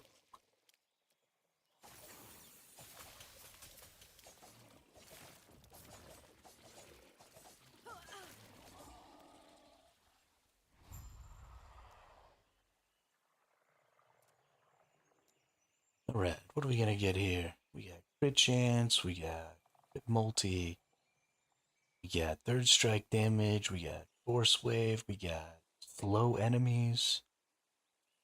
We got some attack speed that leads into some healing. We might actually go ahead and take that. Let's see, we're gonna need 1,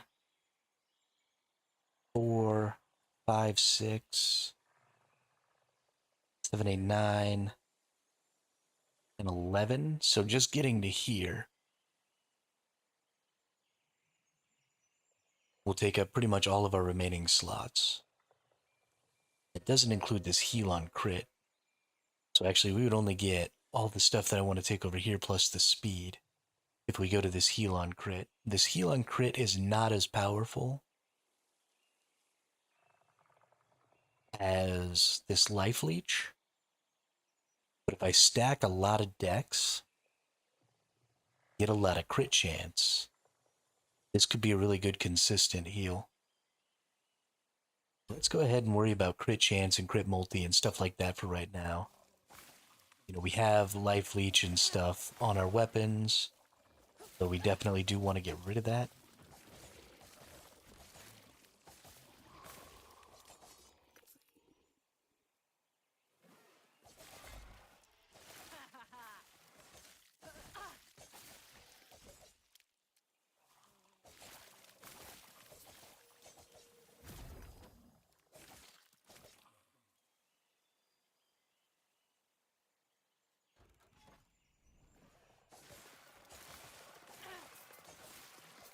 Might have to drop something.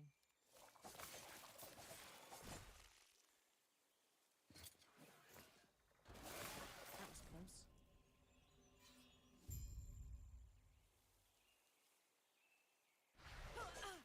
Flap, flap, flap, flap, flap.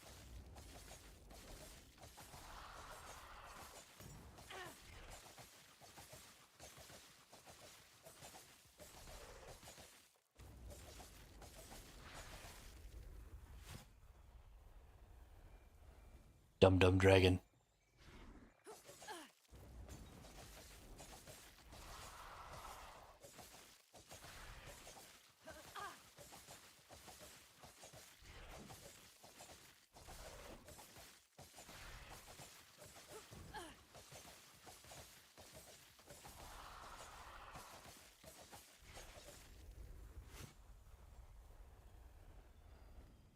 I also really like this shift move. Again, super understated, just does what it does. Do a dash, get where you're going, pick anywhere on the screen, doesn't really matter, go in that direction.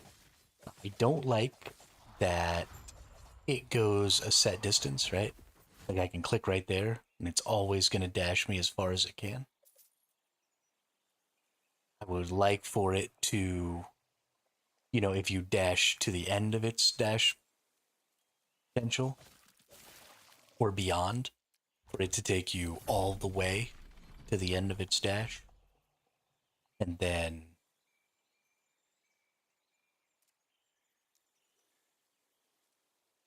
if you dash short, it'd be great if you got to actually go ahead and shorten the distance of the shift.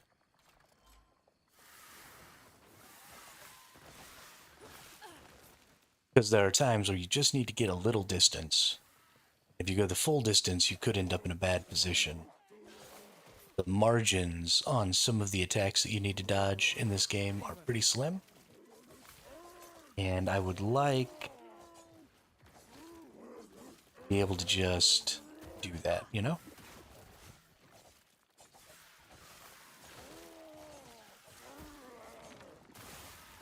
That was close.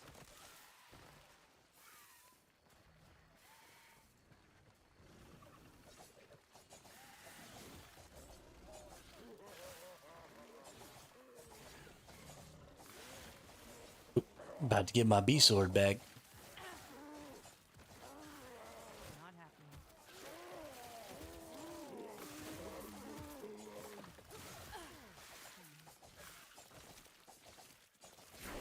They make such ridiculous sounds when you kill them.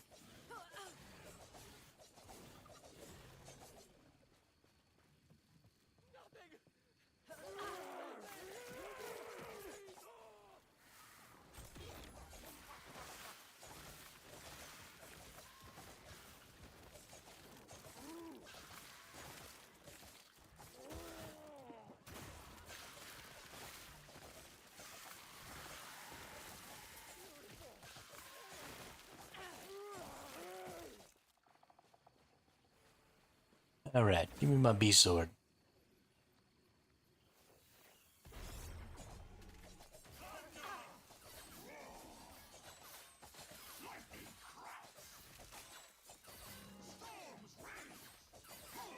This dude put a smackdown. Goodness.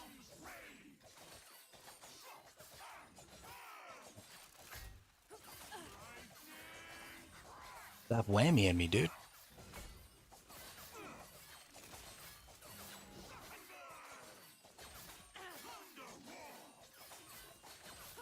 Lucky I got all this leech.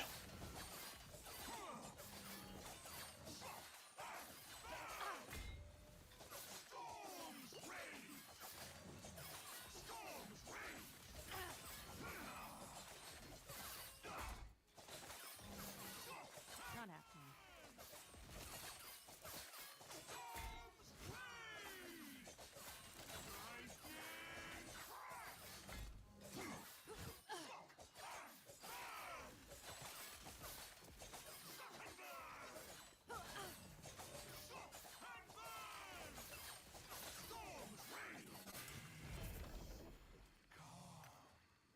Might have to Right. drop something.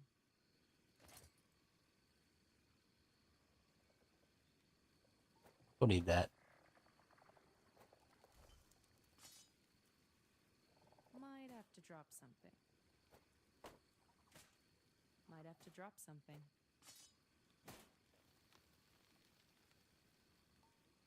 Okay, so this is not going to be great for my DPS. Ooh. Oh, that's nice. Oh, that's real nice. This might actually be pretty great for my DPS.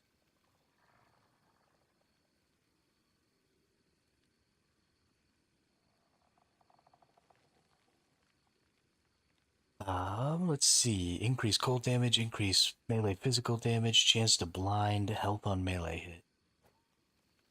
Oh, I haven't taken the point, that's right. Do have a point though, so I can take the dual wield. I take more damage this way. It's probably worth it. Let's rock the dual wield. See, ooh, yeah, damage went way up there. We're gonna be getting so much ward from melee hits. Oh, this is great. Oh, yeah. Oh, yeah, that's fun.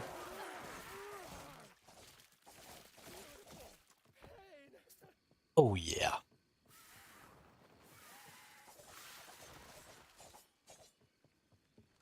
Just putting the whammy down.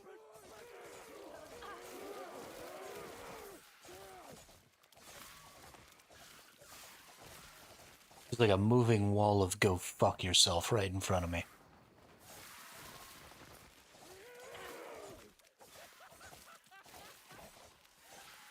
Oh, you wanted to come over here and attack me? Go fuck yourself.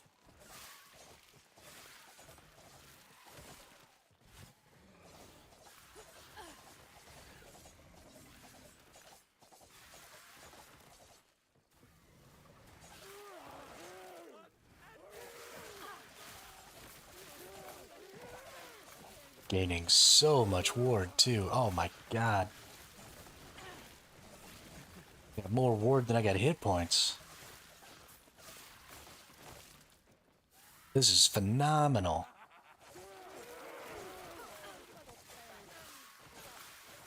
It's so good about it.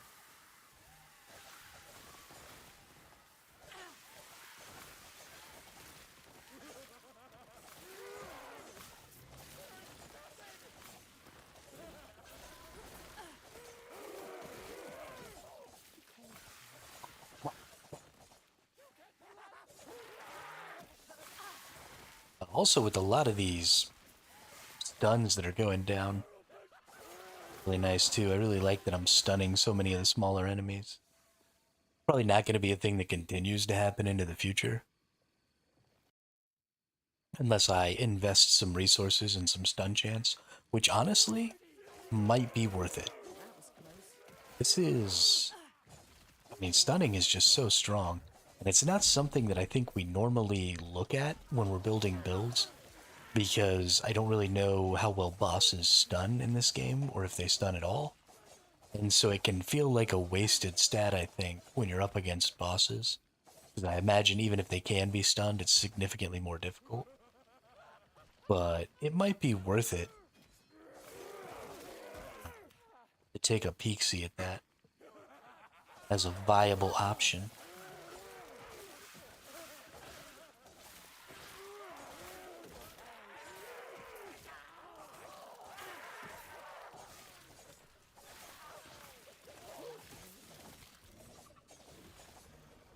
Just whapping them.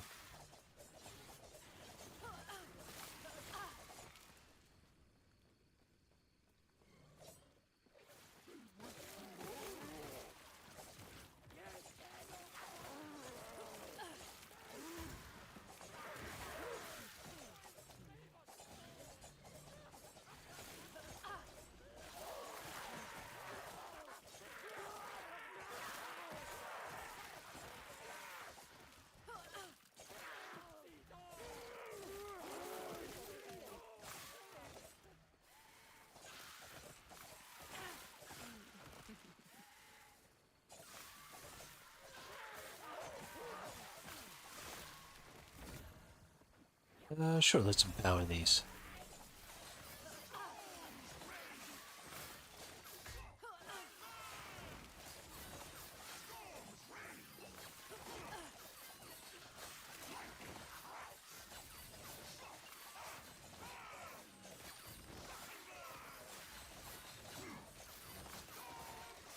There's quite a few crits going off in there. I'm gonna have a really good crit chance later on. Pretty happy about that.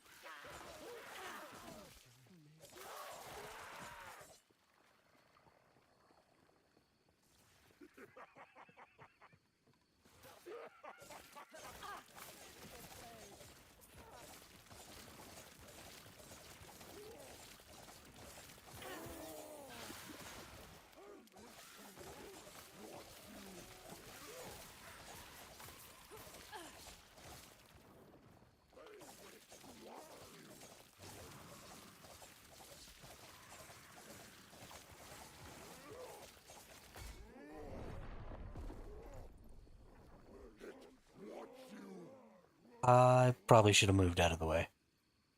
Got a little full of myself there.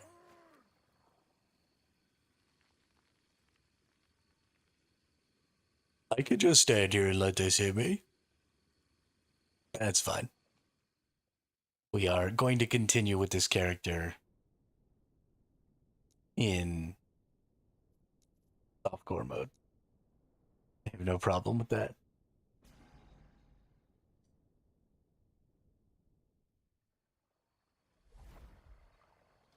Sometimes I just forget that you have to, like, block. Care.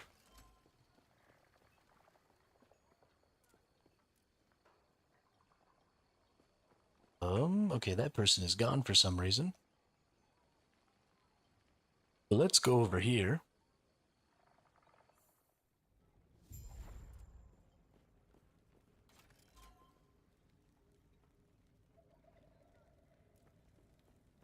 And let's go sell all this stuff. Don't need that, don't need that, don't need that, don't need that, don't need that. We're gonna keep those idols, because you never know.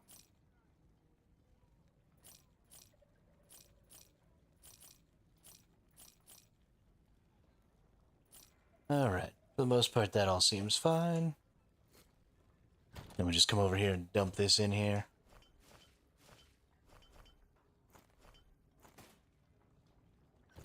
Follow your feet. Alright, I'm gonna go ahead and get some food here real quick. I was gonna go kill the next boss, but since I've been forced back Do not dwell to this upon location, you. we're just gonna go ahead and do it now. So I'll be right back here in a minute or two, and then we'll get cruising along with this rogue again.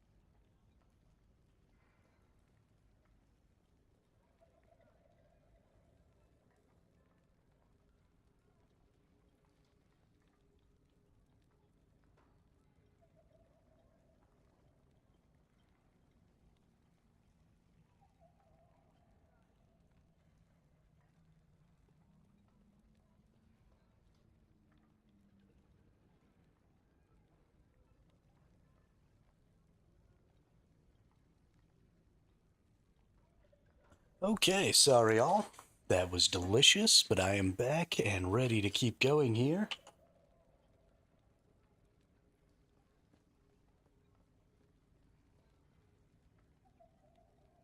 Slightly sad that I just went and got myself killed.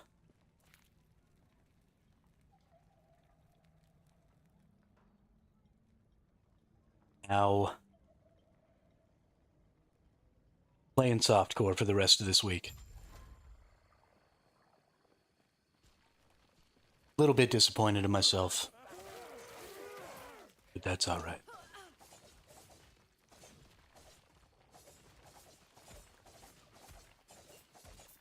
Man, this is fun.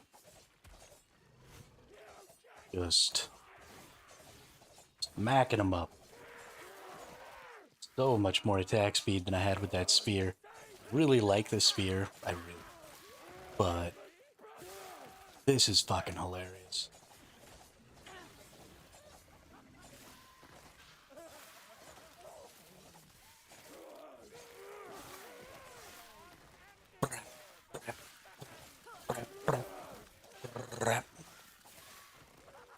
I kind of want to use the channeled version of Flurry. It does seem kind of interesting, but I also really like this stick and move playstyle. This is very much how you would kind of play like Albion Online, and I got pretty used to that move and attack style playing that game. I don't really do it with the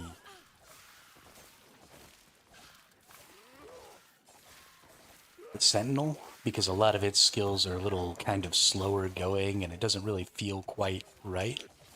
It actually feels pretty good on the Rogue. The kind of moving around while I go here. Somebody outside my house is an asshole and thinks that the sound of their car is something that everybody else wants to hear. You have a loud car, you should go fuck yourself.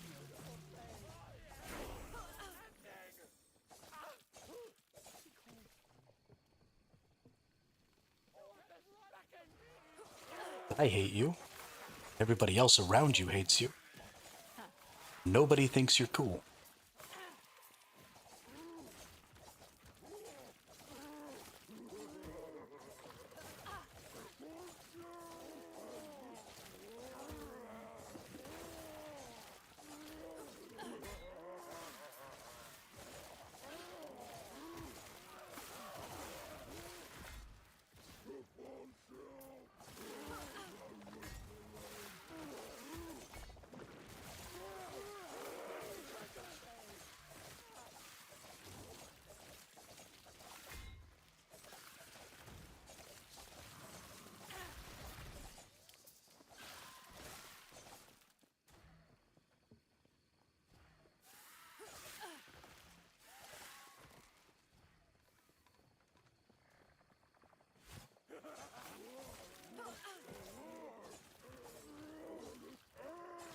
Yeah, have a good night's sleep there, Gravy. Do an aspirin or something, get some sleep, get some water. I will see you the next time you're here. Have a great day.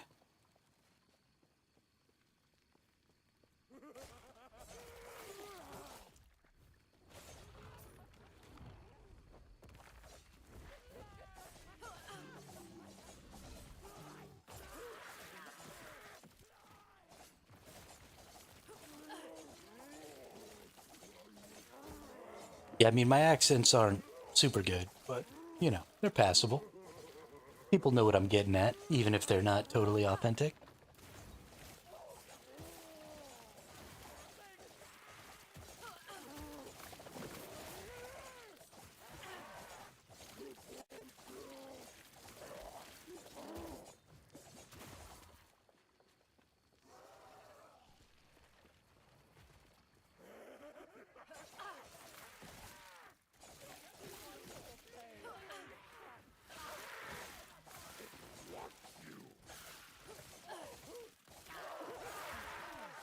That guy just belly flapped me. Don't you go trying to put your belly on me, dude. It's not okay.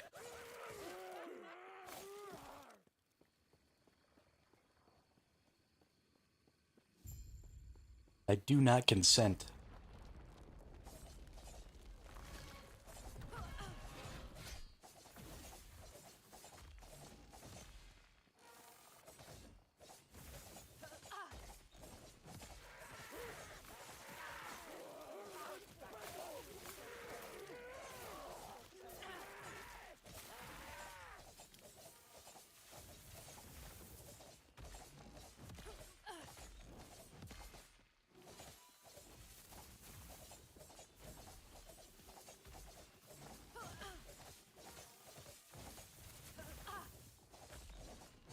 I don't guess I actually have to run out of the way or anything here.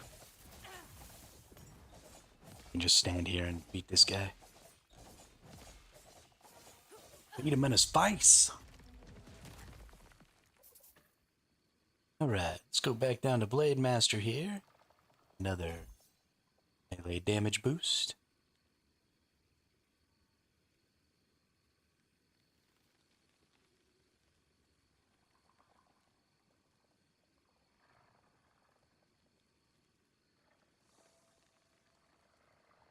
Oh, I think I cleared my throat in y'all's ear, sorry. So something I have noticed, something I need to look into as I grow this character here, is a lot of times you have I doubt anything valuable is left. little passives that have like huge boosts at 1, 3, or 5 points that don't scale per point. And especially the ones that just happen at the first point are usually really good. Like that one right there that I was just looking at would give me 5% increase attack speed at its first point. So if I can get any value out of that skill that I have to use to get to it, or if I can only use, 1 or 2 points, because if I look here, yeah, so I only have to get one of these.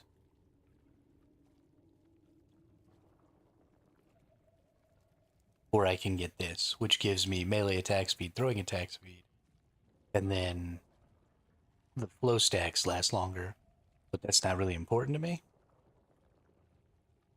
But for 2 points, I can get 5% attack speed here. And then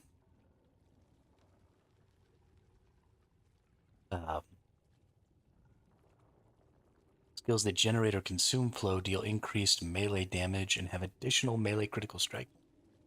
So this could be interesting. So I'm getting the ability to make flow here. And then sort of like the first attack every 4 seconds would do bonus damage. Probably not really useful, and I probably won't take any of this down here because I don't intend to use flow stuff. But just generally a pretty interesting... Oh, wrong way.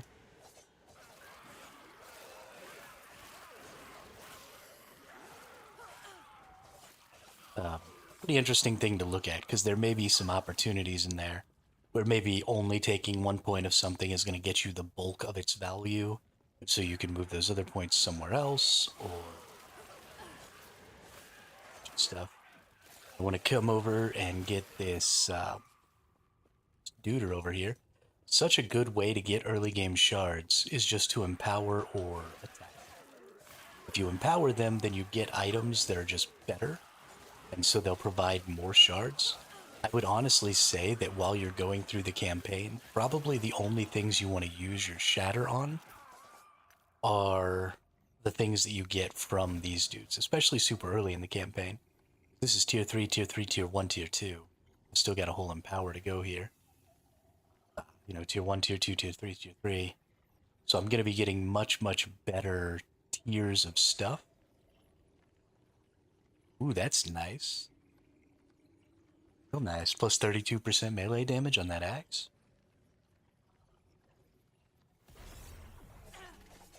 But anyway.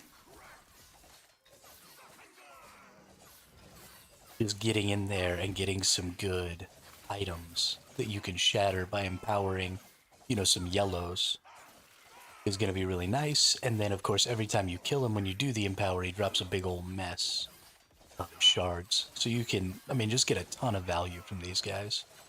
The shard department here. Really, really good, I think. growing those early game shards.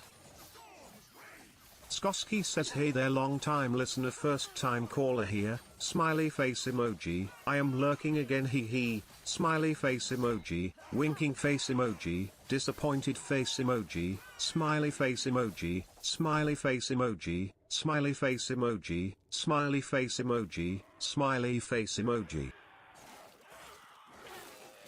Oh, if only it was true that this was the first time you'd ever spoken. If only. I wouldn't have all this rage built up.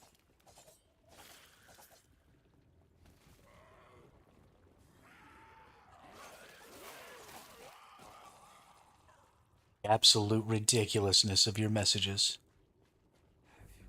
Subski, how are you today? How you doing?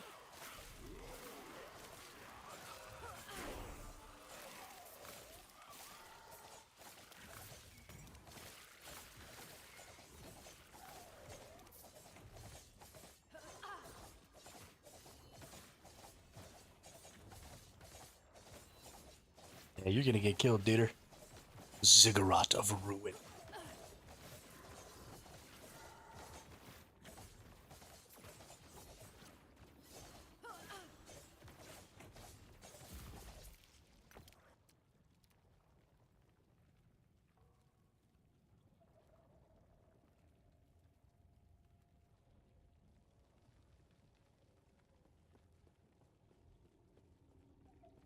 I've always wanted to say that, but I never phone radio stations.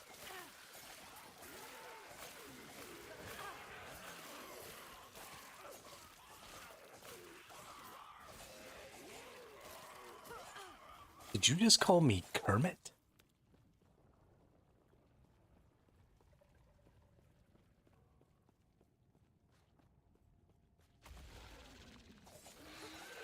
Pretty sure me and Kermit have nothing in common.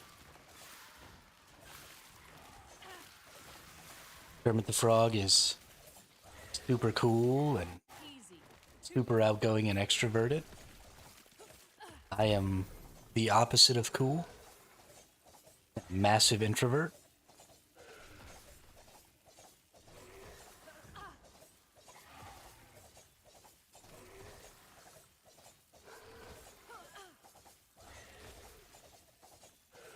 I mean, I feel very honored to be associated with Kermit the Frog, but I feel bad for Kermit because that's a huge insult.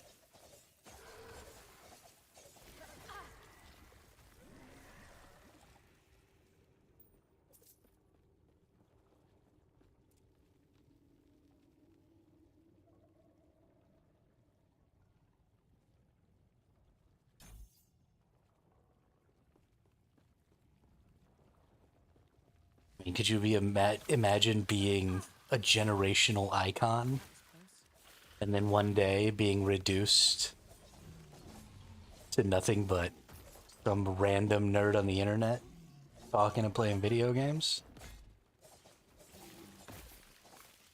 Kermit the Frog is not just a puppet.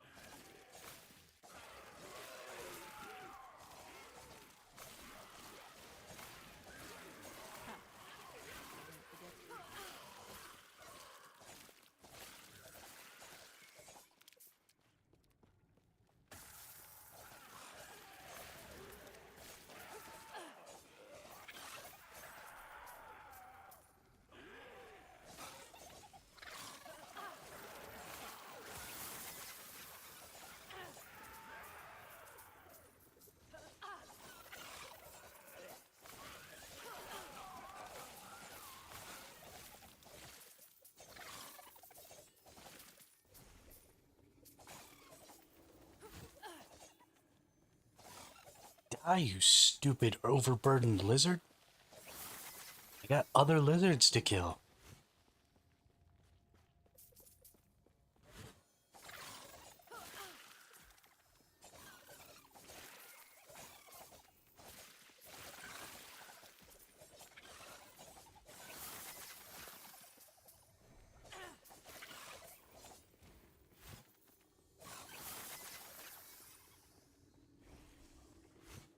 Gotta get back over to this one fast. Please don't disappear. Hey, we got them all. Holy crap, that was close.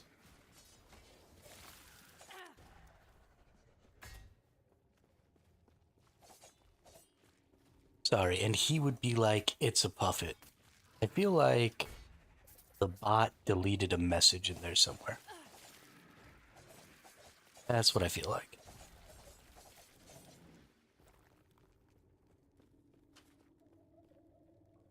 I feel like there's somebody else talking about it.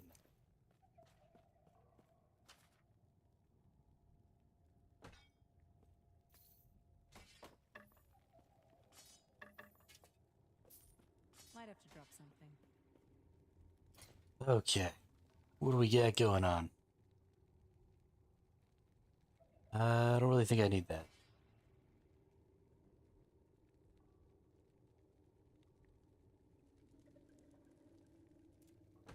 I feel like we can go ahead and shatter this.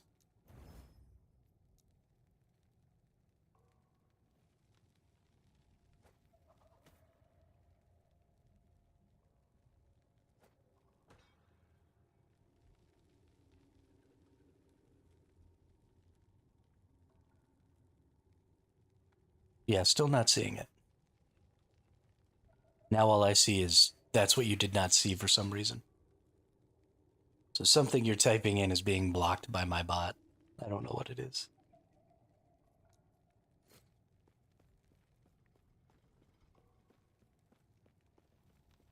But it's hilarious.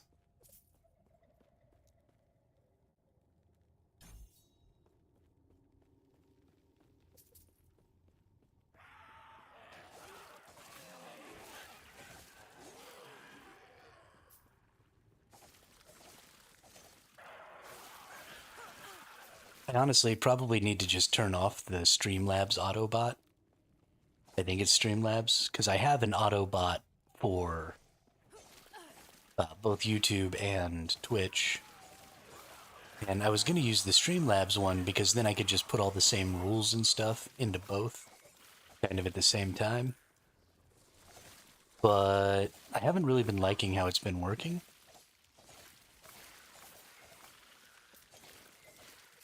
It tends to seem to get into the way, and for some reason it doesn't show up on my shared chat here when it tells me that it's done in action. I actually think I need to get something, I've got streamer.bot, so maybe I can get something going that's not associated with the stream, something that just plays a sound or something that only I can hear. That lets me know that some sort of an action has been taken in the chat or something. So that if I need to, I can investigate it. Because right now, the Autobot does stuff, and I don't even know, because it doesn't even tell me. So maybe I can link... I've got my streamer bot linked to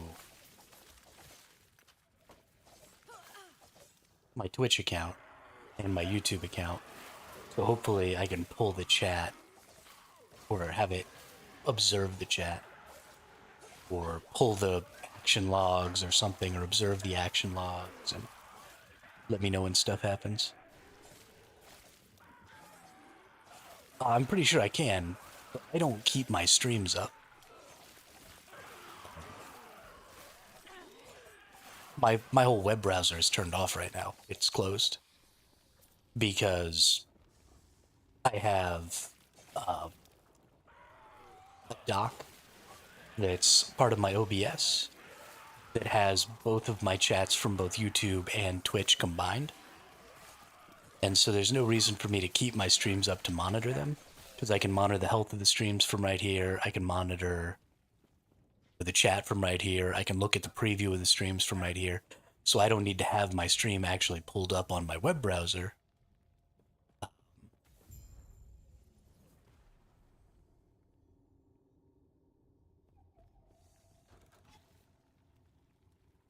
Yeah, well, and so that's what I'm talking about is there's something going on whenever the bot leaves messages.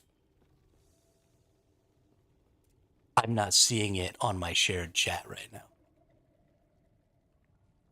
And so it's not giving me that information. Like you said, normally you've had people who could read those. So once upon a time, I did get the messages saying that there had been a message blocked. And I used to get the message, like the actual message, it would tell me what it was. And for some reason, it doesn't do that anymore. So I need to evaluate. Maybe I changed something at some point. And I thought that it was better, and I was wrong. I really have no idea. I do want to go and get this Nemesis, though.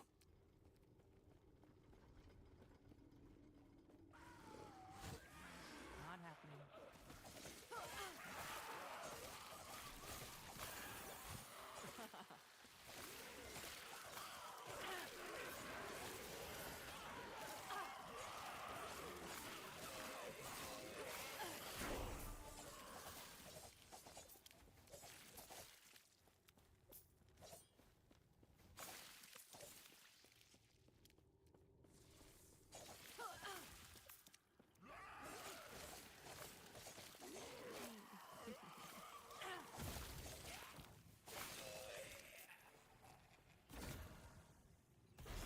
Sometimes I do things, and then I forget that I did them.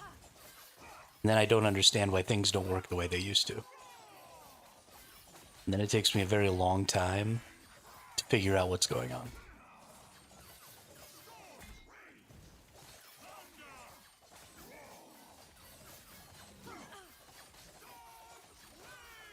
The smoke cloud almost lasts its entire duration, or its entire cooldown. Is great. Definitely gonna have to keep that up all the time. We should be able to reduce its cooldown and increase its duration enough that it'll just always be up. I hope. And then maybe we can find a way to auto-cast it. Then I don't have to give a fuck.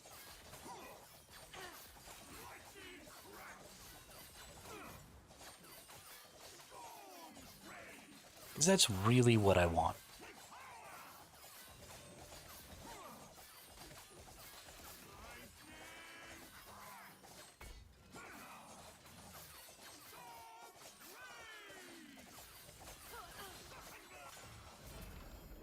What time is it? My end of the world?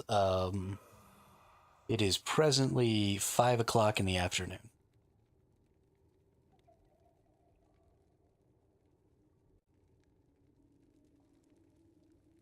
Oh, that's a pretty good taste of blood there. It's not great, but it's decent.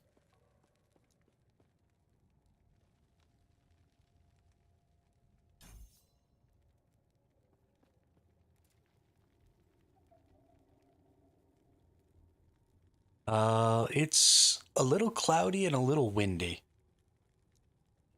But I live in Illinois. So this time of year, it is always cloudy. It is always windy. It is always pissing me off.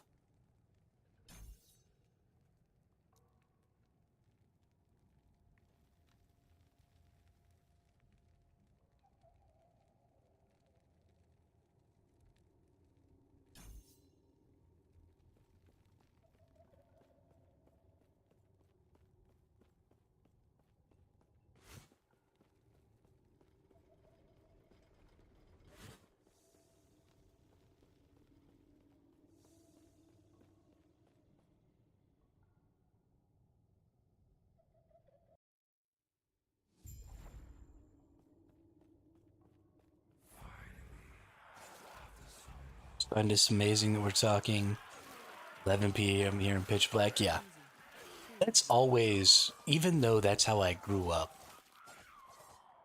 You know, I was born in 1986. I'm 38 years old, and we got our first home computer when I was like 9 or 10. And I started playing my first online games with Diablo 1 and StarCraft and Diablo 2. And ever since then, I have interacted with different people from all over the world my entire life. There has never been a time since I was maybe 13 that I wasn't at least on a daily basis in a chat where at least one other person didn't speak English at all, or at least it was a second or third language. Which is crazy. Because my parents went almost their entire lives without speaking to anybody who spoke anything but English and Spanish, and we lived 45 minutes from the border of Mexico. So, like, lots of people spoke Spanish, but that was it. People spoke Spanish back home, and people spoke English back home. And people spoke a really horrible combination of the two. But nobody spoke anything else. I guess, technically, so I grew up near an Air Force base, and when I was in middle school, maybe early high school, they brought a bunch of German Air Force people, got stationed at the Air Force base near our hometown, or my hometown, to train with the American Air Force. And so I guess a lot of people also spoke German in my area for a while. But yeah, before computers, before the internet, I mean, people could go their whole lives without hearing other languages. And now I can identify a pretty large number of languages just by the way they sound, even if I don't know what they mean or what they're saying.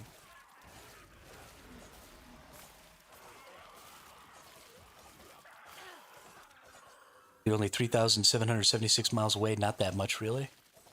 I don't think you understand how far away 3,700 miles is.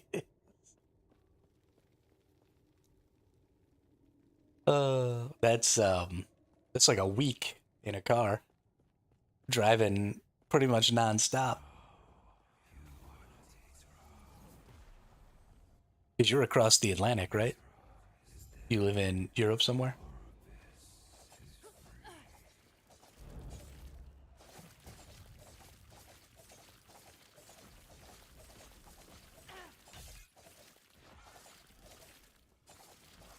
Yeah. Okay, yeah.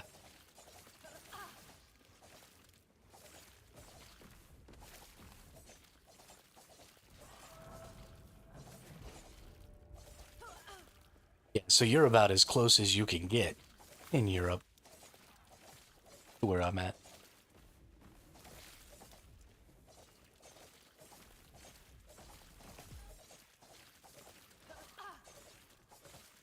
That's still like 2 times the distance across the entire United States, or more. Maybe 3. I don't know how wide the United States is.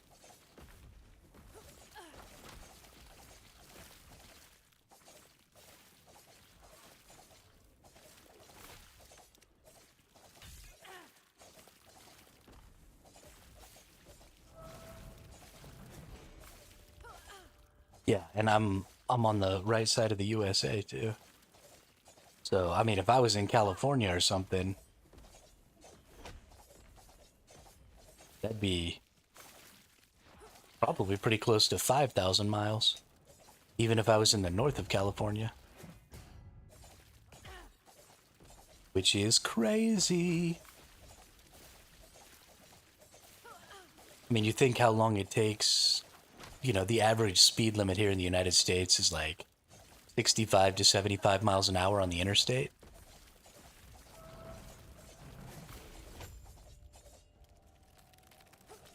So you figure you got about a minute per mile. So if you were driving 37,000 miles, divide that by 60, that's how many hours it would take. Or sorry, 3,700 miles. Divided by 60. Yeah, 61 hours of driving.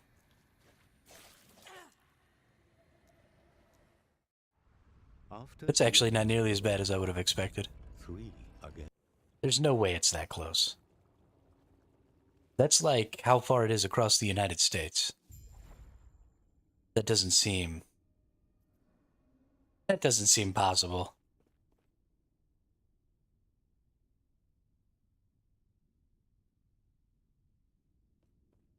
Illinois to Scotland distance.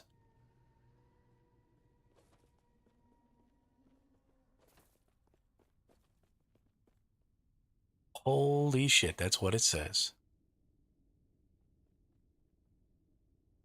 US within miles.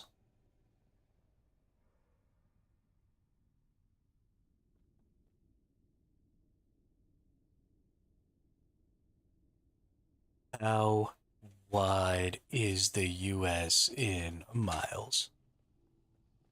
Okay. So the contiguous United States spans approximately 2,800 miles from east to west and about 1,650 miles north to south. Yeah. So it's about 1.5 United States from me to you. A little less. That's cray-cray. That's cray-cray. I didn't realize the Atlantic Ocean was so small. I thought the Atlantic Ocean was like 2 or 3 United States wide.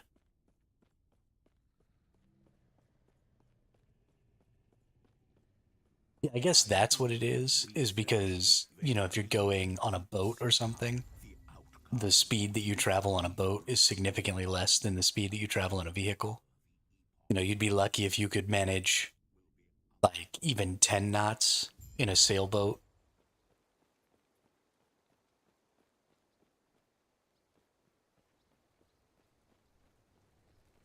Whereas in a car, you're going.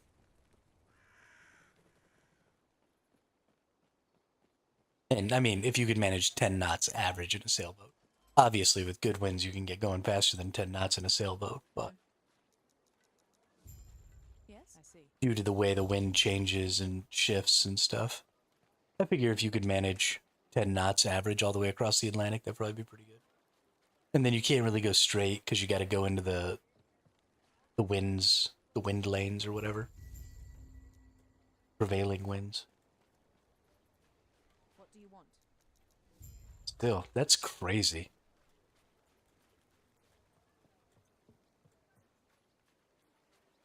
I mean, I could totally make that drive. Like, that's a long drive. It would take me probably pretty close to a week. But I can put in 16 hours of driving a day. So that's, I mean, not even 5 days. That's 4 days of driving. Drive for 16 hours, sleep for 8. I could be there in half a week if there was some way to drive a car over there.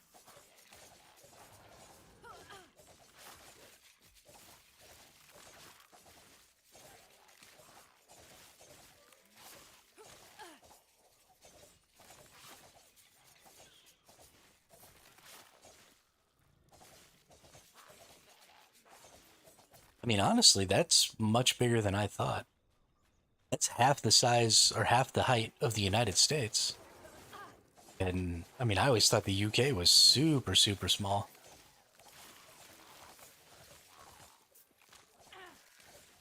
Yeah, but it'd have to be one of the bigger states. It'd have to be like Alaska or California. Texas.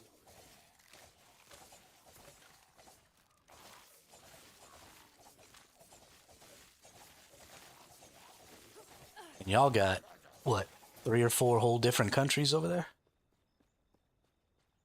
Scotland, Ireland, England. Is there another one over there on that island with y'all?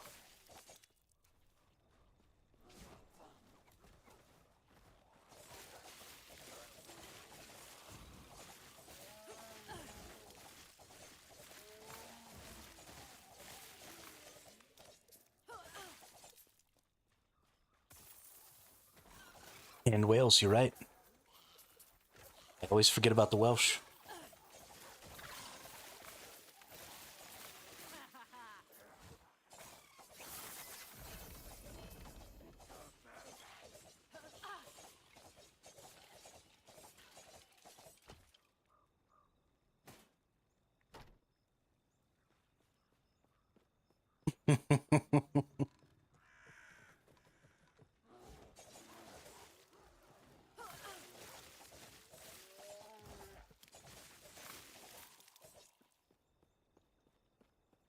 It makes me feel bad for the English. I know how they feel. Everybody else on my continent hates the US too.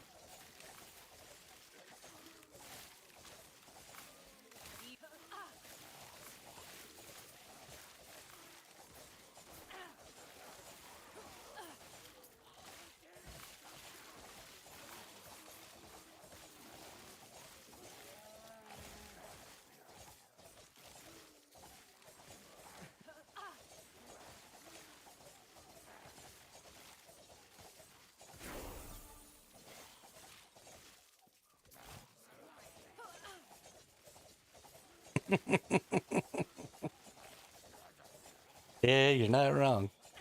You're not wrong. That's a fair point.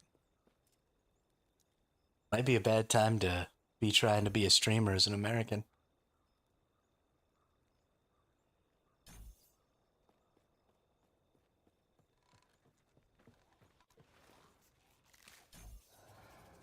Maybe I should learn a really good accent and pretend to be from somewhere else.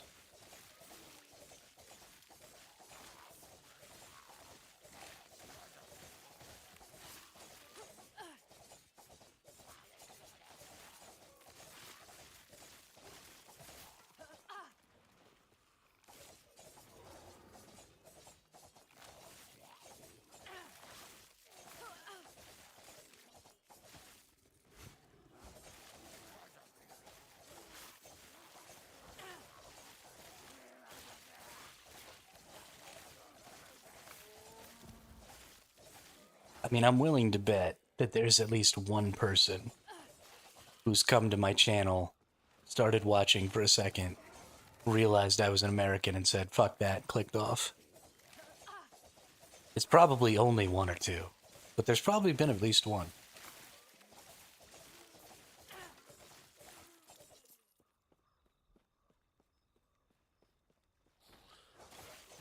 Gotta get a Swiss accent or something. One of those super neutral countries that nobody cares about, like nobody likes, nobody hates, nobody has any strong opinions about. Not nobody cares about, but you know.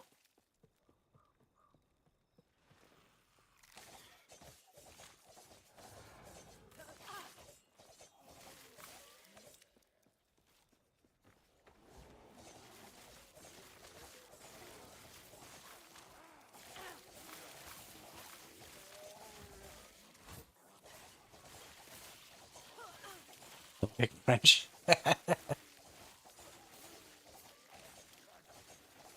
Oh no. That's the only other language that I've ever tried to learn, or the only European language I've ever tried to learn. Be the only one that I could actually maybe speak. If push came to shove. I don't hate the French. Of course, I don't really hate anybody. And also, I hate everybody. So, my stance on it is that I pretty much hate the politicians of every single country in the world.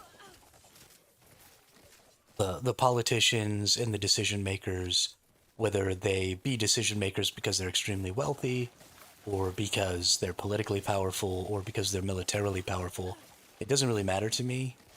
if you're one of the people who makes decisions in a country, I probably hate you.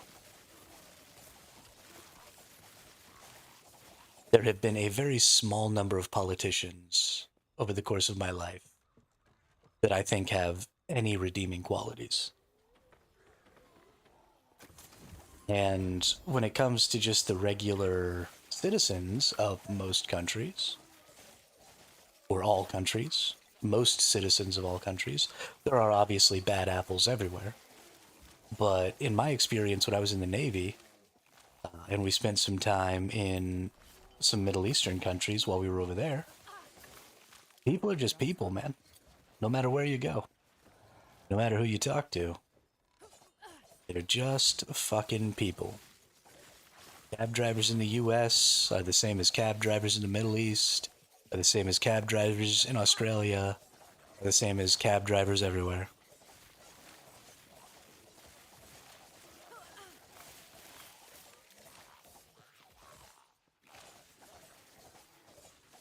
Well, so that's all just a bunch of lies. Doge is claiming to save a bunch of money that they're not actually saving. And they're claiming that that money is going to things that it isn't going to. Because they're lying criminals.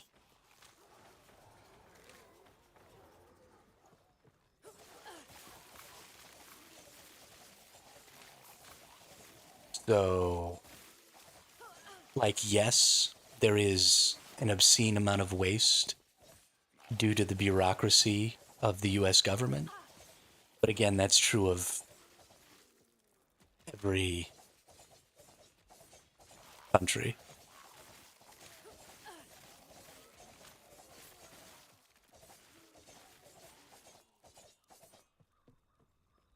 Well, so, like, that might seem insane, but there are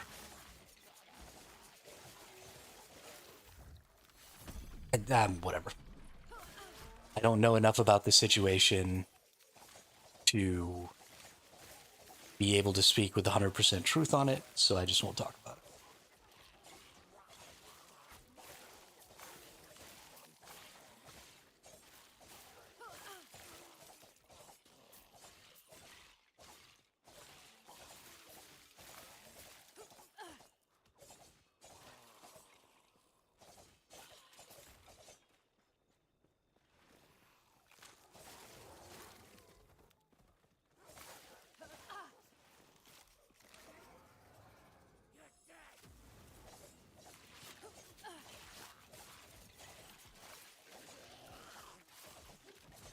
I think ultimately that's the problem I have, is that all of those people also don't know what they're talking about and should just be taking the same position I'm taking, and just, if you can't speak with truth on it, then you shouldn't be in charge of it. But instead, they're just in charge, and they don't know what they're talking about. They're just as ignorant as I am, and they're just making decisions all willy-nilly, and it makes me want to scream.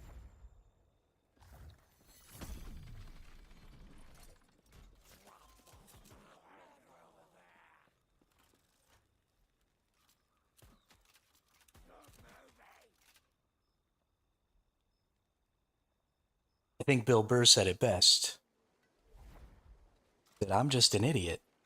I'm just a guy. I don't know what I'm talking about. And nobody would come to me for advice. So why is anybody going to these people?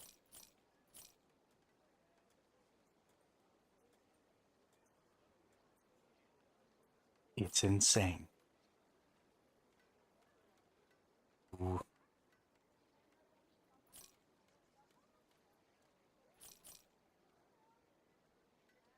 Be well.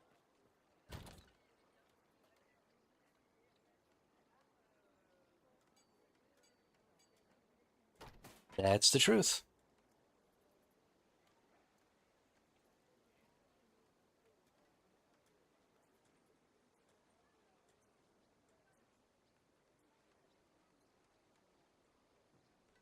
Me either, Ski. Me either.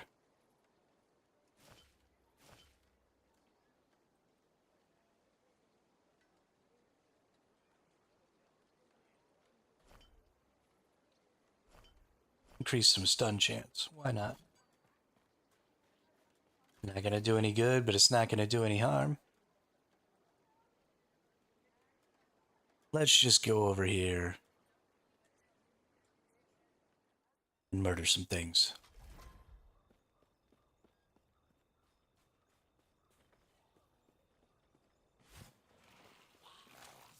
I wanna be a billionaire so freaking bad. Buy up all the things I never had. I wanna be on the cover of Forbes magazine, smiling next to Oprah and the Queen. We're playing some Blade Dancer Rogue. I decided, since I wasn't able to beat Aberroth on my other character, I decided to take a little break from that character and start my series today. So we're going to do every week. We're going to do a build that we're going to play for a week. And then at the end of the week, I'll maybe put out a video that's just like a little brief description of the build and how things went and stuff like that. How far did it get in that week? How strong did it feel? How weak did it feel? Where did it feel strong? Where did it feel weak? Just some different stuff like that. And then, so probably every Sunday we're going to start a new build. And then every Saturday we'll finish it up. And then, yeah, we'll see where we go from there. I just want to play a bunch of different builds so the next time there's a race for a new season, maybe I can participate a little more strongly in this game. I think if I had been able to get my first character through, and maybe been playing a little bit of a stronger character, I might have really had a chance at the race. So we'll play some different characters, we'll learn some different classes, so that way when, a class gets buffed or reworked or something like that in the next season, typically that means that class is going to be quite a bit stronger than the others, because that's just usually how buffs work. Usually it takes a couple of ups and downs before things get sort of normalized. So yeah, just being able to operate with a couple of different play styles will be important.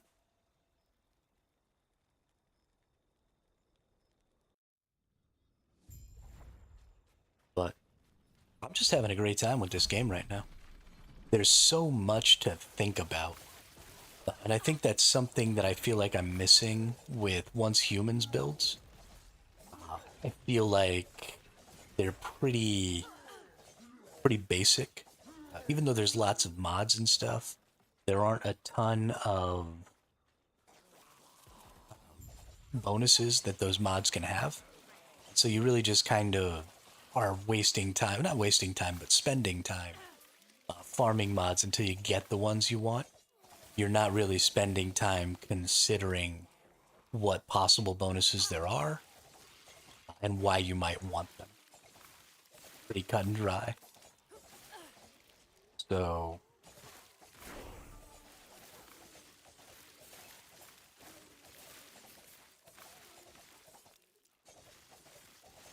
I think that's also a problem that I have with a lot of MMOs. Because I love the MMO genre, but they all have really, really simplistic build concepts. Because they don't want anybody to fall too far behind because they made some bad choices about their character. And it's really hard to balance when you have lots of choices because you can't necessarily see all the possibilities as a developer. And so I think they just tend to make them really kind of linear and straightforward and samey so that they can keep the balance good and stuff. And I would prefer to have bad balance that needs frequent patching instead of having good balance where I don't get to make any decisions, I think that's probably the thing that I like the most about Guild Wars 1, was there were just so many skills, so much stuff to look at, that, I mean, they had a whole team and they were putting out balance balance patches once a week in that game. Awesome. I'm sure it was expensive, but to me it was worth it.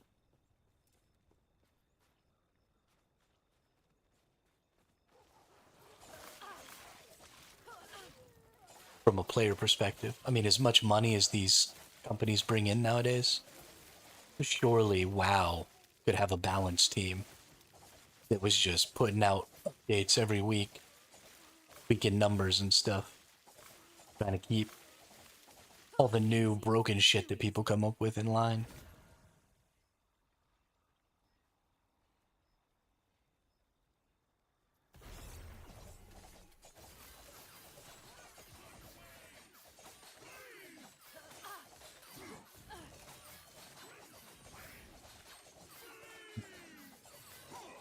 We've got some maybe good games coming out in the future.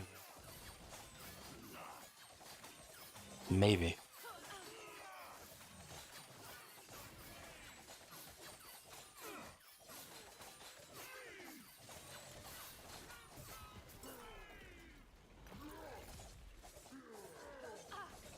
I honestly really just want to pull a Steven Sharif and make a bunch of money and then fund a video game.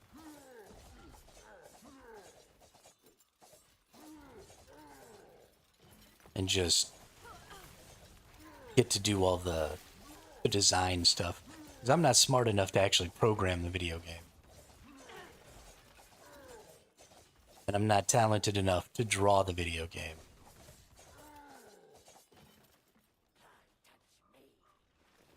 I don't think it's our fault, Ski. I think it's because the wonder isn't there anymore. And I don't think it's because we're getting older. I think it's because games are stagnant. They just keep doing the same shit. And they keep trying to improve on things that are already good enough. So when I was learning game development, I took some online courses on the Udemy website. And one of the things that one of the instructors told me that I thought was really, really cool was that while you're working on building a game, don't try and build one thing to completion before moving on to another thing. Think of the thing that's the least fun about your video game, and then work on that until it's no longer the least fun part of your game, and then go work on something else. So if your environment sucks, but the movement of your character is cool, then don't worry about your environment, or don't worry about the movement of your character anymore. You'll work on your environment, because that's the shittiest part of your game right now. And so when I look at video games now and I look at it through that lens, I see a lot of focus on updating graphics, updating the way games look. And that has been the best thing about video games since like the Nintendo 64. Like if we had never advanced beyond N64 graphics, it would have always been good enough to be a good part of the game. We never needed to get beyond there. Now, I'm happy that we have better graphics, right? I'm happy with, for example, last Epoch. But it hasn't been the worst part of a game in a long time. And it has been a huge focus of game development to improve graphics. The moment-to-moment gameplay of video games has been a huge focus for a long time. But the moment-to-moment gameplay of a lot of games has been really good for a really long time. Because back in the day, moment-to-moment gameplay was all you really had. So, you know, action combat systems are really good. MOBA combat systems are already really good. ARPG combat systems, I mean, the combat system we're using here now for Last Epoch is literally the exact same combat system that was in the original Diablo. Right? Like, we haven't needed to change the format for how we move around the screen and how we utilize our skills for ARPGs since 30 years ago because it works and it's really fun and it doesn't really need to be changed. So games trying to change that and to manipulate that are really doing themselves a disservice. The skill systems and the passive skill systems of these games work really well. You don't really need to update and change those. And they've been working really well since Diablo 2.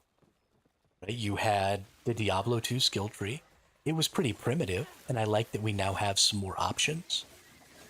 But this skill tree isn't all that much different from the skill tree that you got in the original Diablos, in Diablo 2.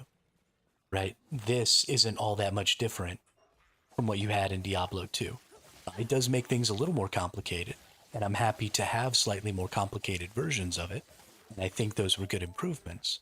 But the things that we need to be changing are things like the crafting systems in these games, which Last Epoch and Path of Exile absolutely went out on a limb and did some really cool crafting stuff in these games. And that's one of the things that makes them stand out and makes them feel good to play and makes them feel interesting. Loot is another thing that is probably one of the shittiest parts of these games, is managing your loot and picking up your loot off the ground. And so Path of Exile went out and did an innovative thing. Well, a modder for Path of Exile went out and did a really innovative thing, and then Path of Exile paid them money and got them to integrate it into their system. And then Last Epoch took it and made it, in their game as well. But loot filters are a freaking dream. You couldn't play ARPGs without loot filters. And that was absolutely one of the shittiest parts of ARPGs. And so that was a really great thing to fix. But it's not a problem anymore. Right? The amount of loot that drops, the variety of loot that drops, and the ability to filter that loot is now in a great place. There's no more work to be done there. So I would say that the least fun part of ARPGs now is dealing with the loot after you pick it up. I hate managing my fucking stash. It makes me want to punch myself in the face. And so that's the thing that you gotta work on. Because it sucks. It makes the game not fun. I can spend 6 hours a day farming, running around, killing things, picking up items. And then I almost have to turn around and spend another hour just going through the loot. And that's after my loot filter has filtered a bunch of it out. And I've decided, these are the things I want to keep. It still takes me an hour to go through all that loot. That's a sixth of my time. That's 15% of my game time is spent staring at a stash tab. It's completely insane. And so identify that, see that that's the shitty thing, and then try and improve it. And there's a really, really easy way to improve it in this game. And in all ARPGs, they already set up the priority system, the affinity system in Path of Exile, where your stash tabs, when you put stuff in them, have affinities for certain items, and then they just get auto-sorted into those stash tabs. But the affinities are incredibly basic. Incredibly basic. And so you get to choose, all uniques over a certain LP, and that's a stash tab. But that's as pared down as you can get it. And so then in a single day, you just fill up that unique stash tab, and then you got to go through it. I can have 20 stash tabs, but ultimately I'm going to be duplicating stash tabs. I'm not going to have 20 unique stash tabs.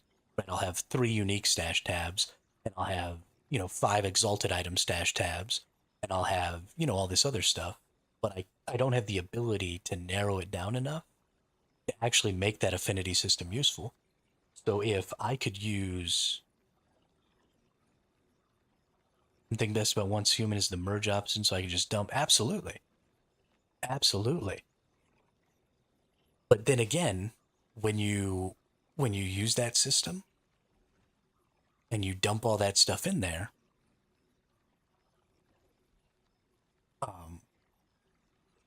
the only way you have to choose what goes where is by putting it in there already.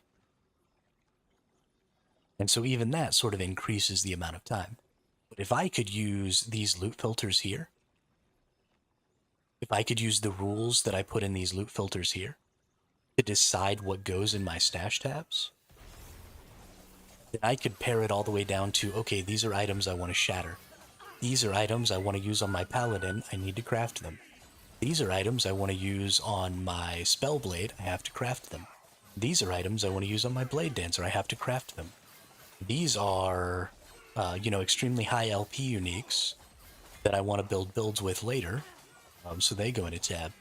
Here is really, really generic starter uniques that I need for new characters that I start. Here's items that only have one affix that I really want, that I want to use Runes of Removal on. Here's, just like tons and tons of different stash tabs can have stuff like that, but right now, you can't pare it down that far. So the affinity system is almost useless, because you still have to look through every single individual piece of gear. Right. Well, so it goes into its stash tab, but it's not, like I can't choose certain affixes to go into certain stash tabs. I can only choose rarity tiers. So you've got your white items, you've got your blue items, you've got your yellow items, and you've got your purple items. And so I can choose for all of my yellow items to go into a tab, but I can't choose for all of my yellow items that have 2 health affixes to go into a certain tab. Right, I can't choose exalted items, which are the purple, that have at least 2 exalted modifiers to go into their own tab. Because if I could choose that, then I could just shift all of those really good exalteds into their own bank tab. And then when that tab was full, I would know, okay, I've got tons of stuff I need to go through. And then I'd only have to be looking, maybe once a week or once every couple of days, instead of literally every day. My stash on my paladin is a total freaking disaster right now, because I cannot bring myself to go through all that crap. And most of it is because I'm keeping a ton of like exalteds and stuff that I really just want to shatter, right? I've got like 200 shattering runes, but I don't know exactly which ones I want to shatter and which ones I might want to keep. And so I'm just keeping all of them. Yo, what up, Drat? A couple of days, how are you? How's work? How's your last epoching going? Are you still playing, or you decide to go back to Once Human, or what's up?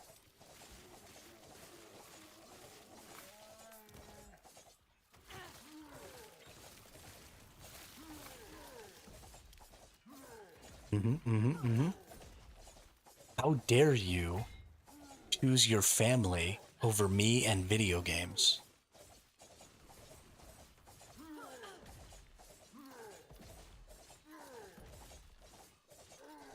So irresponsible.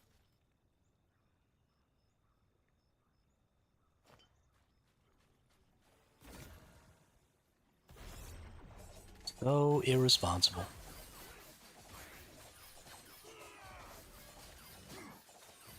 I don't think we can be friends anymore, Drat.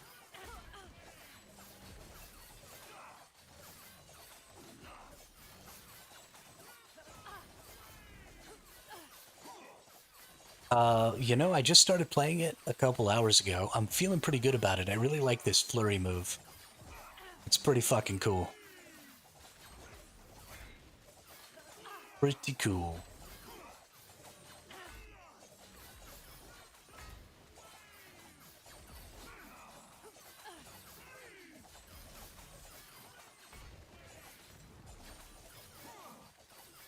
Smoke. I am Akali.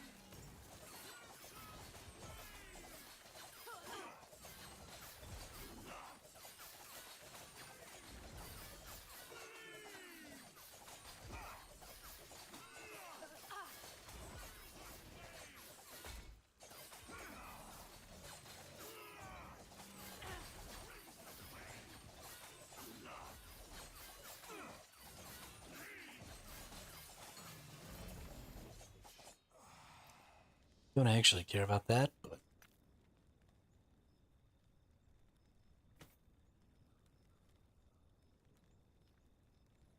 increase melee damage, melee lightning damage, chance to chill, health on kill, melee fire. It's a lot of different damage types in there. Might be worth putting that on instead of that. Let's see. We're at 1,000. Now we're, yeah. Yeah, that jumps up that damage. There we go. Another 50% damage increase. Get some, dude. Oh, yeah. Oh, yeah.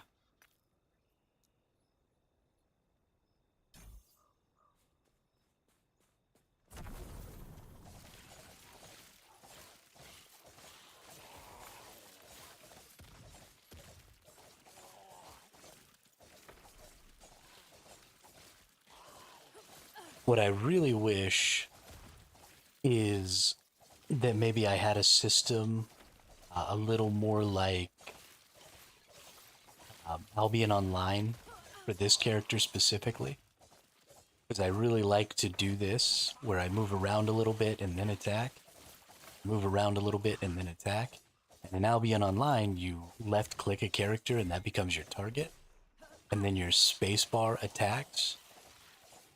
And your spacebar will make you turn and run towards the enemy no matter where you're at. And do your attack. And so with the spear, I got really good about, you know, move, space, move, space, move, space. And I could pretty much attack as fast as my character would attack, but I was pretty much constantly moving. It felt really good to do. Now, attack speeds in this game are a little faster than would be totally viable for that. But it would be nice to be able to, like, not have to be doing this with the mouse, the kite, and stuff like that.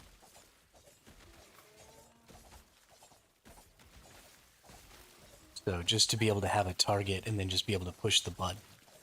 It automatically goes after that target, because I don't think it always goes in whatever direction my mouse is facing. And that could be a little bit of an issue. It's great in a lot of other situations. But just in this specific one, where I want to be kiting a lot with a melee attack, a little less than optimum.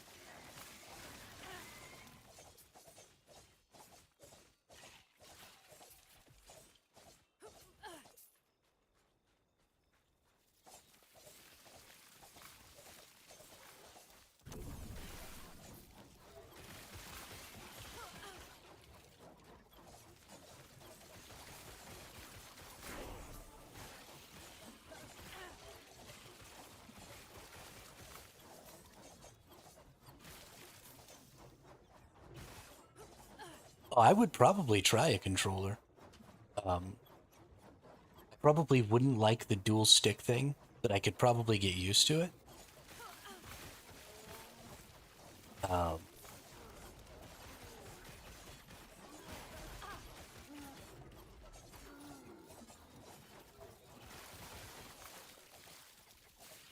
Sure, I feel like I could probably get used to it.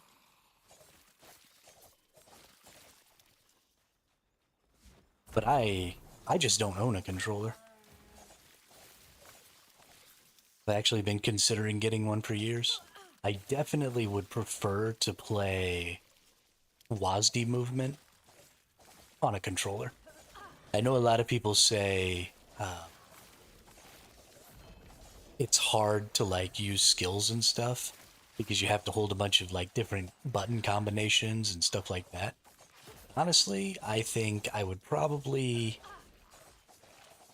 like, especially action combat RPGs like New World or something like that. I feel like I would definitely prefer, maybe not with shooters. I probably I wouldn't prefer the controller. But I think for basically every game other than first-person shooters, a controller is probably a better um, option. I definitely think keyboard and mouse is better for anything that requires aim, though, like a first-person shooter.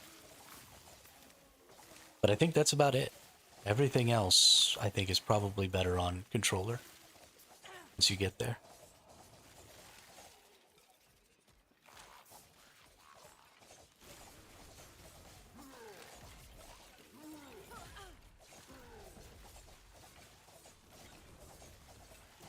I especially don't think that MMOs should be played on a keyboard, though.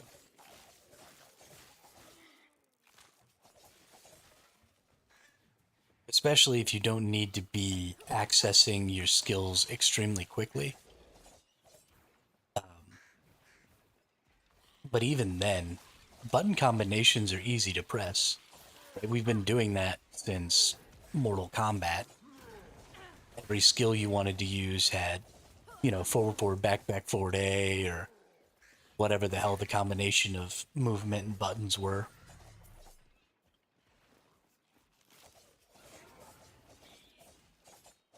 Yeah, that's another really good one. So, and maybe that's something they could change about the controller, is instead of moving to where you clicked, you moved in the direction of your mouse until you released your click. Because most of the time when I'm moving, I don't necessarily, like you said, want to travel to where my mouse is. I'm just trying to go in that direction. So if as soon as I released, I just stopped instead of continuing to travel until I got to where my mouse was at, that might improve movement quite a bit for mouse and keyboard. And there might be an option for that. I'd have to look. Let's check the settings. Change input keys, default point and click. Nope, don't want that. Move to melee attack enemies that are out of range. Attacking with a melee skill while targeting an enemy will move you to the target. I don't really want that. Reverse gamepad targeting to pre 1.2 state. Most skills target the closest enemy the player is facing. Not recommended. Display health bars. Did a hybrid WASD setup too.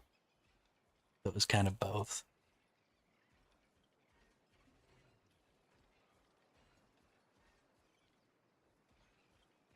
Language, standard, overlay map zoom. Let's actually zoom that out. And let's drop the opacity. There we go. Food filter, item ground, label affix indicators. Auto compare items, alternate. Pressing instead of holding the button opens the radial menu. Tooltip layout, swap mod ranges. Always show mod ranges, all floating player names, require typing name.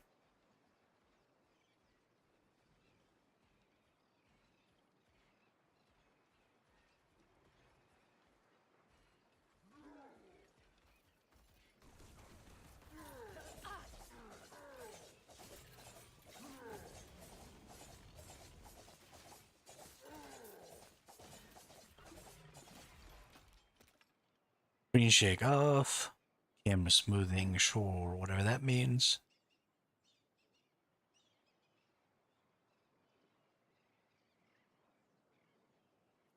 Yeah, it doesn't really look like there's anything in there for that.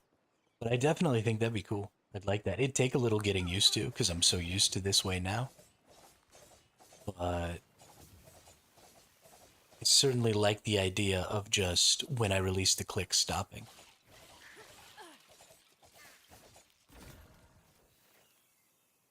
Ooh, Firestarter's torch. We might actually use this. Howard, oh no, I can't dual wield. Well, no, I can offhand wield a sword, so I should be able to one hand, or primary hand wield. I hope. Maybe? Maybe not. I don't know.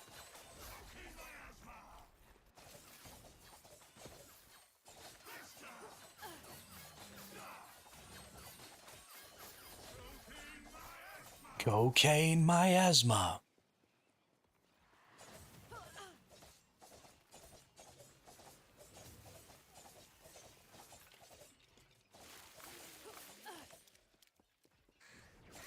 I really like the attack speed of this skill, though.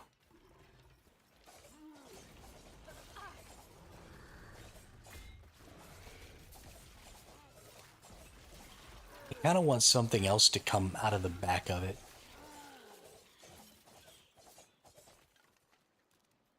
I don't know. Let's see, what's this? Melee attack speed. Have increased melee attack speed when you use a melee attack and hit at least one enemy. You have a chance to gain a stack of Dust Shroud. Each stack of Dust Shroud adds 50 dodge rating. We're definitely taking that.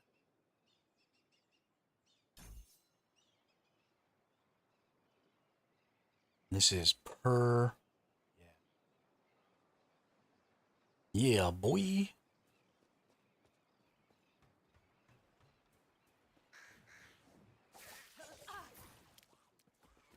Dusk Shroud.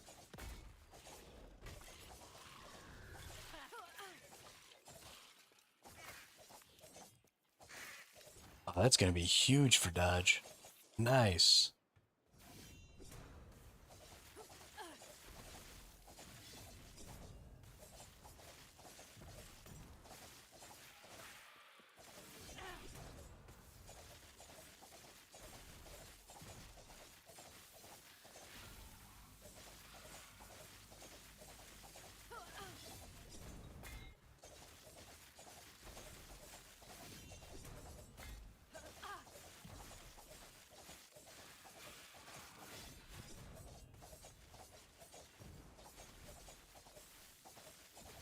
Not happening.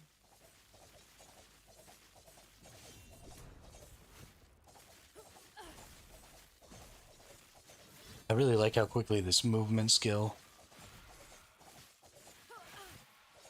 comes back too. Couple of seconds, bammo, good to go. Good to go.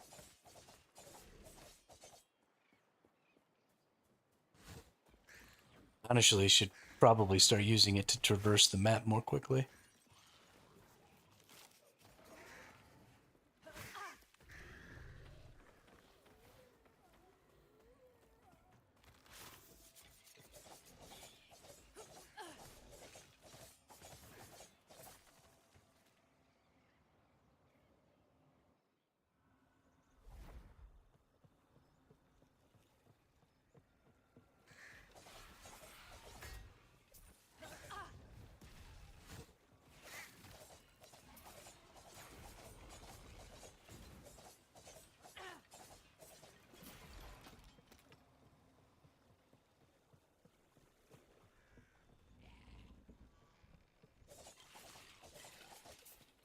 Definitely need to boost my damage a bit here.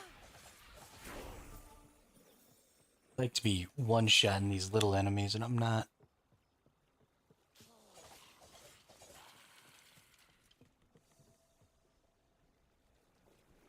Get out of here. Definitely more attack speed, more Dusk Shrouds.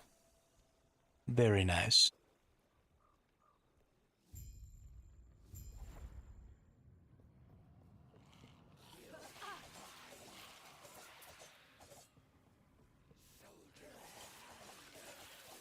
It's sad how long it takes me to get through the campaign. We've been going on this character for like 4 hours. 3.5 hours. I'm only level 31. So sad.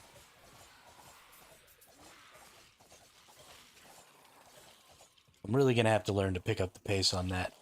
If it took me 3.5 to 4 hours to clear the campaign, that'd be okay with me. But at this rate, it's gonna take me closer to 6 or 7. We can't be having that.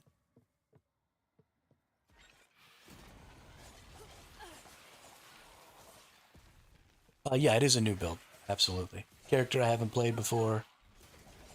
I've never played any class other than Sentinel.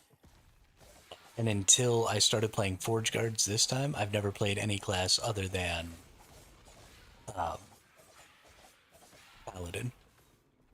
So, yeah, I mean, I'm not upset about it. It just is something we need to be working towards.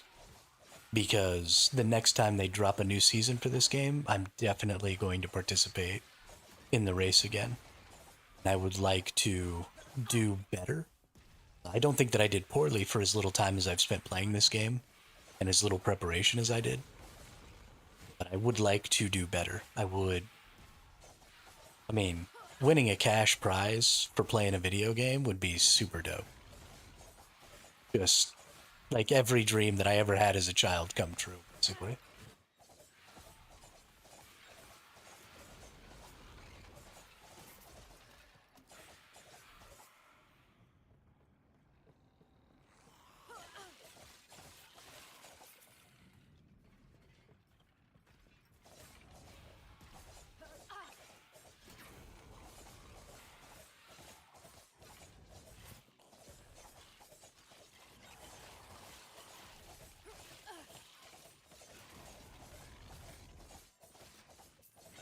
Thanks. I did already get this character killed once, so it is no longer a hardcore character. We did start hardcore, but I wasn't going to restart these characters, because I'm going to play a new character every week. But instead of restarting them, I still want to get to learn their playstyles. I'd like to have one character of every base class, at least, that's in the end game. So that way, if I want to try new builds, I can just respec those characters, because respecing is possible now.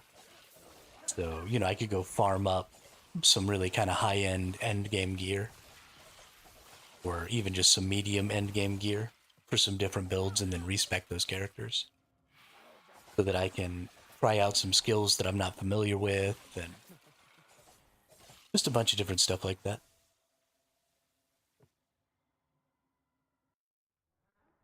Because it's fun. I wonder if I'm going to kill this boss in the next 4 minutes.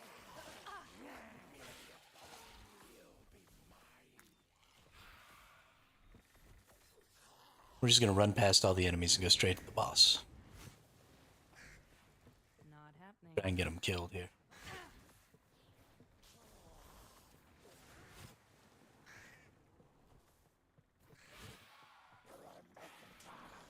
Not happening.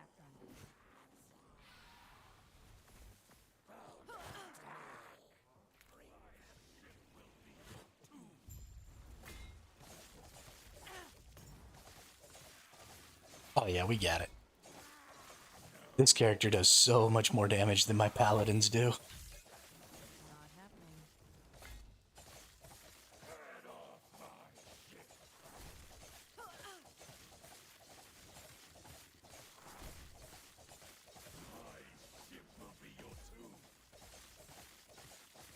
Yeah, I agree, Brett. I agree. At least for learning things. I mean, obviously we have to learn to get through the game and beat, you know, all the super hard pinnacle bosses on hardcore without dying, because those are going to be the parameters. It's always going to be solo account found hardcore, because almost all of those races are going to be set up like that. Because Zazarian is probably going to be the one who sponsors most of those races, because he's super into the racing scene. He really likes doing that. So that will likely be who sponsors them in the future. And Zazarian plays hardcore solo self-found pretty much exclusively. But also because that's the most difficult, kind of interesting version of the race. Okay, let's get through this. We got 53 seconds here before we reset. I can make it. We're gonna be okay. Get into the desert, baby. Well, that was This is gonna be really hard on this character. kind of refreshing. Now, where are we? You'll have to go to a black screen.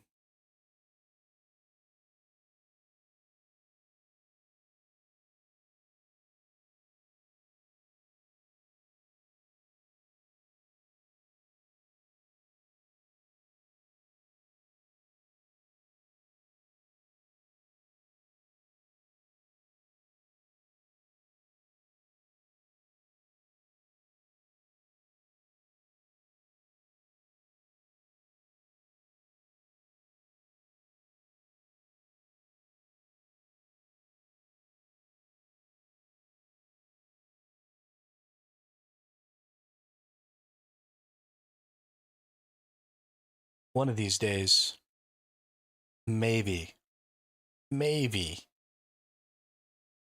gonna get ourselves a be right back screen.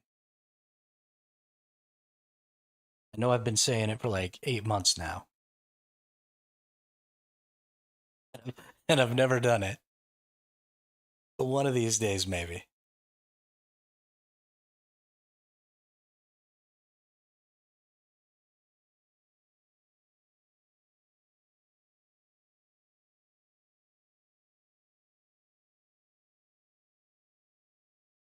I know I'm a POS. It's fine. I made my peace with it.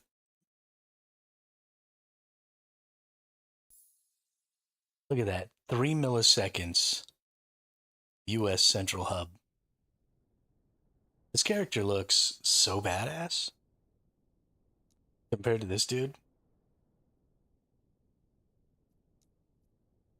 Such a badass. Raw! Attack you with my swords. Maybe it's just because I'm super used to the way the paladins look. So I'm kind of desensitized to the badassery.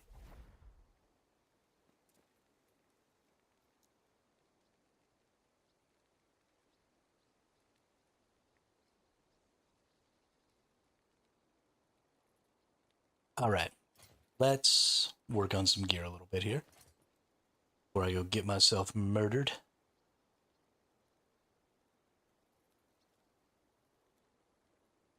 Armor, vitality, dodge rating, lightning resist, elemental resist. So much better than what I currently. Shatter that. Shatter that.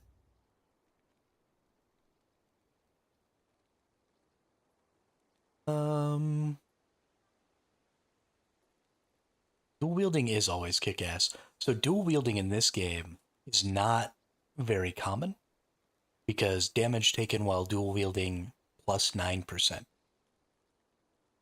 I am going to take more damage. And just because of that, and because things are so one-shotty in this game, it is fairly uncommon to see dual wielding builds. But I don't give a fuck. I don't give a fuck. I don't give a fuck about you or anything that you do.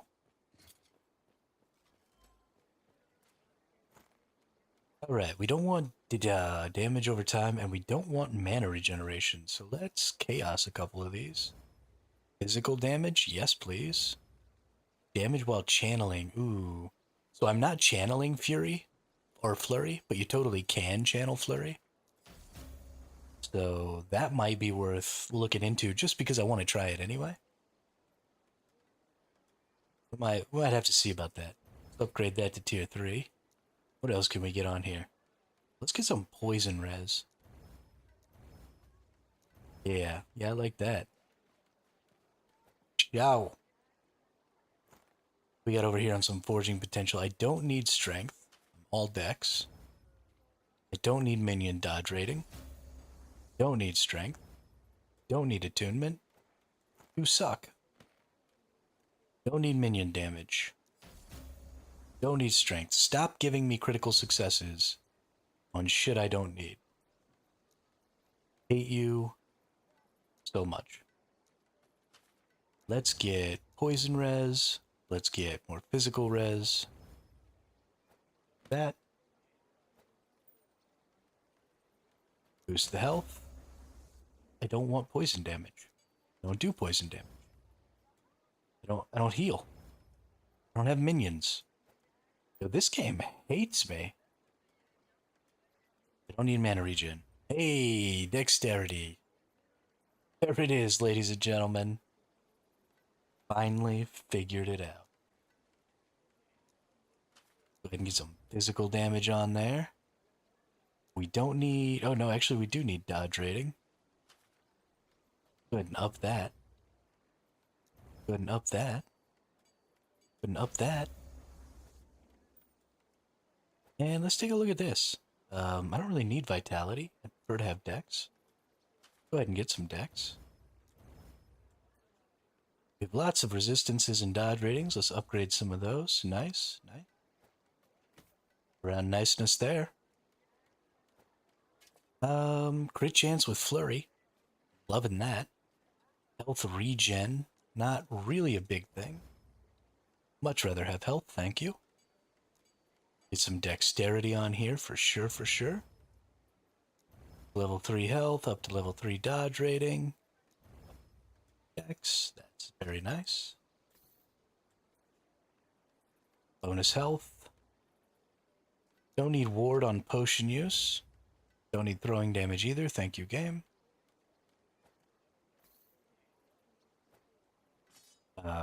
Melee damage. Let's definitely go ahead and up that. And again.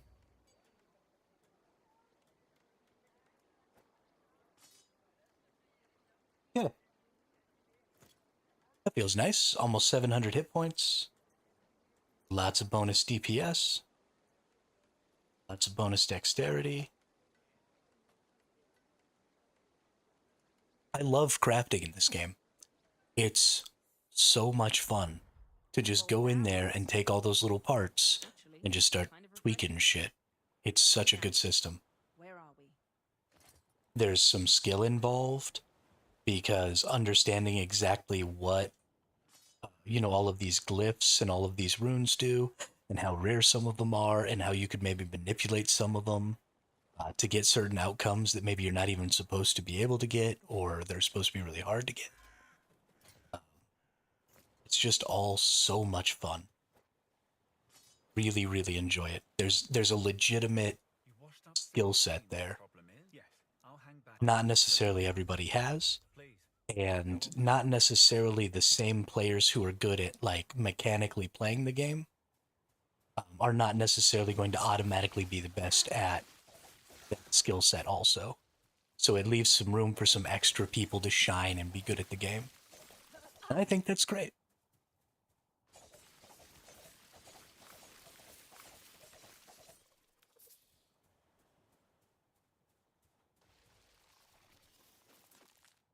Tearing shit up. Oh my god. My DPS was 1500 when I put that weapon on. We're now up to 2400. My goodness. I feel like I just gained DPS for no reason.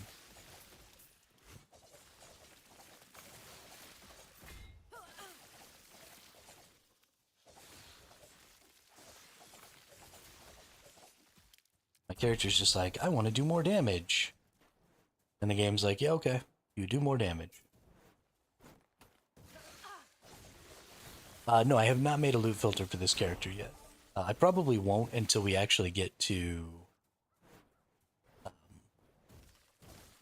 Easy. Too easy. the place. The place with the stuff and the things. Monoliths. There you go. I'll probably go ahead and clear the whole game without a filter, and then I'll make one. Do you all want for me to make that filter while I'm actually on stream? Or do you find that extraordinarily boring and would prefer that I did it in my own time?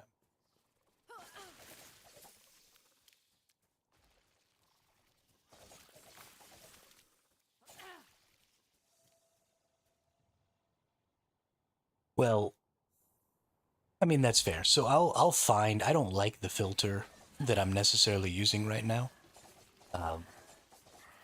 Dreadful, I believe it was Dreadful. No, sorry, Rax.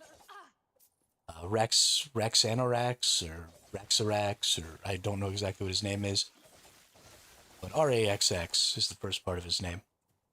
He's a really good content creator for this game, and they put out a couple of filters. There was a new change to the filter system where you can now select individual unique items as part of your loot filter rules. So instead of picking up or highlighting every unique item with a certain number of LP, you can go in there and say, okay, at 1 LP, I only want to show these more rare uniques. And at 2 LP, I'll show even more uniques. And then at 3 LP, I'll show like any unique. And so he's got a couple of loot filters out that take advantage of that and are a little more generalized. So I probably want to go in and get some of his general loot filters and use those, because right now I'm using a really, really specific loot filter for a really, really specific build, and then just manipulating it to work for whatever I'm doing. But I'll go get a little more in-depth loot filter, and then maybe at the beginning of the stream tomorrow, we'll go through and I'll explain what each of the rules are for, and then I'll go through and I'll change it to be for this build specifically. And then in the future, if I want to, I can actually maybe I'll just create the same loot filter a couple of times. I think there's a copy function. So I'll copy the loot filter a couple of times so that I have fresh copies, so that as I make more characters each week.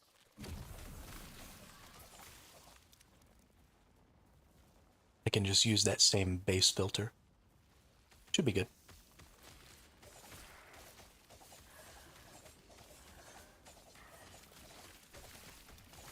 Why are these things so freaking tanky?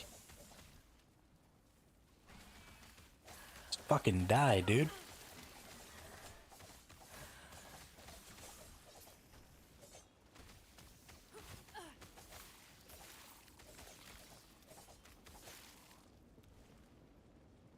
Freaking nerds.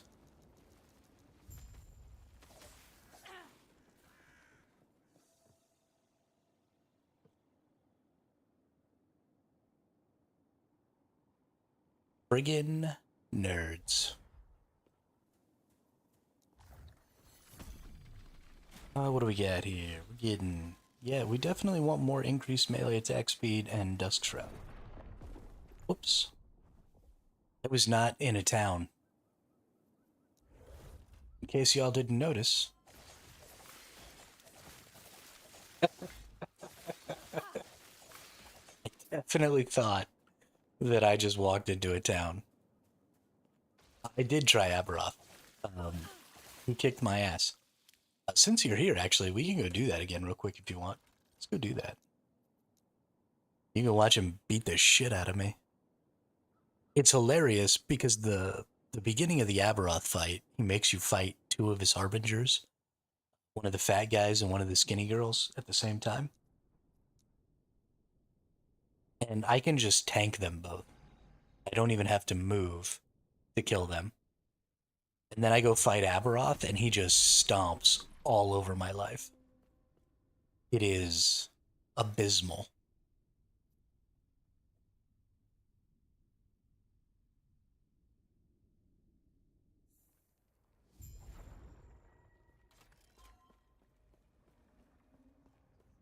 It's been a while since I had to get out of the way of an attack. Thankfully, we had 8 tries at him, so he's already killed us 5 times, which is cool. But you have to kill all 10 of the Harbingers, so basically by the time you get to Aberroth, you just have 10 tries at Aberroth, which is a nice mechanic, and I like it very much. I don't like having to go back through this every time, though, where I have to come in here and kill these 2 Harbingers every time, because they're so much easier than Aberroth, and I don't have to do anything to kill them. So they're just kind of in my way. And it's just a 5-minute... yeah, so... Whoops, I almost let myself get killed there. The problem is that a lot of Aberroth's damage is damage over time. And your armor doesn't block damage over time unless you have like special modifiers that give some of your armor the ability to block damage over time. So I have about twice as much damage over time resistance as most people do, but it's still only 30%. So I'm still taking a huge amount of damage from all of his damage over time. And so he slams you a bunch of times, and the slams honestly even hurt through my rebuke skill. And that puts me down low enough that I can't really sustain through his dots, and then I end up dying.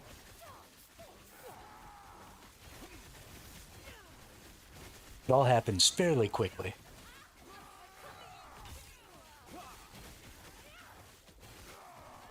I think definitely, though, if I could just get a little more damage over time resistance, probably be okay.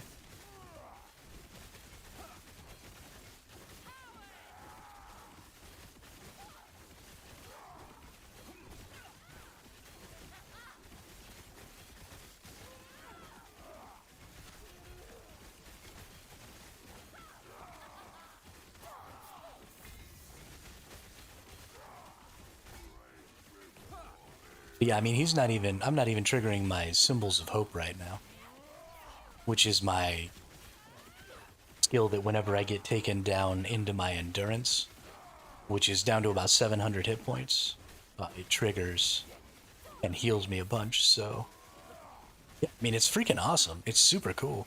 I like that face tanking is an option in this game, because it's not an option in most ARPG games. Like in the original Path of Exile, you get diminishing returns from your armor based on how hard the enemy hits. So eventually the enemies just hit so hard that your armor literally doesn't do anything, and you just die no matter what. And so you have to dodge their attacks. You don't have a choice. And in this game, it seems like they're going for options.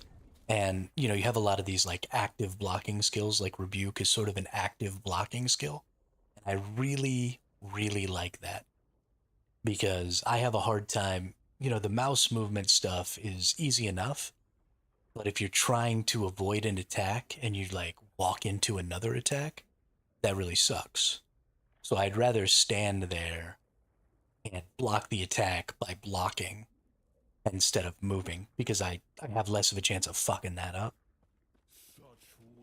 But here we go. He's going to come down here, and he's going to put an orb in the center here, and that orb will periodically shoot out like a beam of damage over time, and then he's going to do this. If I'm outside of this circle, then I take damage over time, and when it ends, he slams. That is what gets me right there. That like shockwave of slams, because I was in my rebuke, and I still was taking tons of damage. The rest of it, I can kind of just tank it out, right? Like I can come over here, I can take, he's got this pie slam that he does, right? I can eat this. Oh, I was standing underneath him there, so I took all three of those. So I need to make sure when he charges me, I have to step out. He crit me for 2k there, and I only have 2k or 2700 hit points. So that one crit almost kills me. I didn't realize that I was going to take all three of those pie hits, though. So that's definitely important. When he does that little charge, he ends up like sort of right on top of you. So I need to make sure that I step out just a little bit so that only one of those pie attacks gets me. And then I should be okay. And then I can just eat that, right? And I'll just heal right back up. It's no big deal. So the big deal is, he lays down Void Fire. That's a damage over time, so I got to stay out of that. He does that big circle move where I have to stay inside the circle. That's a damage over time. Got to stay out of that. The laser beam coming off of this little orb in the center is a damage over time, so I have to stay out of that. And then I think there's an ice ball that floats around and does some damage over time. these little orbs, I can take these. They could hit me at maybe an inconvenient time, right? Maybe if I got slammed and then immediately got hit by one of those orbs flying across the screen, I might be in a bad position, but I think my Sigils of Hope would probably go ahead to save me. So I think I'd be okay. But yeah, I think there's just... I have to move around too much because I have to get out of too many damage over times. Yeah, I think it's Cold and Void, which is great. So I have 42% of my Void damage is taken as physical damage. And so my physical is maxed, but also your armor is only 70% as effective against non-physical damage. So I mitigate more physical. So by turning some of my Void into physical damage, I actually mitigate a little more damage, which is great. I've got a 79% block chance, so most of his actual attacks I'm going to block. I'm going to massively reduce. The armor massively reduces, and this gets up to 78-ish% when I start taking hits and blocking and stuff like that. So this armor resistance goes up significantly during the fight. And then my block chance even should go up. Yeah. Yeah, I mean, I've got an 85% block chance when I've got my Ring of Shields up, which is outrageous. Yeah, and that's the normal. That's the normal. Which, so I don't feel bad about that, right? Because the ability for growth here is still insane. Because every one of these pieces that's not a unique could be a unique that has the same 4 affixes on it on top of that, right? Because uniques can have up to 4 legendary potential, so you can get up to 4 additional stats on a unique. So as good as these items are, they could be this good plus be a unique item that has all of those unique stats as well. And there are very few situations where that's not just way better. So I'm maybe 65% of the overall power that this character can be, I would say. So, I mean, I've got another good third, at least, that I can get this character stronger. Now that requires tons of farming, right? Getting a build all the way, especially playing solo account found, getting a build all the way up. You know, I've got to find every one of the uniques. I've got to find good LP versions of the uniques. I can't just sell and then buy them. I can't just rack up currency and just buy them because I'm Circle of Fortune, not Merchant's Guild. So it's a significant undertaking, but it's totally doable. And I think it's totally doable on this build, too. I don't think it'll be a problem. Oh, yeah, absolutely. Absolutely. And that's the point of pinnacle bosses, too. Right? It's... if your build could be half finished, and you could defeat the last boss ever, that's ass. Right? The pinnacle bosses are there to drive you to chase the chase items. Because if there's no content that you need the chase item for, then there's not really any point in completing the build. I can just go kill everything else right now, so who gives a shit?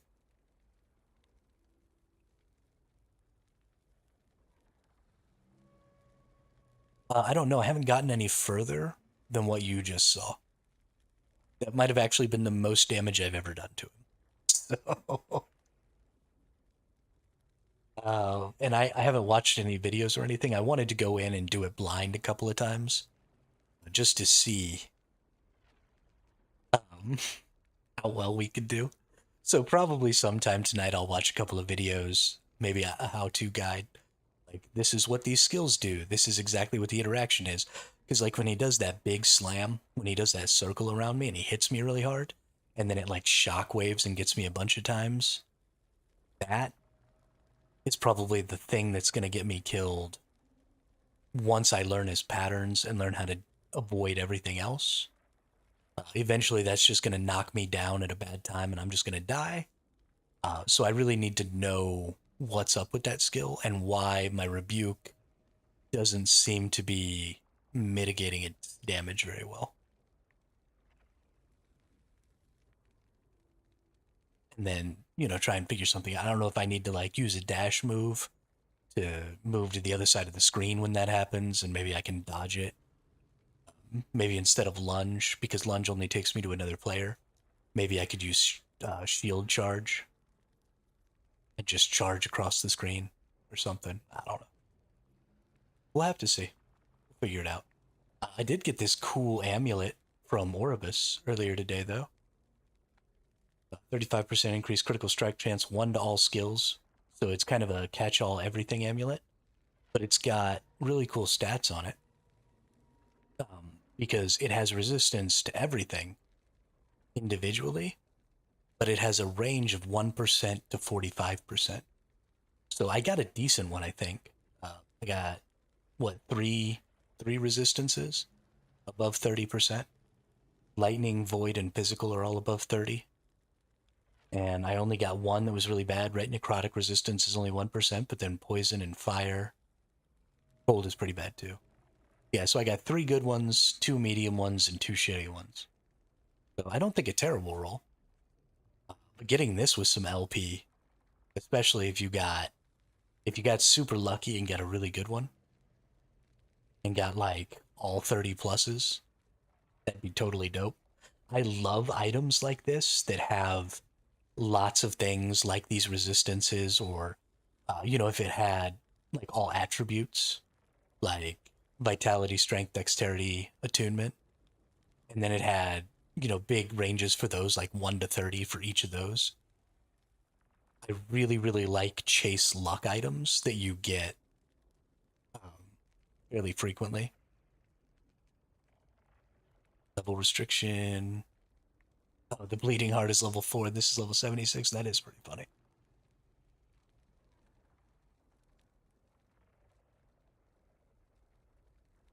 I mean, this is if you had a really good roll of this is a crazy item. Because this can pretty much take up all of your resistance requirements. And that frees up a lot of damage. A lot of damage. Especially if you had a 4 LP one. So you could put like a legit amulet on top of this. So good. Could be so good.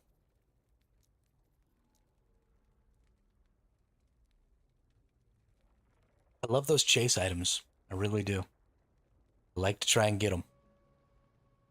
I really want, even if it's only on Legacy, just because it's going to take so long to farm, I'd love to have a really good one of those Omnis amulets. And just leave it on Legacy so I can just play a bunch of characters. And I mean, that item is probably a requirement for having like the absolute best version of your character. Because it covers so many resistances, and there are so many needed affixes on all your other pieces. I mean, just double health is so huge. Not having to have a resistance roll and getting to have double health or more ignite chance, or just tons of other stuff like that with your affixes make you so much stronger. So I'm sure having a really good one of those is probably a requirement.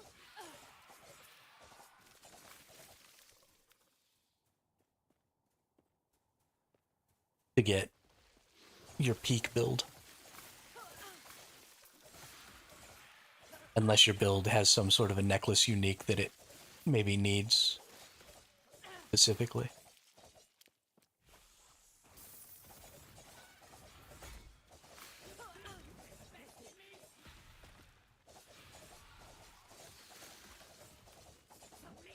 Amasa the Cursed.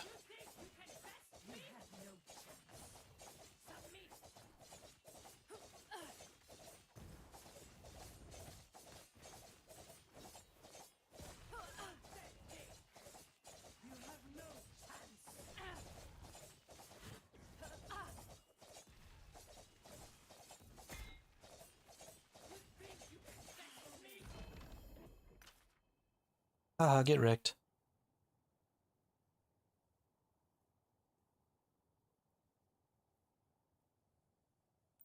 Ooh.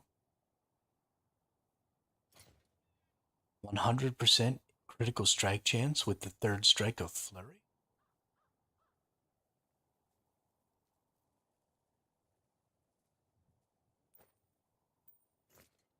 Yes, please.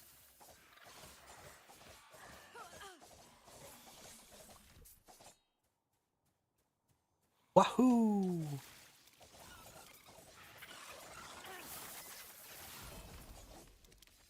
Oh, yeah.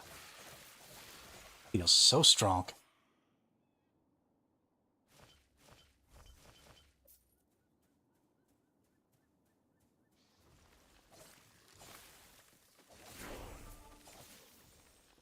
So funny to go from that other character that's way further along and just getting absolutely ripped by Aberroth and feeling super weak. Then you come over here to this super weak character that's way earlier in the game and just feels so strong. Like, look at me, I destroy everything.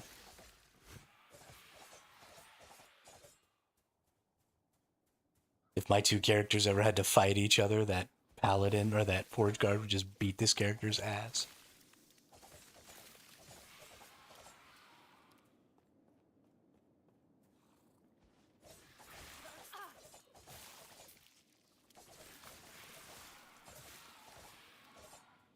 God, I love video games.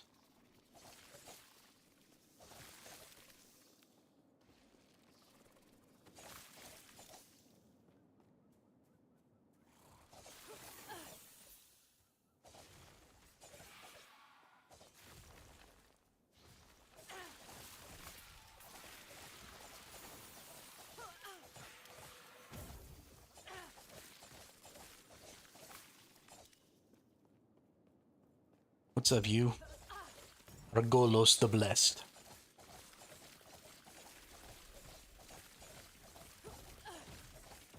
Not happening.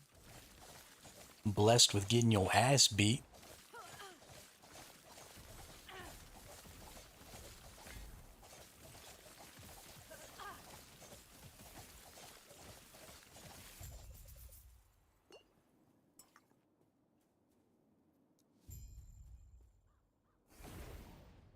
Oops, that's not what I wanted to press.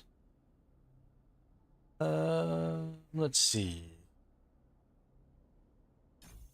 Yeah, since we've got that third strike crit ring, it's definitely up that third strike damage. Sure. Got more skills that need more boosts.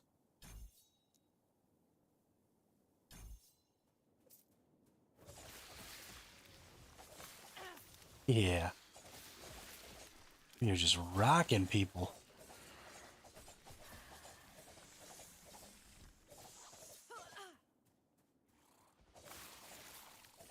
Here I am, ba-dum, ba-dum, rock you like a hurricane.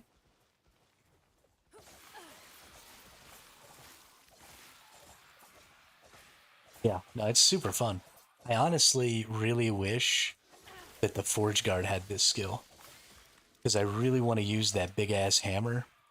You might not have been here when I got it, I don't know. But I've got a hammer that when you hit an enemy with it, it makes you do more damage but move slower. So I really, really, really want to build a Forge Guard with it. It uses, because it's a two-handed hammer.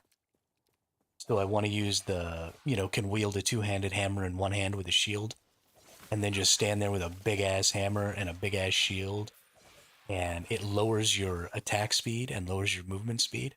So I want to use one of the skills that's got like a cooldown on it, but that just hits crazy hard. And then I just want to slowly walk through levels and just uber smash everything to death. I think that will be the most fun.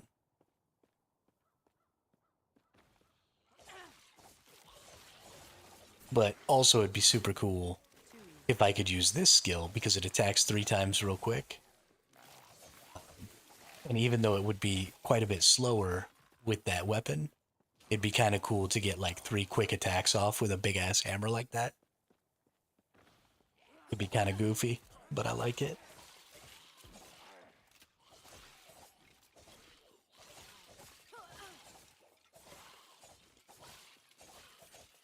We are definitely building a build based on that hammer, though.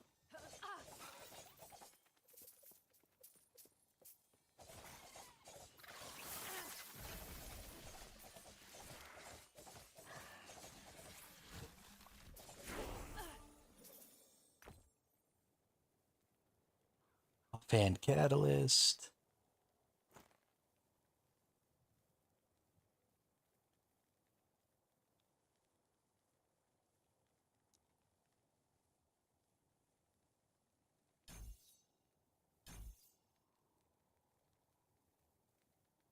Hmm.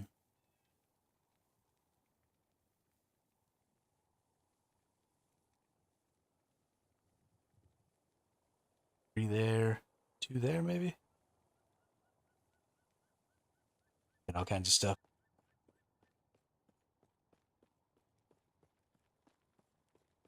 Oh, got to go this way. Ooh.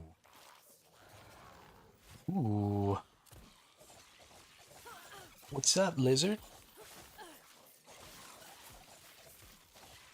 I'm currently working on getting a loot lizard emoji. Just so y'all know, that's going to be the next emoji in this channel. We're definitely getting a loot lizard. It's a thing. Except they don't want to call it loot lizard, because, you know, that's what they call them in this game, and I don't want to stomp all over, you know, their naming. So I'll probably try and call it something else. Might just call it loot hype. But it is going to be a lizard.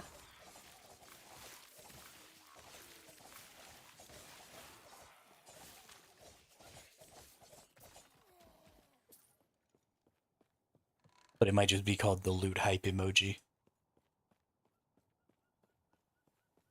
Because eventually, you know, we won't play this game, so there won't be loot lizards. But we'll still want to use it.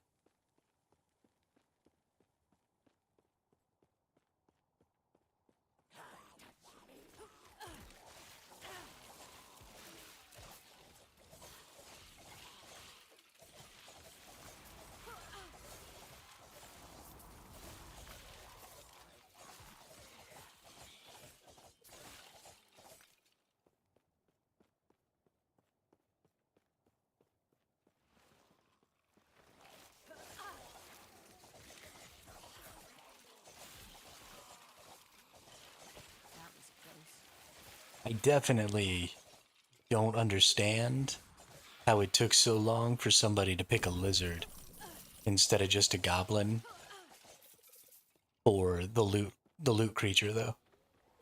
Because I love the lizards. I think it's super adorable.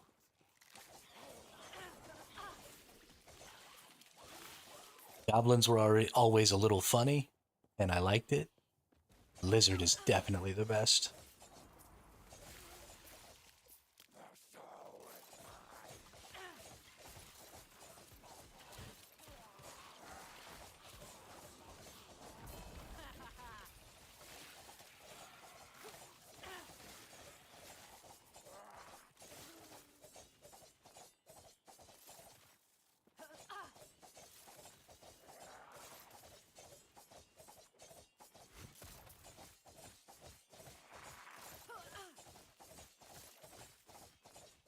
Yeah, you tanky fucker.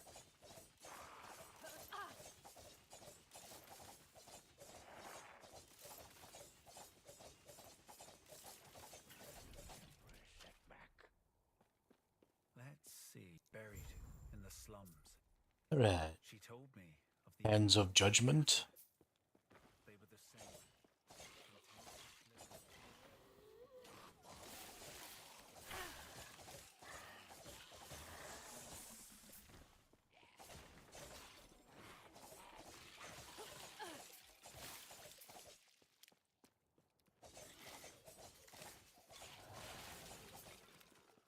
For no reason, too. Like, he doesn't even attack you, he just puts those traps down. So as long as you don't move, he can't even hit you. He just takes forever to kill, but it can't even do anything.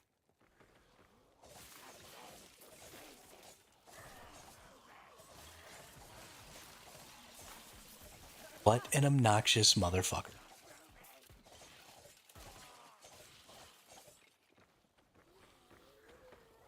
Just recognize you've been beat and give up. Okay. You don't have to keep trying.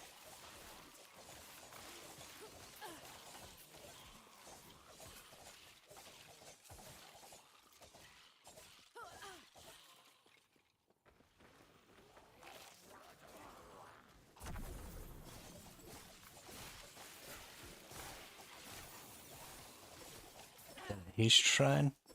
Yes, please. Wow.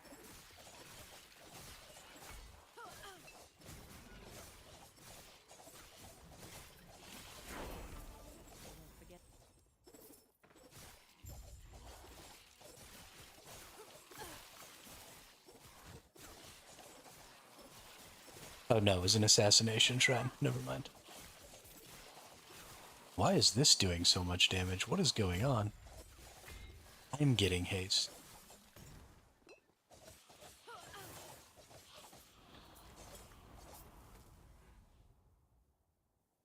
That's exciting. Yeah, no, this is going super well. This character is super fun and really good. The big thing about the character's survivability and stuff right now is probably this humming bee, because it's giving me a ward every time I hit, and I'm hitting a lot. So it is a little bit lucky to have gotten one, but they're pretty common. So I don't think it's unreasonable to assume that within the first 3 or 4 acts that you would probably get one from a nemesis. So I think it's fine to kind of just carry on assuming we'd be okay.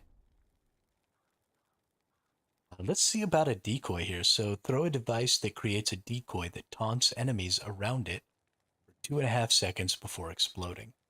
So the big thing I want here is I don't care about it exploding and dealing damage. I want it to last longer. So, I know explosion damage doesn't matter to me. Sonic Wave fears enemies for a duration. I actually like that. Sonic Wave inflicts additional stacks of armor shred, and armor shred it applies lasts longer. I like that. Sonic Wave grants haste to you and your allies. Hit for a duration. I don't actually need haste. I'm generating haste on my own. Decoy reflects a percentage of damage to attackers. I don't care about this thing doing damage.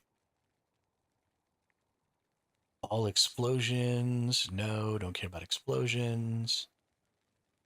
Decoy's final explosion. Decoy leaves a shadow. Decoy costs less mana. Decoy emits a sonic wave.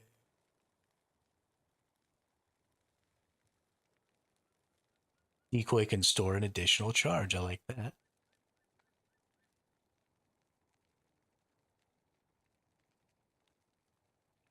Was that frost including a slow? It looks like it can freeze.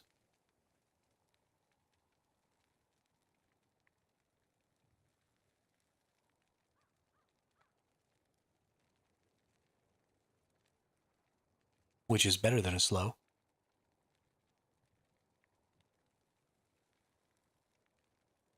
I think I want to... Ooh, getting to that requires a lot of... That sucks. Let's do this. Let's do super long duration.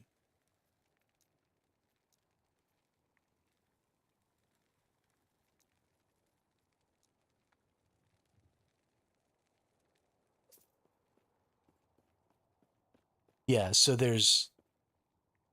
Honestly, that could be a totally different way to use the decoy. So I want to use the decoy to taunt things. But 100% if you used this, that reduced the duration, 5 times 5 is 75%. So it would take probably a little less. It would take a little less than 1 second before it exploded. So you could throw it out, it would taunt things and bring them in, and then absolutely hit them with the freeze. That is definitely a viable way to use that. You might not even want to reduce it all the way down to less than a second. You might want to, give them time to walk over to it. And then I would also do that same thing where you picked up an extra charge. So you could throw it out, again, in case you don't kill everything. But for sure, that's totally a viable tactic.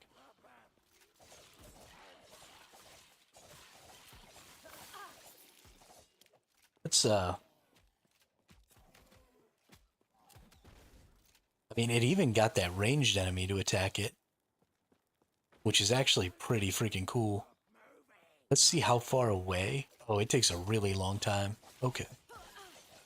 Okay. That is a hell of a long cooldown. I got it. Want to see how far away might work from.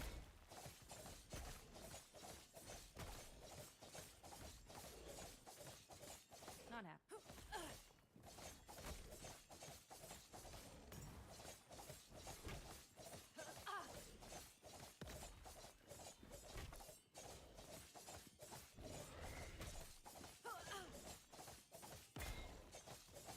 You can freeze the bosses, just like you can stun the bosses, but the calculation for freezing has to do with their resistance or their hit points. Let's see if I can find freeze chance in here. Freeze rate multiplier. Okay. So cold skills have a chance to freeze on hit equal to their freeze rate divided by the target's health.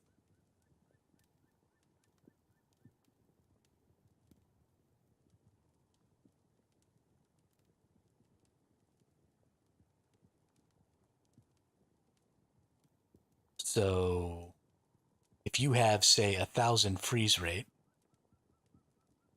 and the boss has, say, 100,000 hit points, you have a 1% freeze chance.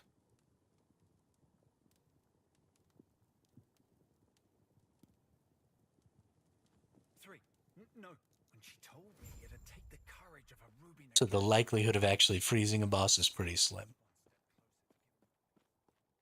But the same is kind of true with stun chance. Let's see if I can find...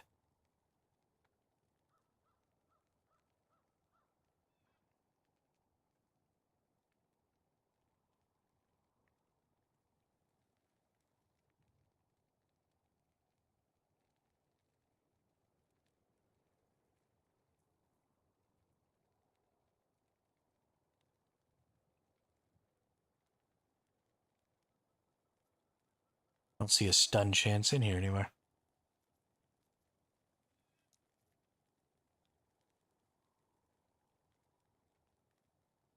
Yeah, that's actually interesting. I don't guess it really did have any healing effects, did it?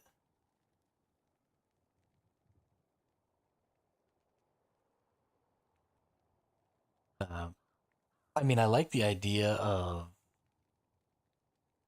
triggering all of these ailments and stuff, though. Being able to shred armor, fearing enemies is going to be cool. For 1 second per point, so we can get up to 2-second fear here.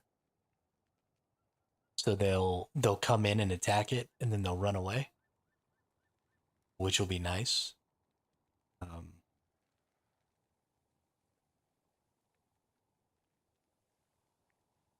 Throwing extra decoys to get lots of explosions, that's kind of interesting.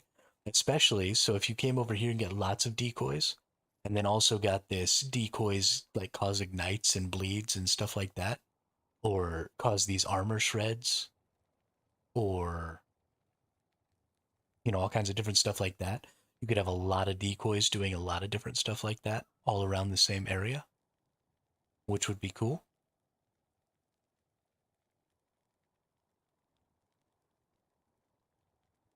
Chance to cause a small explosion when hit, up to a total of 2 explosions. So you could actually get more explosions out of each decoy. There's tons of cool utility in there. It's a cool skill.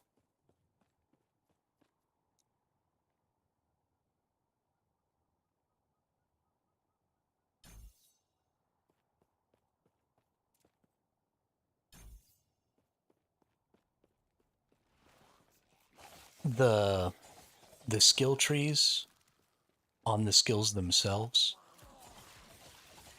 and having such a huge variety in what a lot of the skills can do must have been really hard to balance and really hard to come up with. And you can tell that they kind of did it by theming. So they would like create a theme for a character class, whether that be like for the paladin, it's ignites and heals, with a little bit of option for electrify instead of ignite. And so, all of their balance is based mostly on electrifying and or igniting enemies and then healing yourself. So lots of healing effectiveness, lots of ignite chance, lots of electric chance, stuff like that. And so I think that helped them a lot. It's a little disappointing that every skill doesn't have a variation for every damage type, but honestly that would get a little crazy and excessive. And I think the themed stuff is kind of cool, because it makes characters feel pretty unique.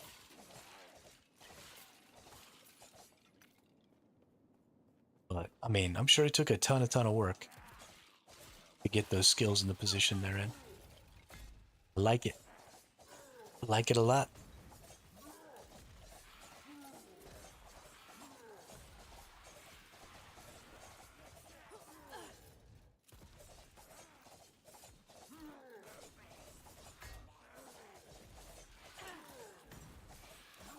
They won't forget that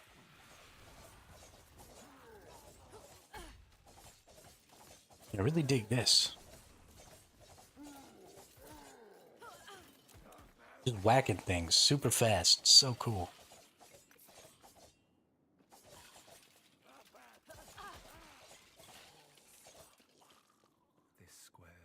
Yeah, there's a node on the skill that causes it to shoot out those little force waves, because this first little arc is the range of my actual attack, and then it shoots out the force waves. And I took a node specifically for that, because I knew I was going to need the extra range.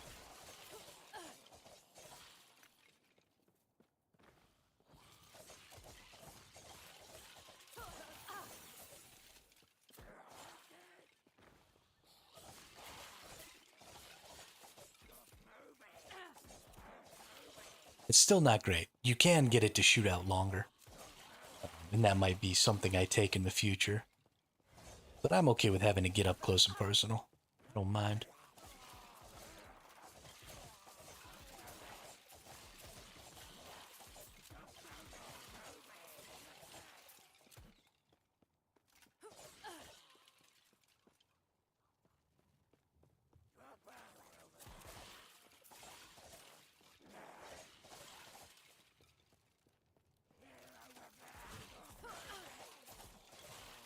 I should start using my shift, my dash move more, and playing this character a little more quickly. I'm really used to the paladin, and I'm really used to just kind of slow leaking it, moving real slow, going places slow, doing things slow. I should probably try and pick up my APM and stuff a little bit.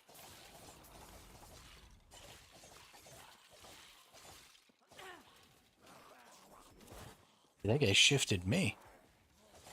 I didn't know they used shift. But did I already get to level 36? Nice.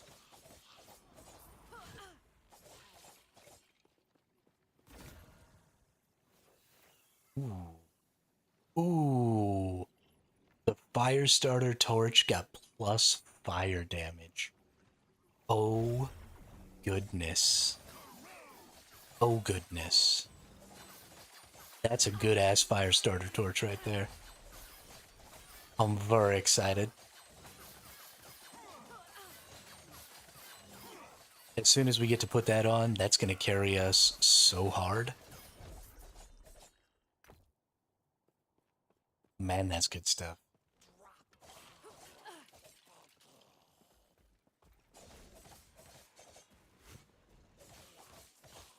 Not happening.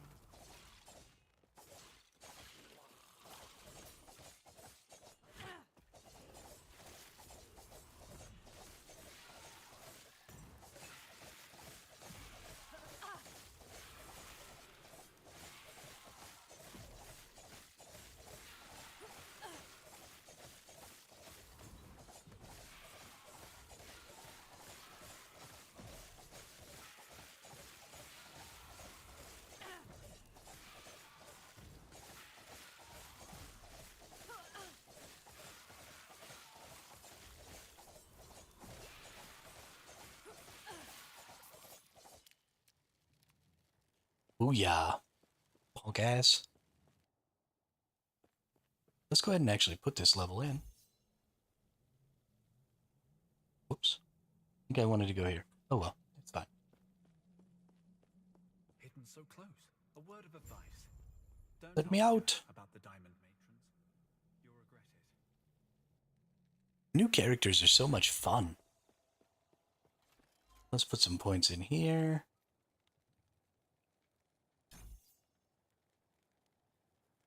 How much mana does it take? Ah, it doesn't take very much mana at all compared to its...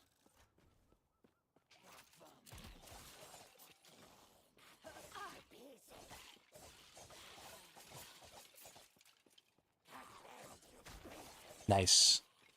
I think Ravy just started a Primalist or an Acolyte. Remember which one? He went back and forth a couple of times. Gravy's got the bug, dude. Gravy's got the bug hard. He's like, I want to make one of these. Ooh, I want to make one of these. Oh, no, wait, maybe I'm going to make one of those. It's freaking hilarious.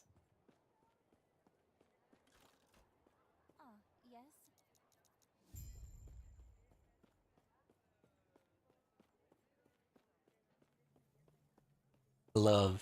Love watching people get super excited about video games.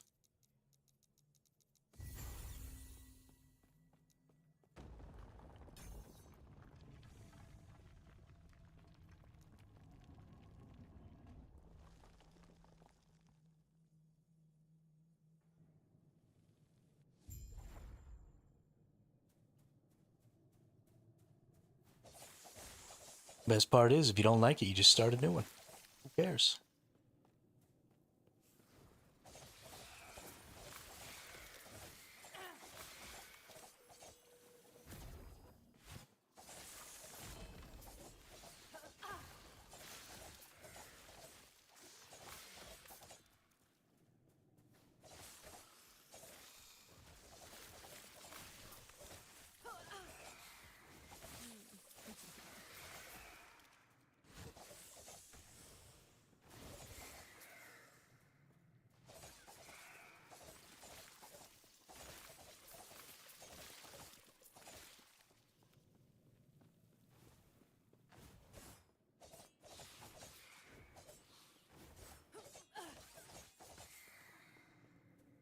Killing everything with my super fast attacks.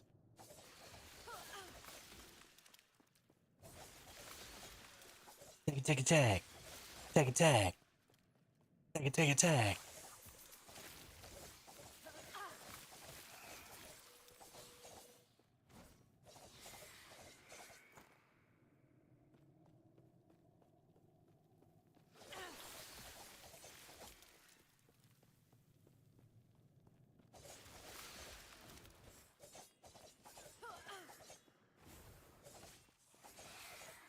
I can't overstate how much I like that this skill doesn't put a ton of shit on my screen, too.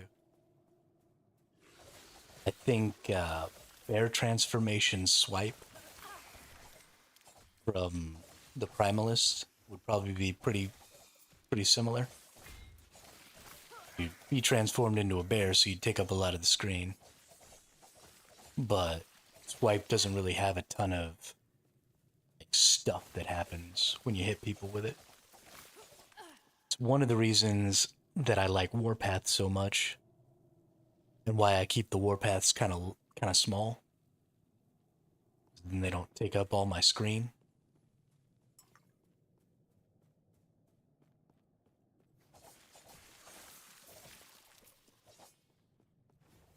But that hammer pally, oh my gosh, all those hammers, and all those smites, and all that garbage going on the screen, I can't see squat. Never know what's going on.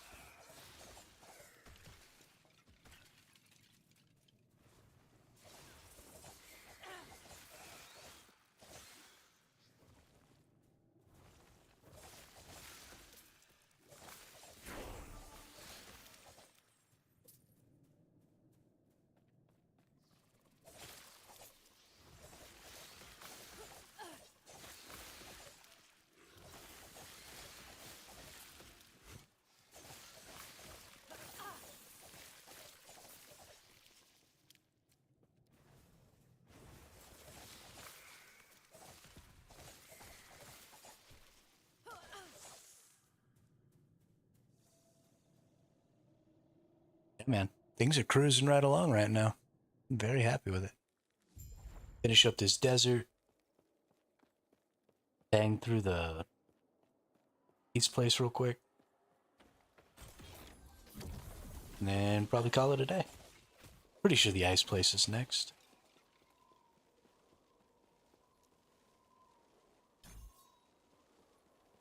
I'd like to get through the story to the point where I'm going to start doing monoliths before we get off today. Which probably means I need to go ahead and pick up the pace a little bit. Stop killing every single enemy.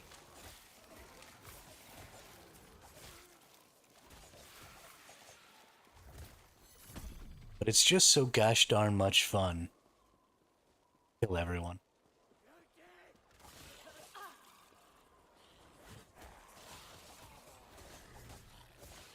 Oh no, I've got the sewers before the desert, don't I? Man, I'm really slow today. I think I'm going slower now than I did on my paladin.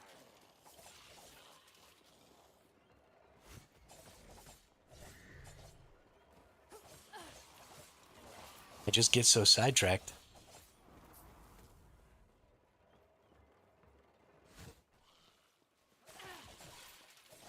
Want a maul.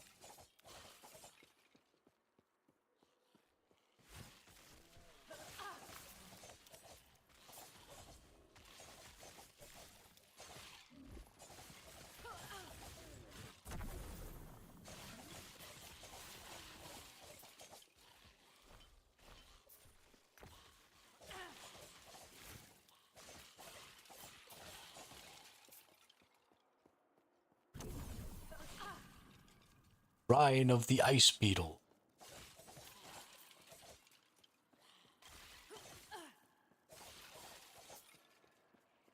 Ooh, about to get that fire starter. Oh yeah, this is gonna be awesome.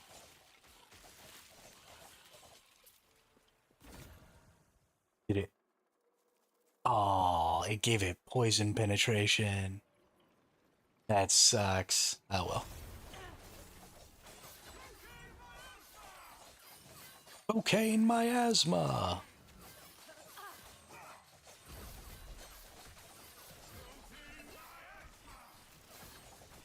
Not happening. Okay. Who is attacking me?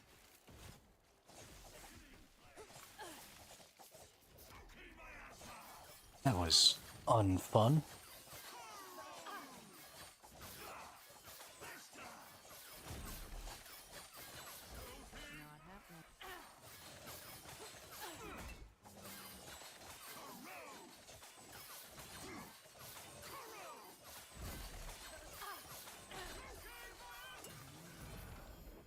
All right. There it is. Shurikens. Let's see. Oh gosh, turn off. I want you. Alright, so we got our fire starter. So if I put the fire starter there and that there, I can do it. But I can't put, okay, can't put that there. So then if we look at our damage, we got 2709. We got 36. So the B is not really helping much with the damage. And this doesn't really... Okay, this actually reduces damage with the fire starter. That's plus 50 melee fire damage. There's no way that's less damage. It also doesn't take into account the spreading flames and stuff like that. So surely this is going to... What is he blocking me for? There we go. Stop blocking.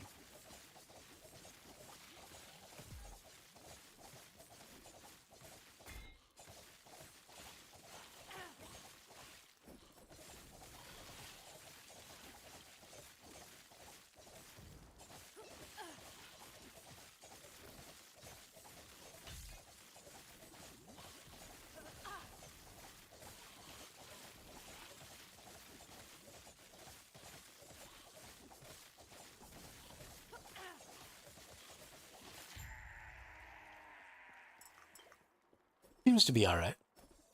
I don't think it was as significant as I thought it was going to be. I think because I always play Paladin, so I've always got quite a bit of fire damage and stuff going on anyway, that I overestimate the fire starter a little bit, maybe. But I still think that was better damage, and it's going to help with some of the clear, because that spreading flames will kind of spread out width-wise, because I got a pretty narrow cone of attack right now, so... We'll see. We might end up just going back to the sword. Who knows? Hopefully, and we'll see you soon. I would be sad not to use my fire starter, though. My little bee sword, my little fire starter stick.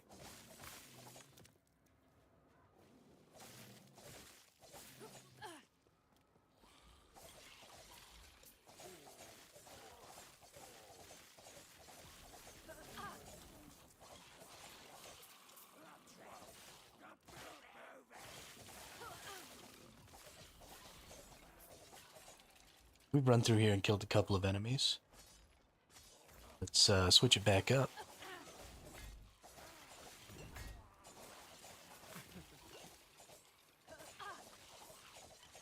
These are blues. Naturally more difficult.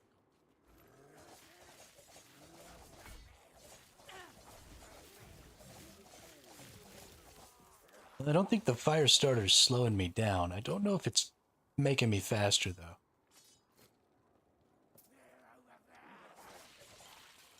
Maybe? Maybe just a little bit? Whatever. I like it more anyway. Who cares?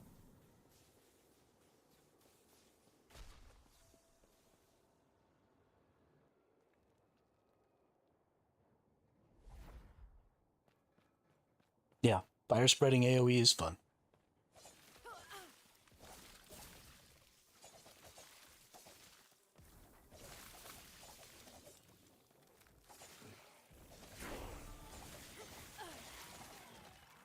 Another level.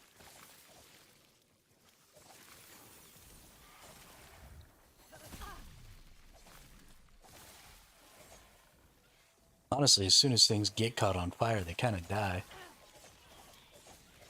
Kind of skip a little level.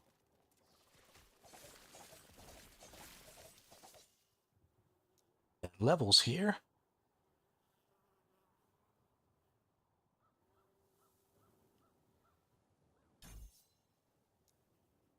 Crit. Damage. Use the mana cost. Level.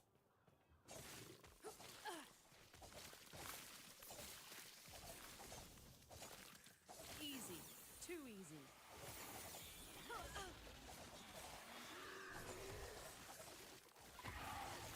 I should just skip this abomination thing. but I don't want to work on him. Ooh, it even taunts that guy. That's nice. That was close.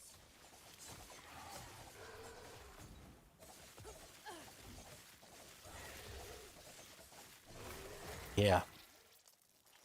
Yeah, that decoy is going to be huge.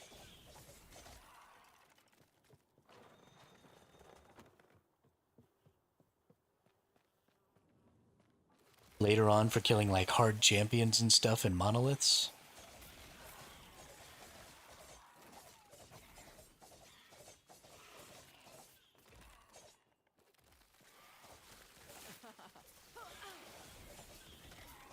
Yeah, I mean, just getting things to not attack you for a second is a pretty big deal.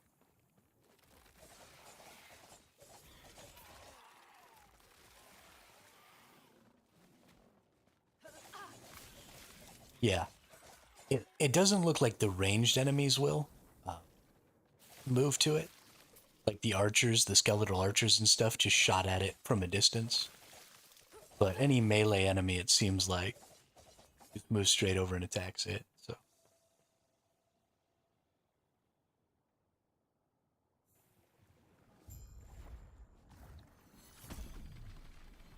Right. If it weren't for you, I'd still be in the Dreadnought. Or worse, I'd be making friends with Jarrett's victims. do do do do do do do do do do do. Steve walks whirly down the street, front pole way down low.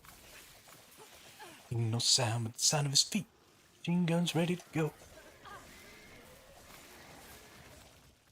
Are you ready? Are you ready for this? Are you hanging on the edge of your seat? Out of the doorway, the bullets rip to the sound of the beat. Another one bites dust. Another one bites dust. And another one gone, and another one gone. Another one bites dust. Hey, I'm gonna get you too. Another one bites dust. Do do do do do do do do do.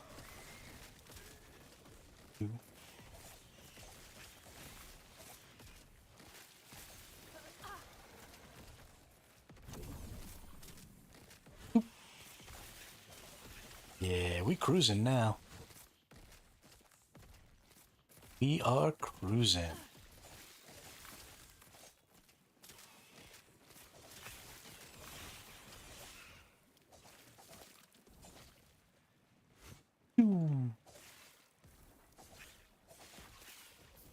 Yeah, there were so many shrines in here. My goodness. Holy shnikes, that's 4 shrines. I got squirrels. Squirrel.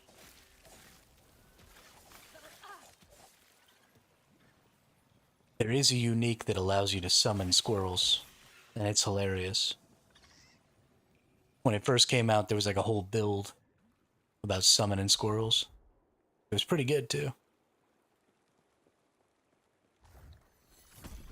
It was like one of the strongest builds in the game for a while.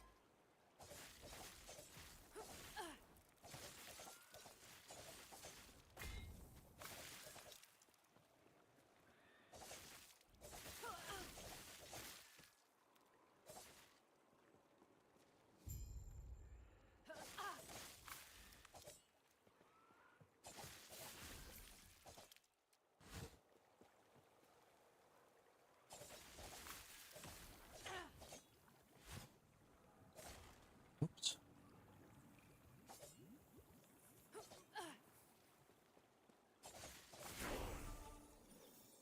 Heyo.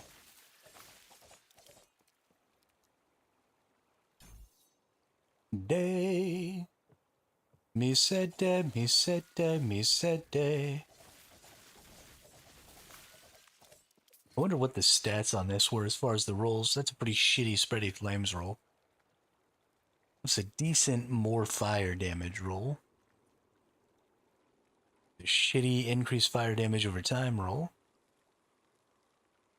Those are pretty shitty rolls. This is pretty decent though, I think. Yeah.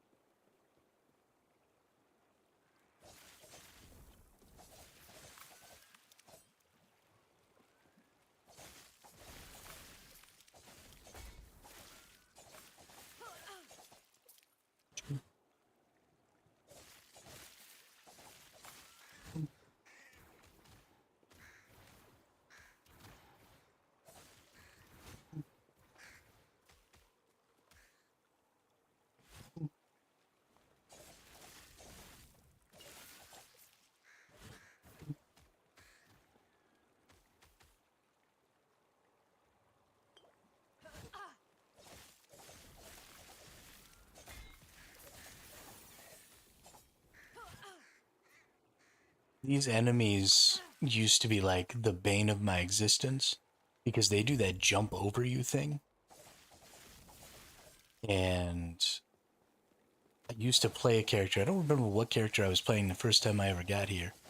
But the enemies jumping over me was causing me like a ton of problems. It seems like they maybe have changed the mechanic or changed your targeting or something. Here I was. So it's not quite such a pain in the ass. But those enemies used to be really hard. And I don't even really know why. They just were. I didn't like it.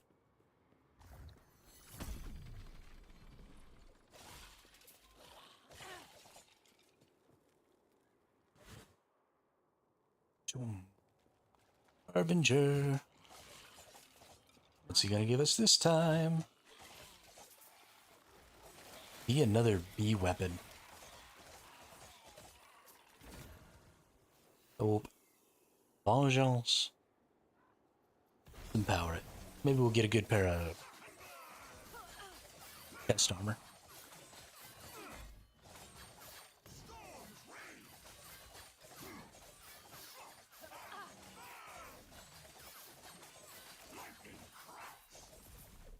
Regnard.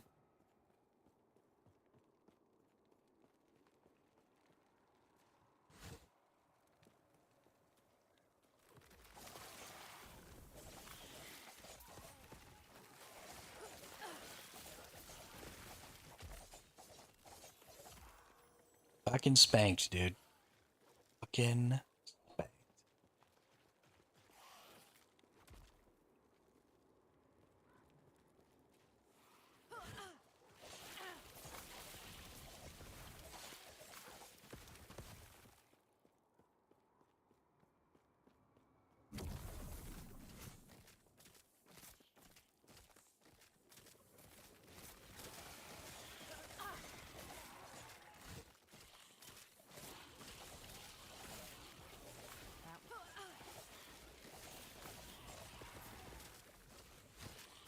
Blap, blap, blap, blap, blap.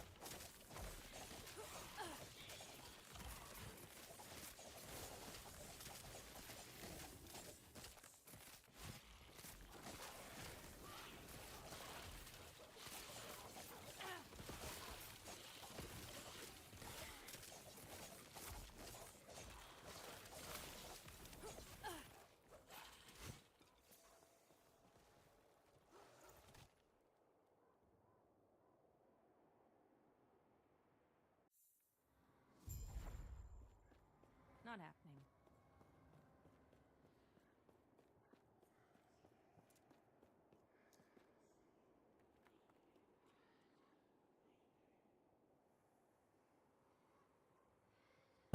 What is this? Is this increasing chance? Oh. Base crit chance. Oh, that's only for bow attacks. I don't need either of these points. Got it. I'm not using a bow. I Dum dum.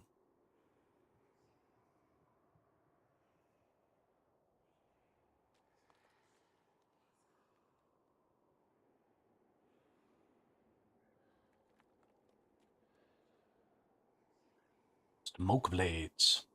I actually like the idea of getting bonus damage. That sounds nice.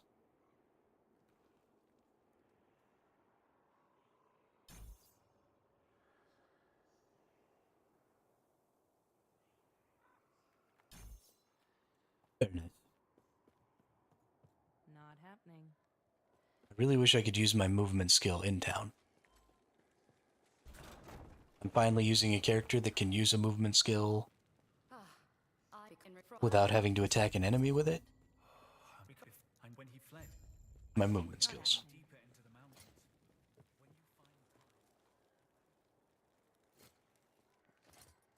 When you find Ooh. Piece of candy.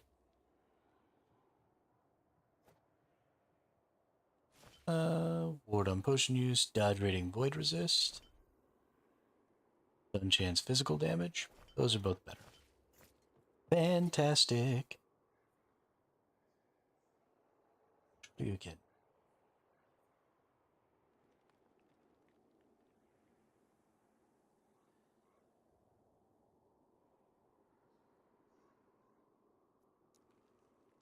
My boots looking. Surely I've got better boots than that.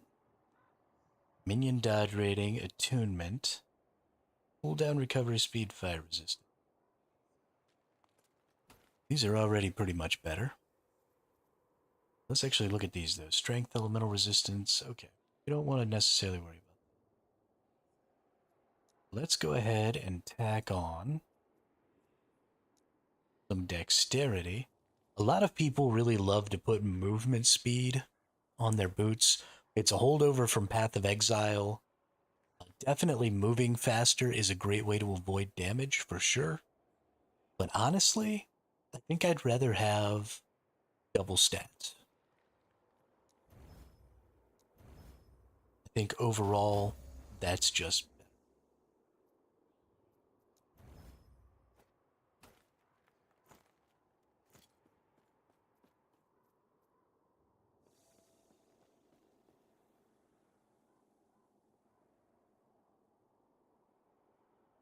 I like my stat bonuses.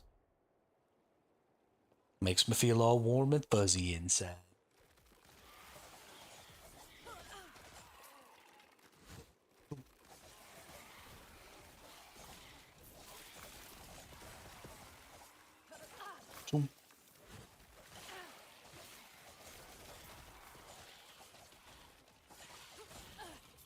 Okay, let's just run through some of this stuff. Stop trying to kill everything.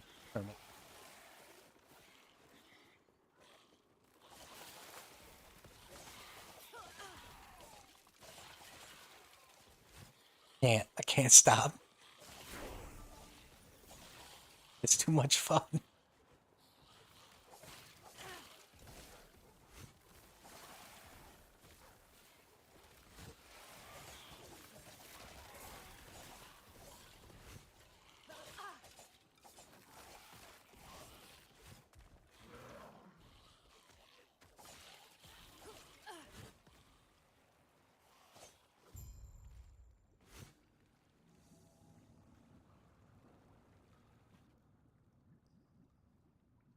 Help.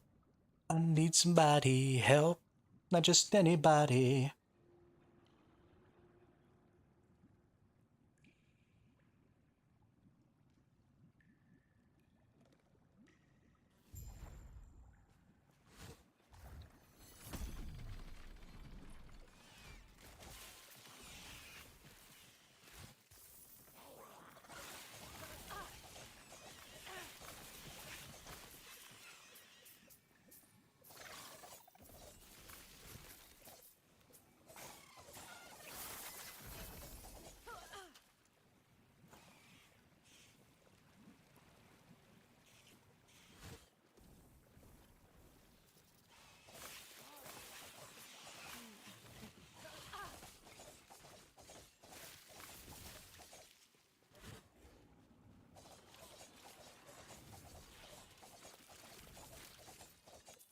Whammo.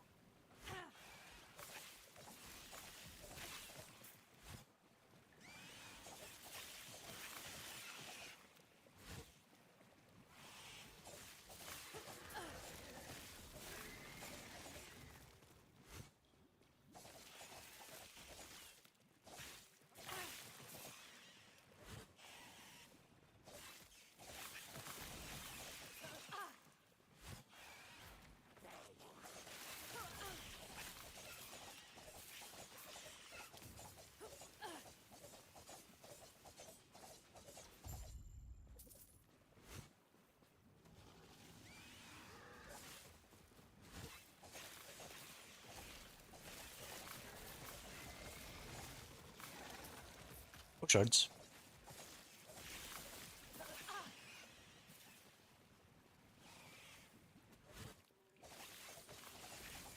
Yeah, just doing a little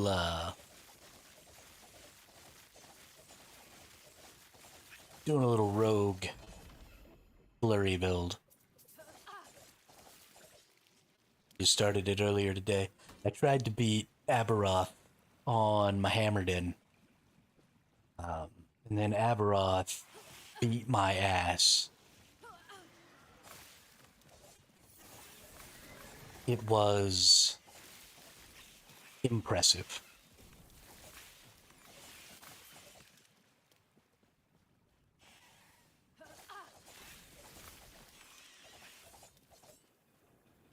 I can tank. So you go in to fight Aberroth, and the first thing you have to do is fight against two of crit. Yeah, go and crit. So first you have to fight against two of his harbingers, one of the fat ones and one of the skinny ones. And I can tank both of those harbingers without moving and kill them. And then I go in to fight Aberroth, and he just like one-shots me. And it's hilarious.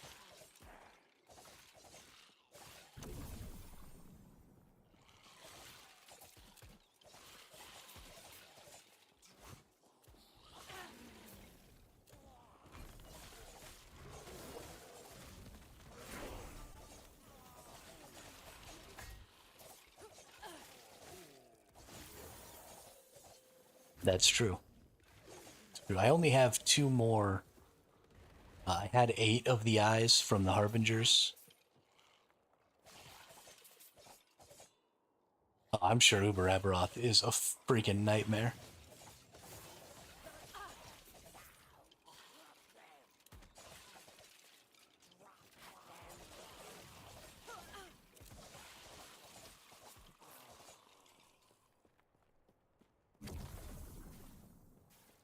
We're gonna get to him at some point. I'm playing softcore mode, so I'm starting these characters on hardcore mode, and I'm gonna play them for a week, and if I die, I'm just gonna keep doing them on softcore. So I'm hopefully by the end of this, I'll have a character of every base class that's like at the end game of softcore mode. So if I want to, then I can just try builds with those characters and respec them, and you know, maybe save up like some good gear and stuff like that for different builds. And then, you know, do a quick little farm or something if I need a couple of key pieces. And then respec them over into something else and just see how it feels, see how they work. You know, how much investment do they take to be really good? And that way, the next time there's a race... Ooh, that was frightening. Easy. Too easy. Not that I guess it actually matters.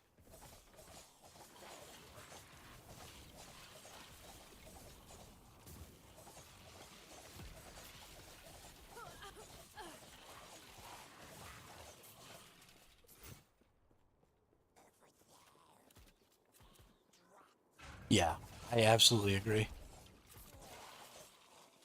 Absolutely 100% agree. The Immortal Emperor, huh? This is probably my biggest hit yet. I've been expecting you. You should have seen you. Yeah. I've heard of your power. Let's Oh god, get cooked, dude. Oh my god. It nuked. Holy crap, I didn't know I was this strong. Get over here, little guy. Might as well kick both your asses at the same time. Why don't y'all turn around for a sec? Oh, it does work on bosses. Nice.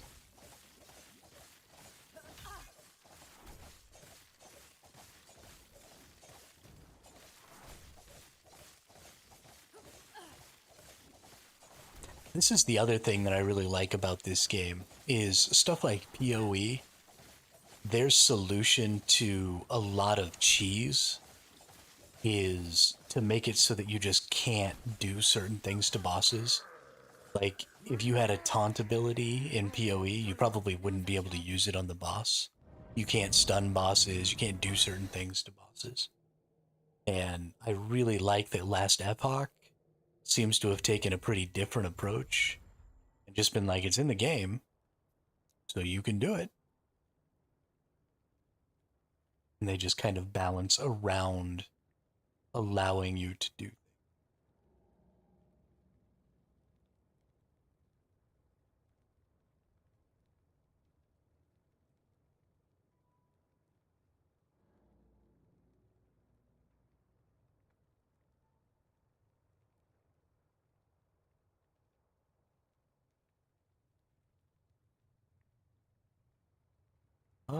Let's see. Increase crit chance with a sword and dagger, poison chance with 2 daggers, glancing blow chance with 2 swords, bleed chance with axe and a sword, physical damage least his health with an axe and a dagger, stun duration with a mace and a sword, frailty chance with... That's cool. So I'll probably want to do sword and dagger because I'll want the crit chance, I think. Let's put some... Oh, wow. I didn't realize I had 3 points just fucking chilling. Goodness gracious me.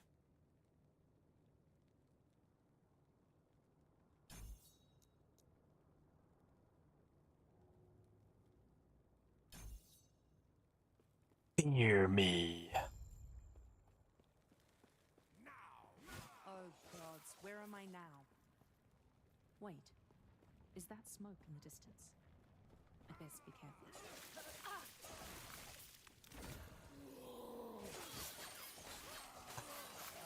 Damn, I'm strong. Oh my goodness.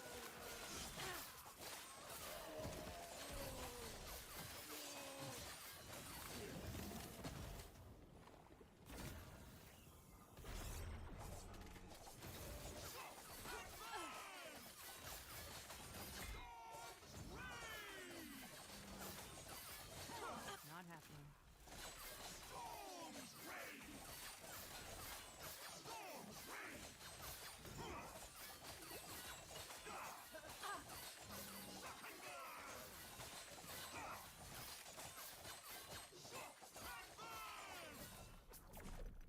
Get wrecked. You're a nerd.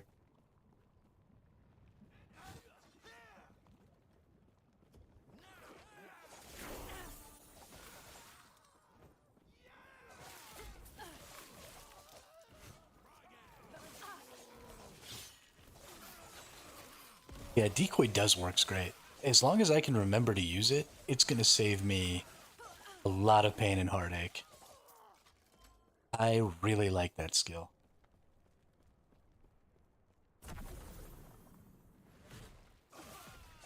I think I like things like decoys and stuff so much because I've spent so much of my time playing MMOs as a tank and using a lot of taunts and stuff like that, that it's one of those things that's really intuitive to me. And so, like, I really, really like dodging attacks that way. I just have never really gotten good at dodging attacks by moving out of their way. Manipulating the enemy to attack in a certain way, or to attack a certain person, or just being beefy enough to tank hits. totally in my wheelhouse. But I have just never, ever, ever, in 30 years of playing video games, picked up the skill to just get out of the way. I don't know why.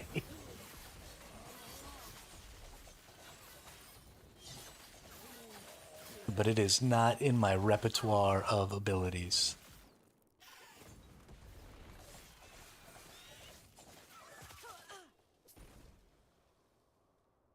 97% fire damage over time. I like that affix. I wish that I was doing damage over time, but I'm not.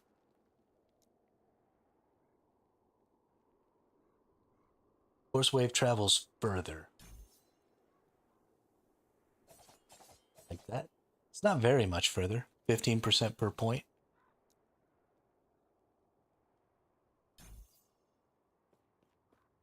That's fine.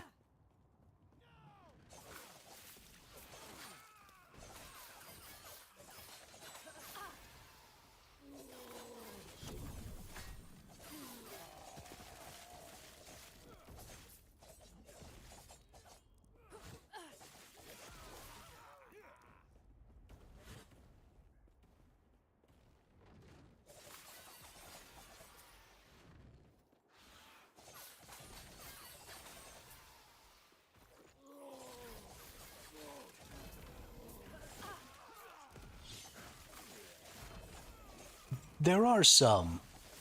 Some of those boss mechanics are really massive, though, and really slow.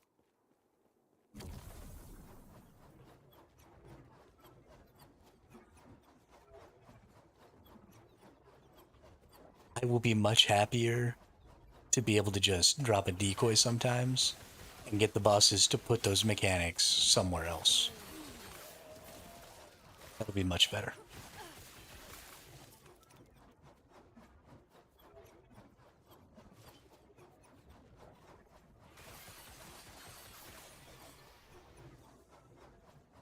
It just makes more sense to me.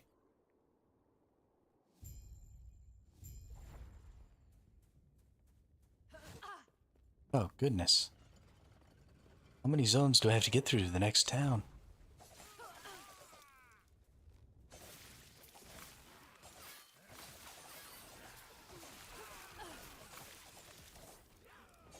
Before next season, probably right before next season, we are going to do some hardcore speedruns of the campaign and at least the first couple of Harbingers. Don't mind slowing down after a Harbinger or two, but at least the first couple Harbingers, we're doing some speedruns. And we're going to try and get at least 2 Harbingers down in 9 hours. Some of the really fast people can do 10 Harbingers within the first 9 hours, but I think if I can get 2, I'll have a chance. As long as it doesn't take me too much longer to get the other 10, the other 8.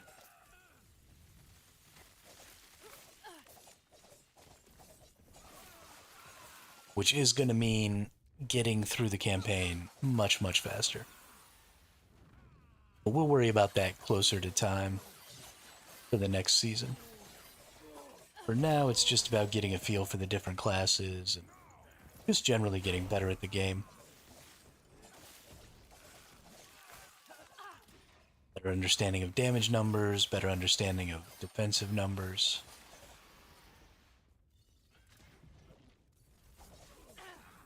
Learn all the uniques that I don't necessarily know.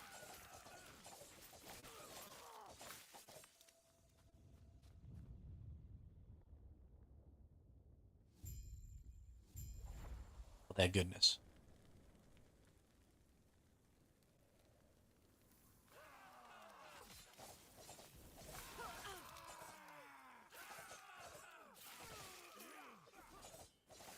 Let me attack some.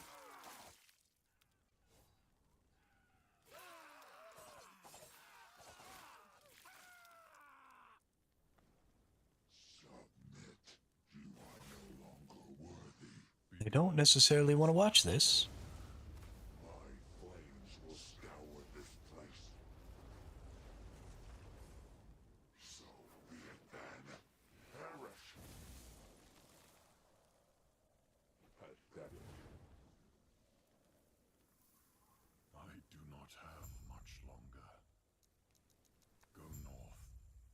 retrieve the lance. Put your weapon hero and did find one here. Here, come. We have much to discuss. All right.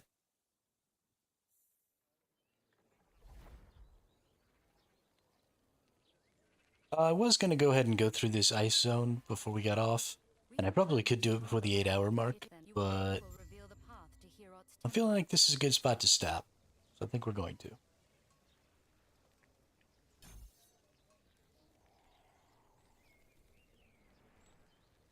But let me put some points in some stuff here.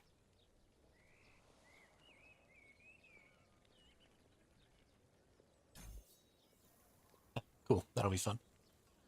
Yeah, so thanks everybody for coming out. Thanks for chit-chatting with me and stuff. Ski, Drat, as always, I really appreciate all the interactions and stuff. Also, Gravy, I don't know if you're still here. I think you went to sleep. Thank you all very much.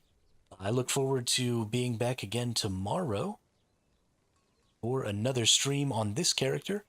I'm going to finish up the campaign at some point tonight. I'll get back on for an hour or so and move through the ice zone, so we'll be on monoliths when we come back tomorrow and start pushing through that stuff and see if we can get through the non-empowered monoliths. We'll get into empowered monoliths and we'll try and get a harbinger or two down tomorrow. Just killed Shadowhound. Oh, nice. Good for you. Good job, Ski. Yeah, but that'll be kind of our goal for tomorrow. So yeah, thanks everybody for coming out. I hope everybody has a great day, and I will see you all on the next one.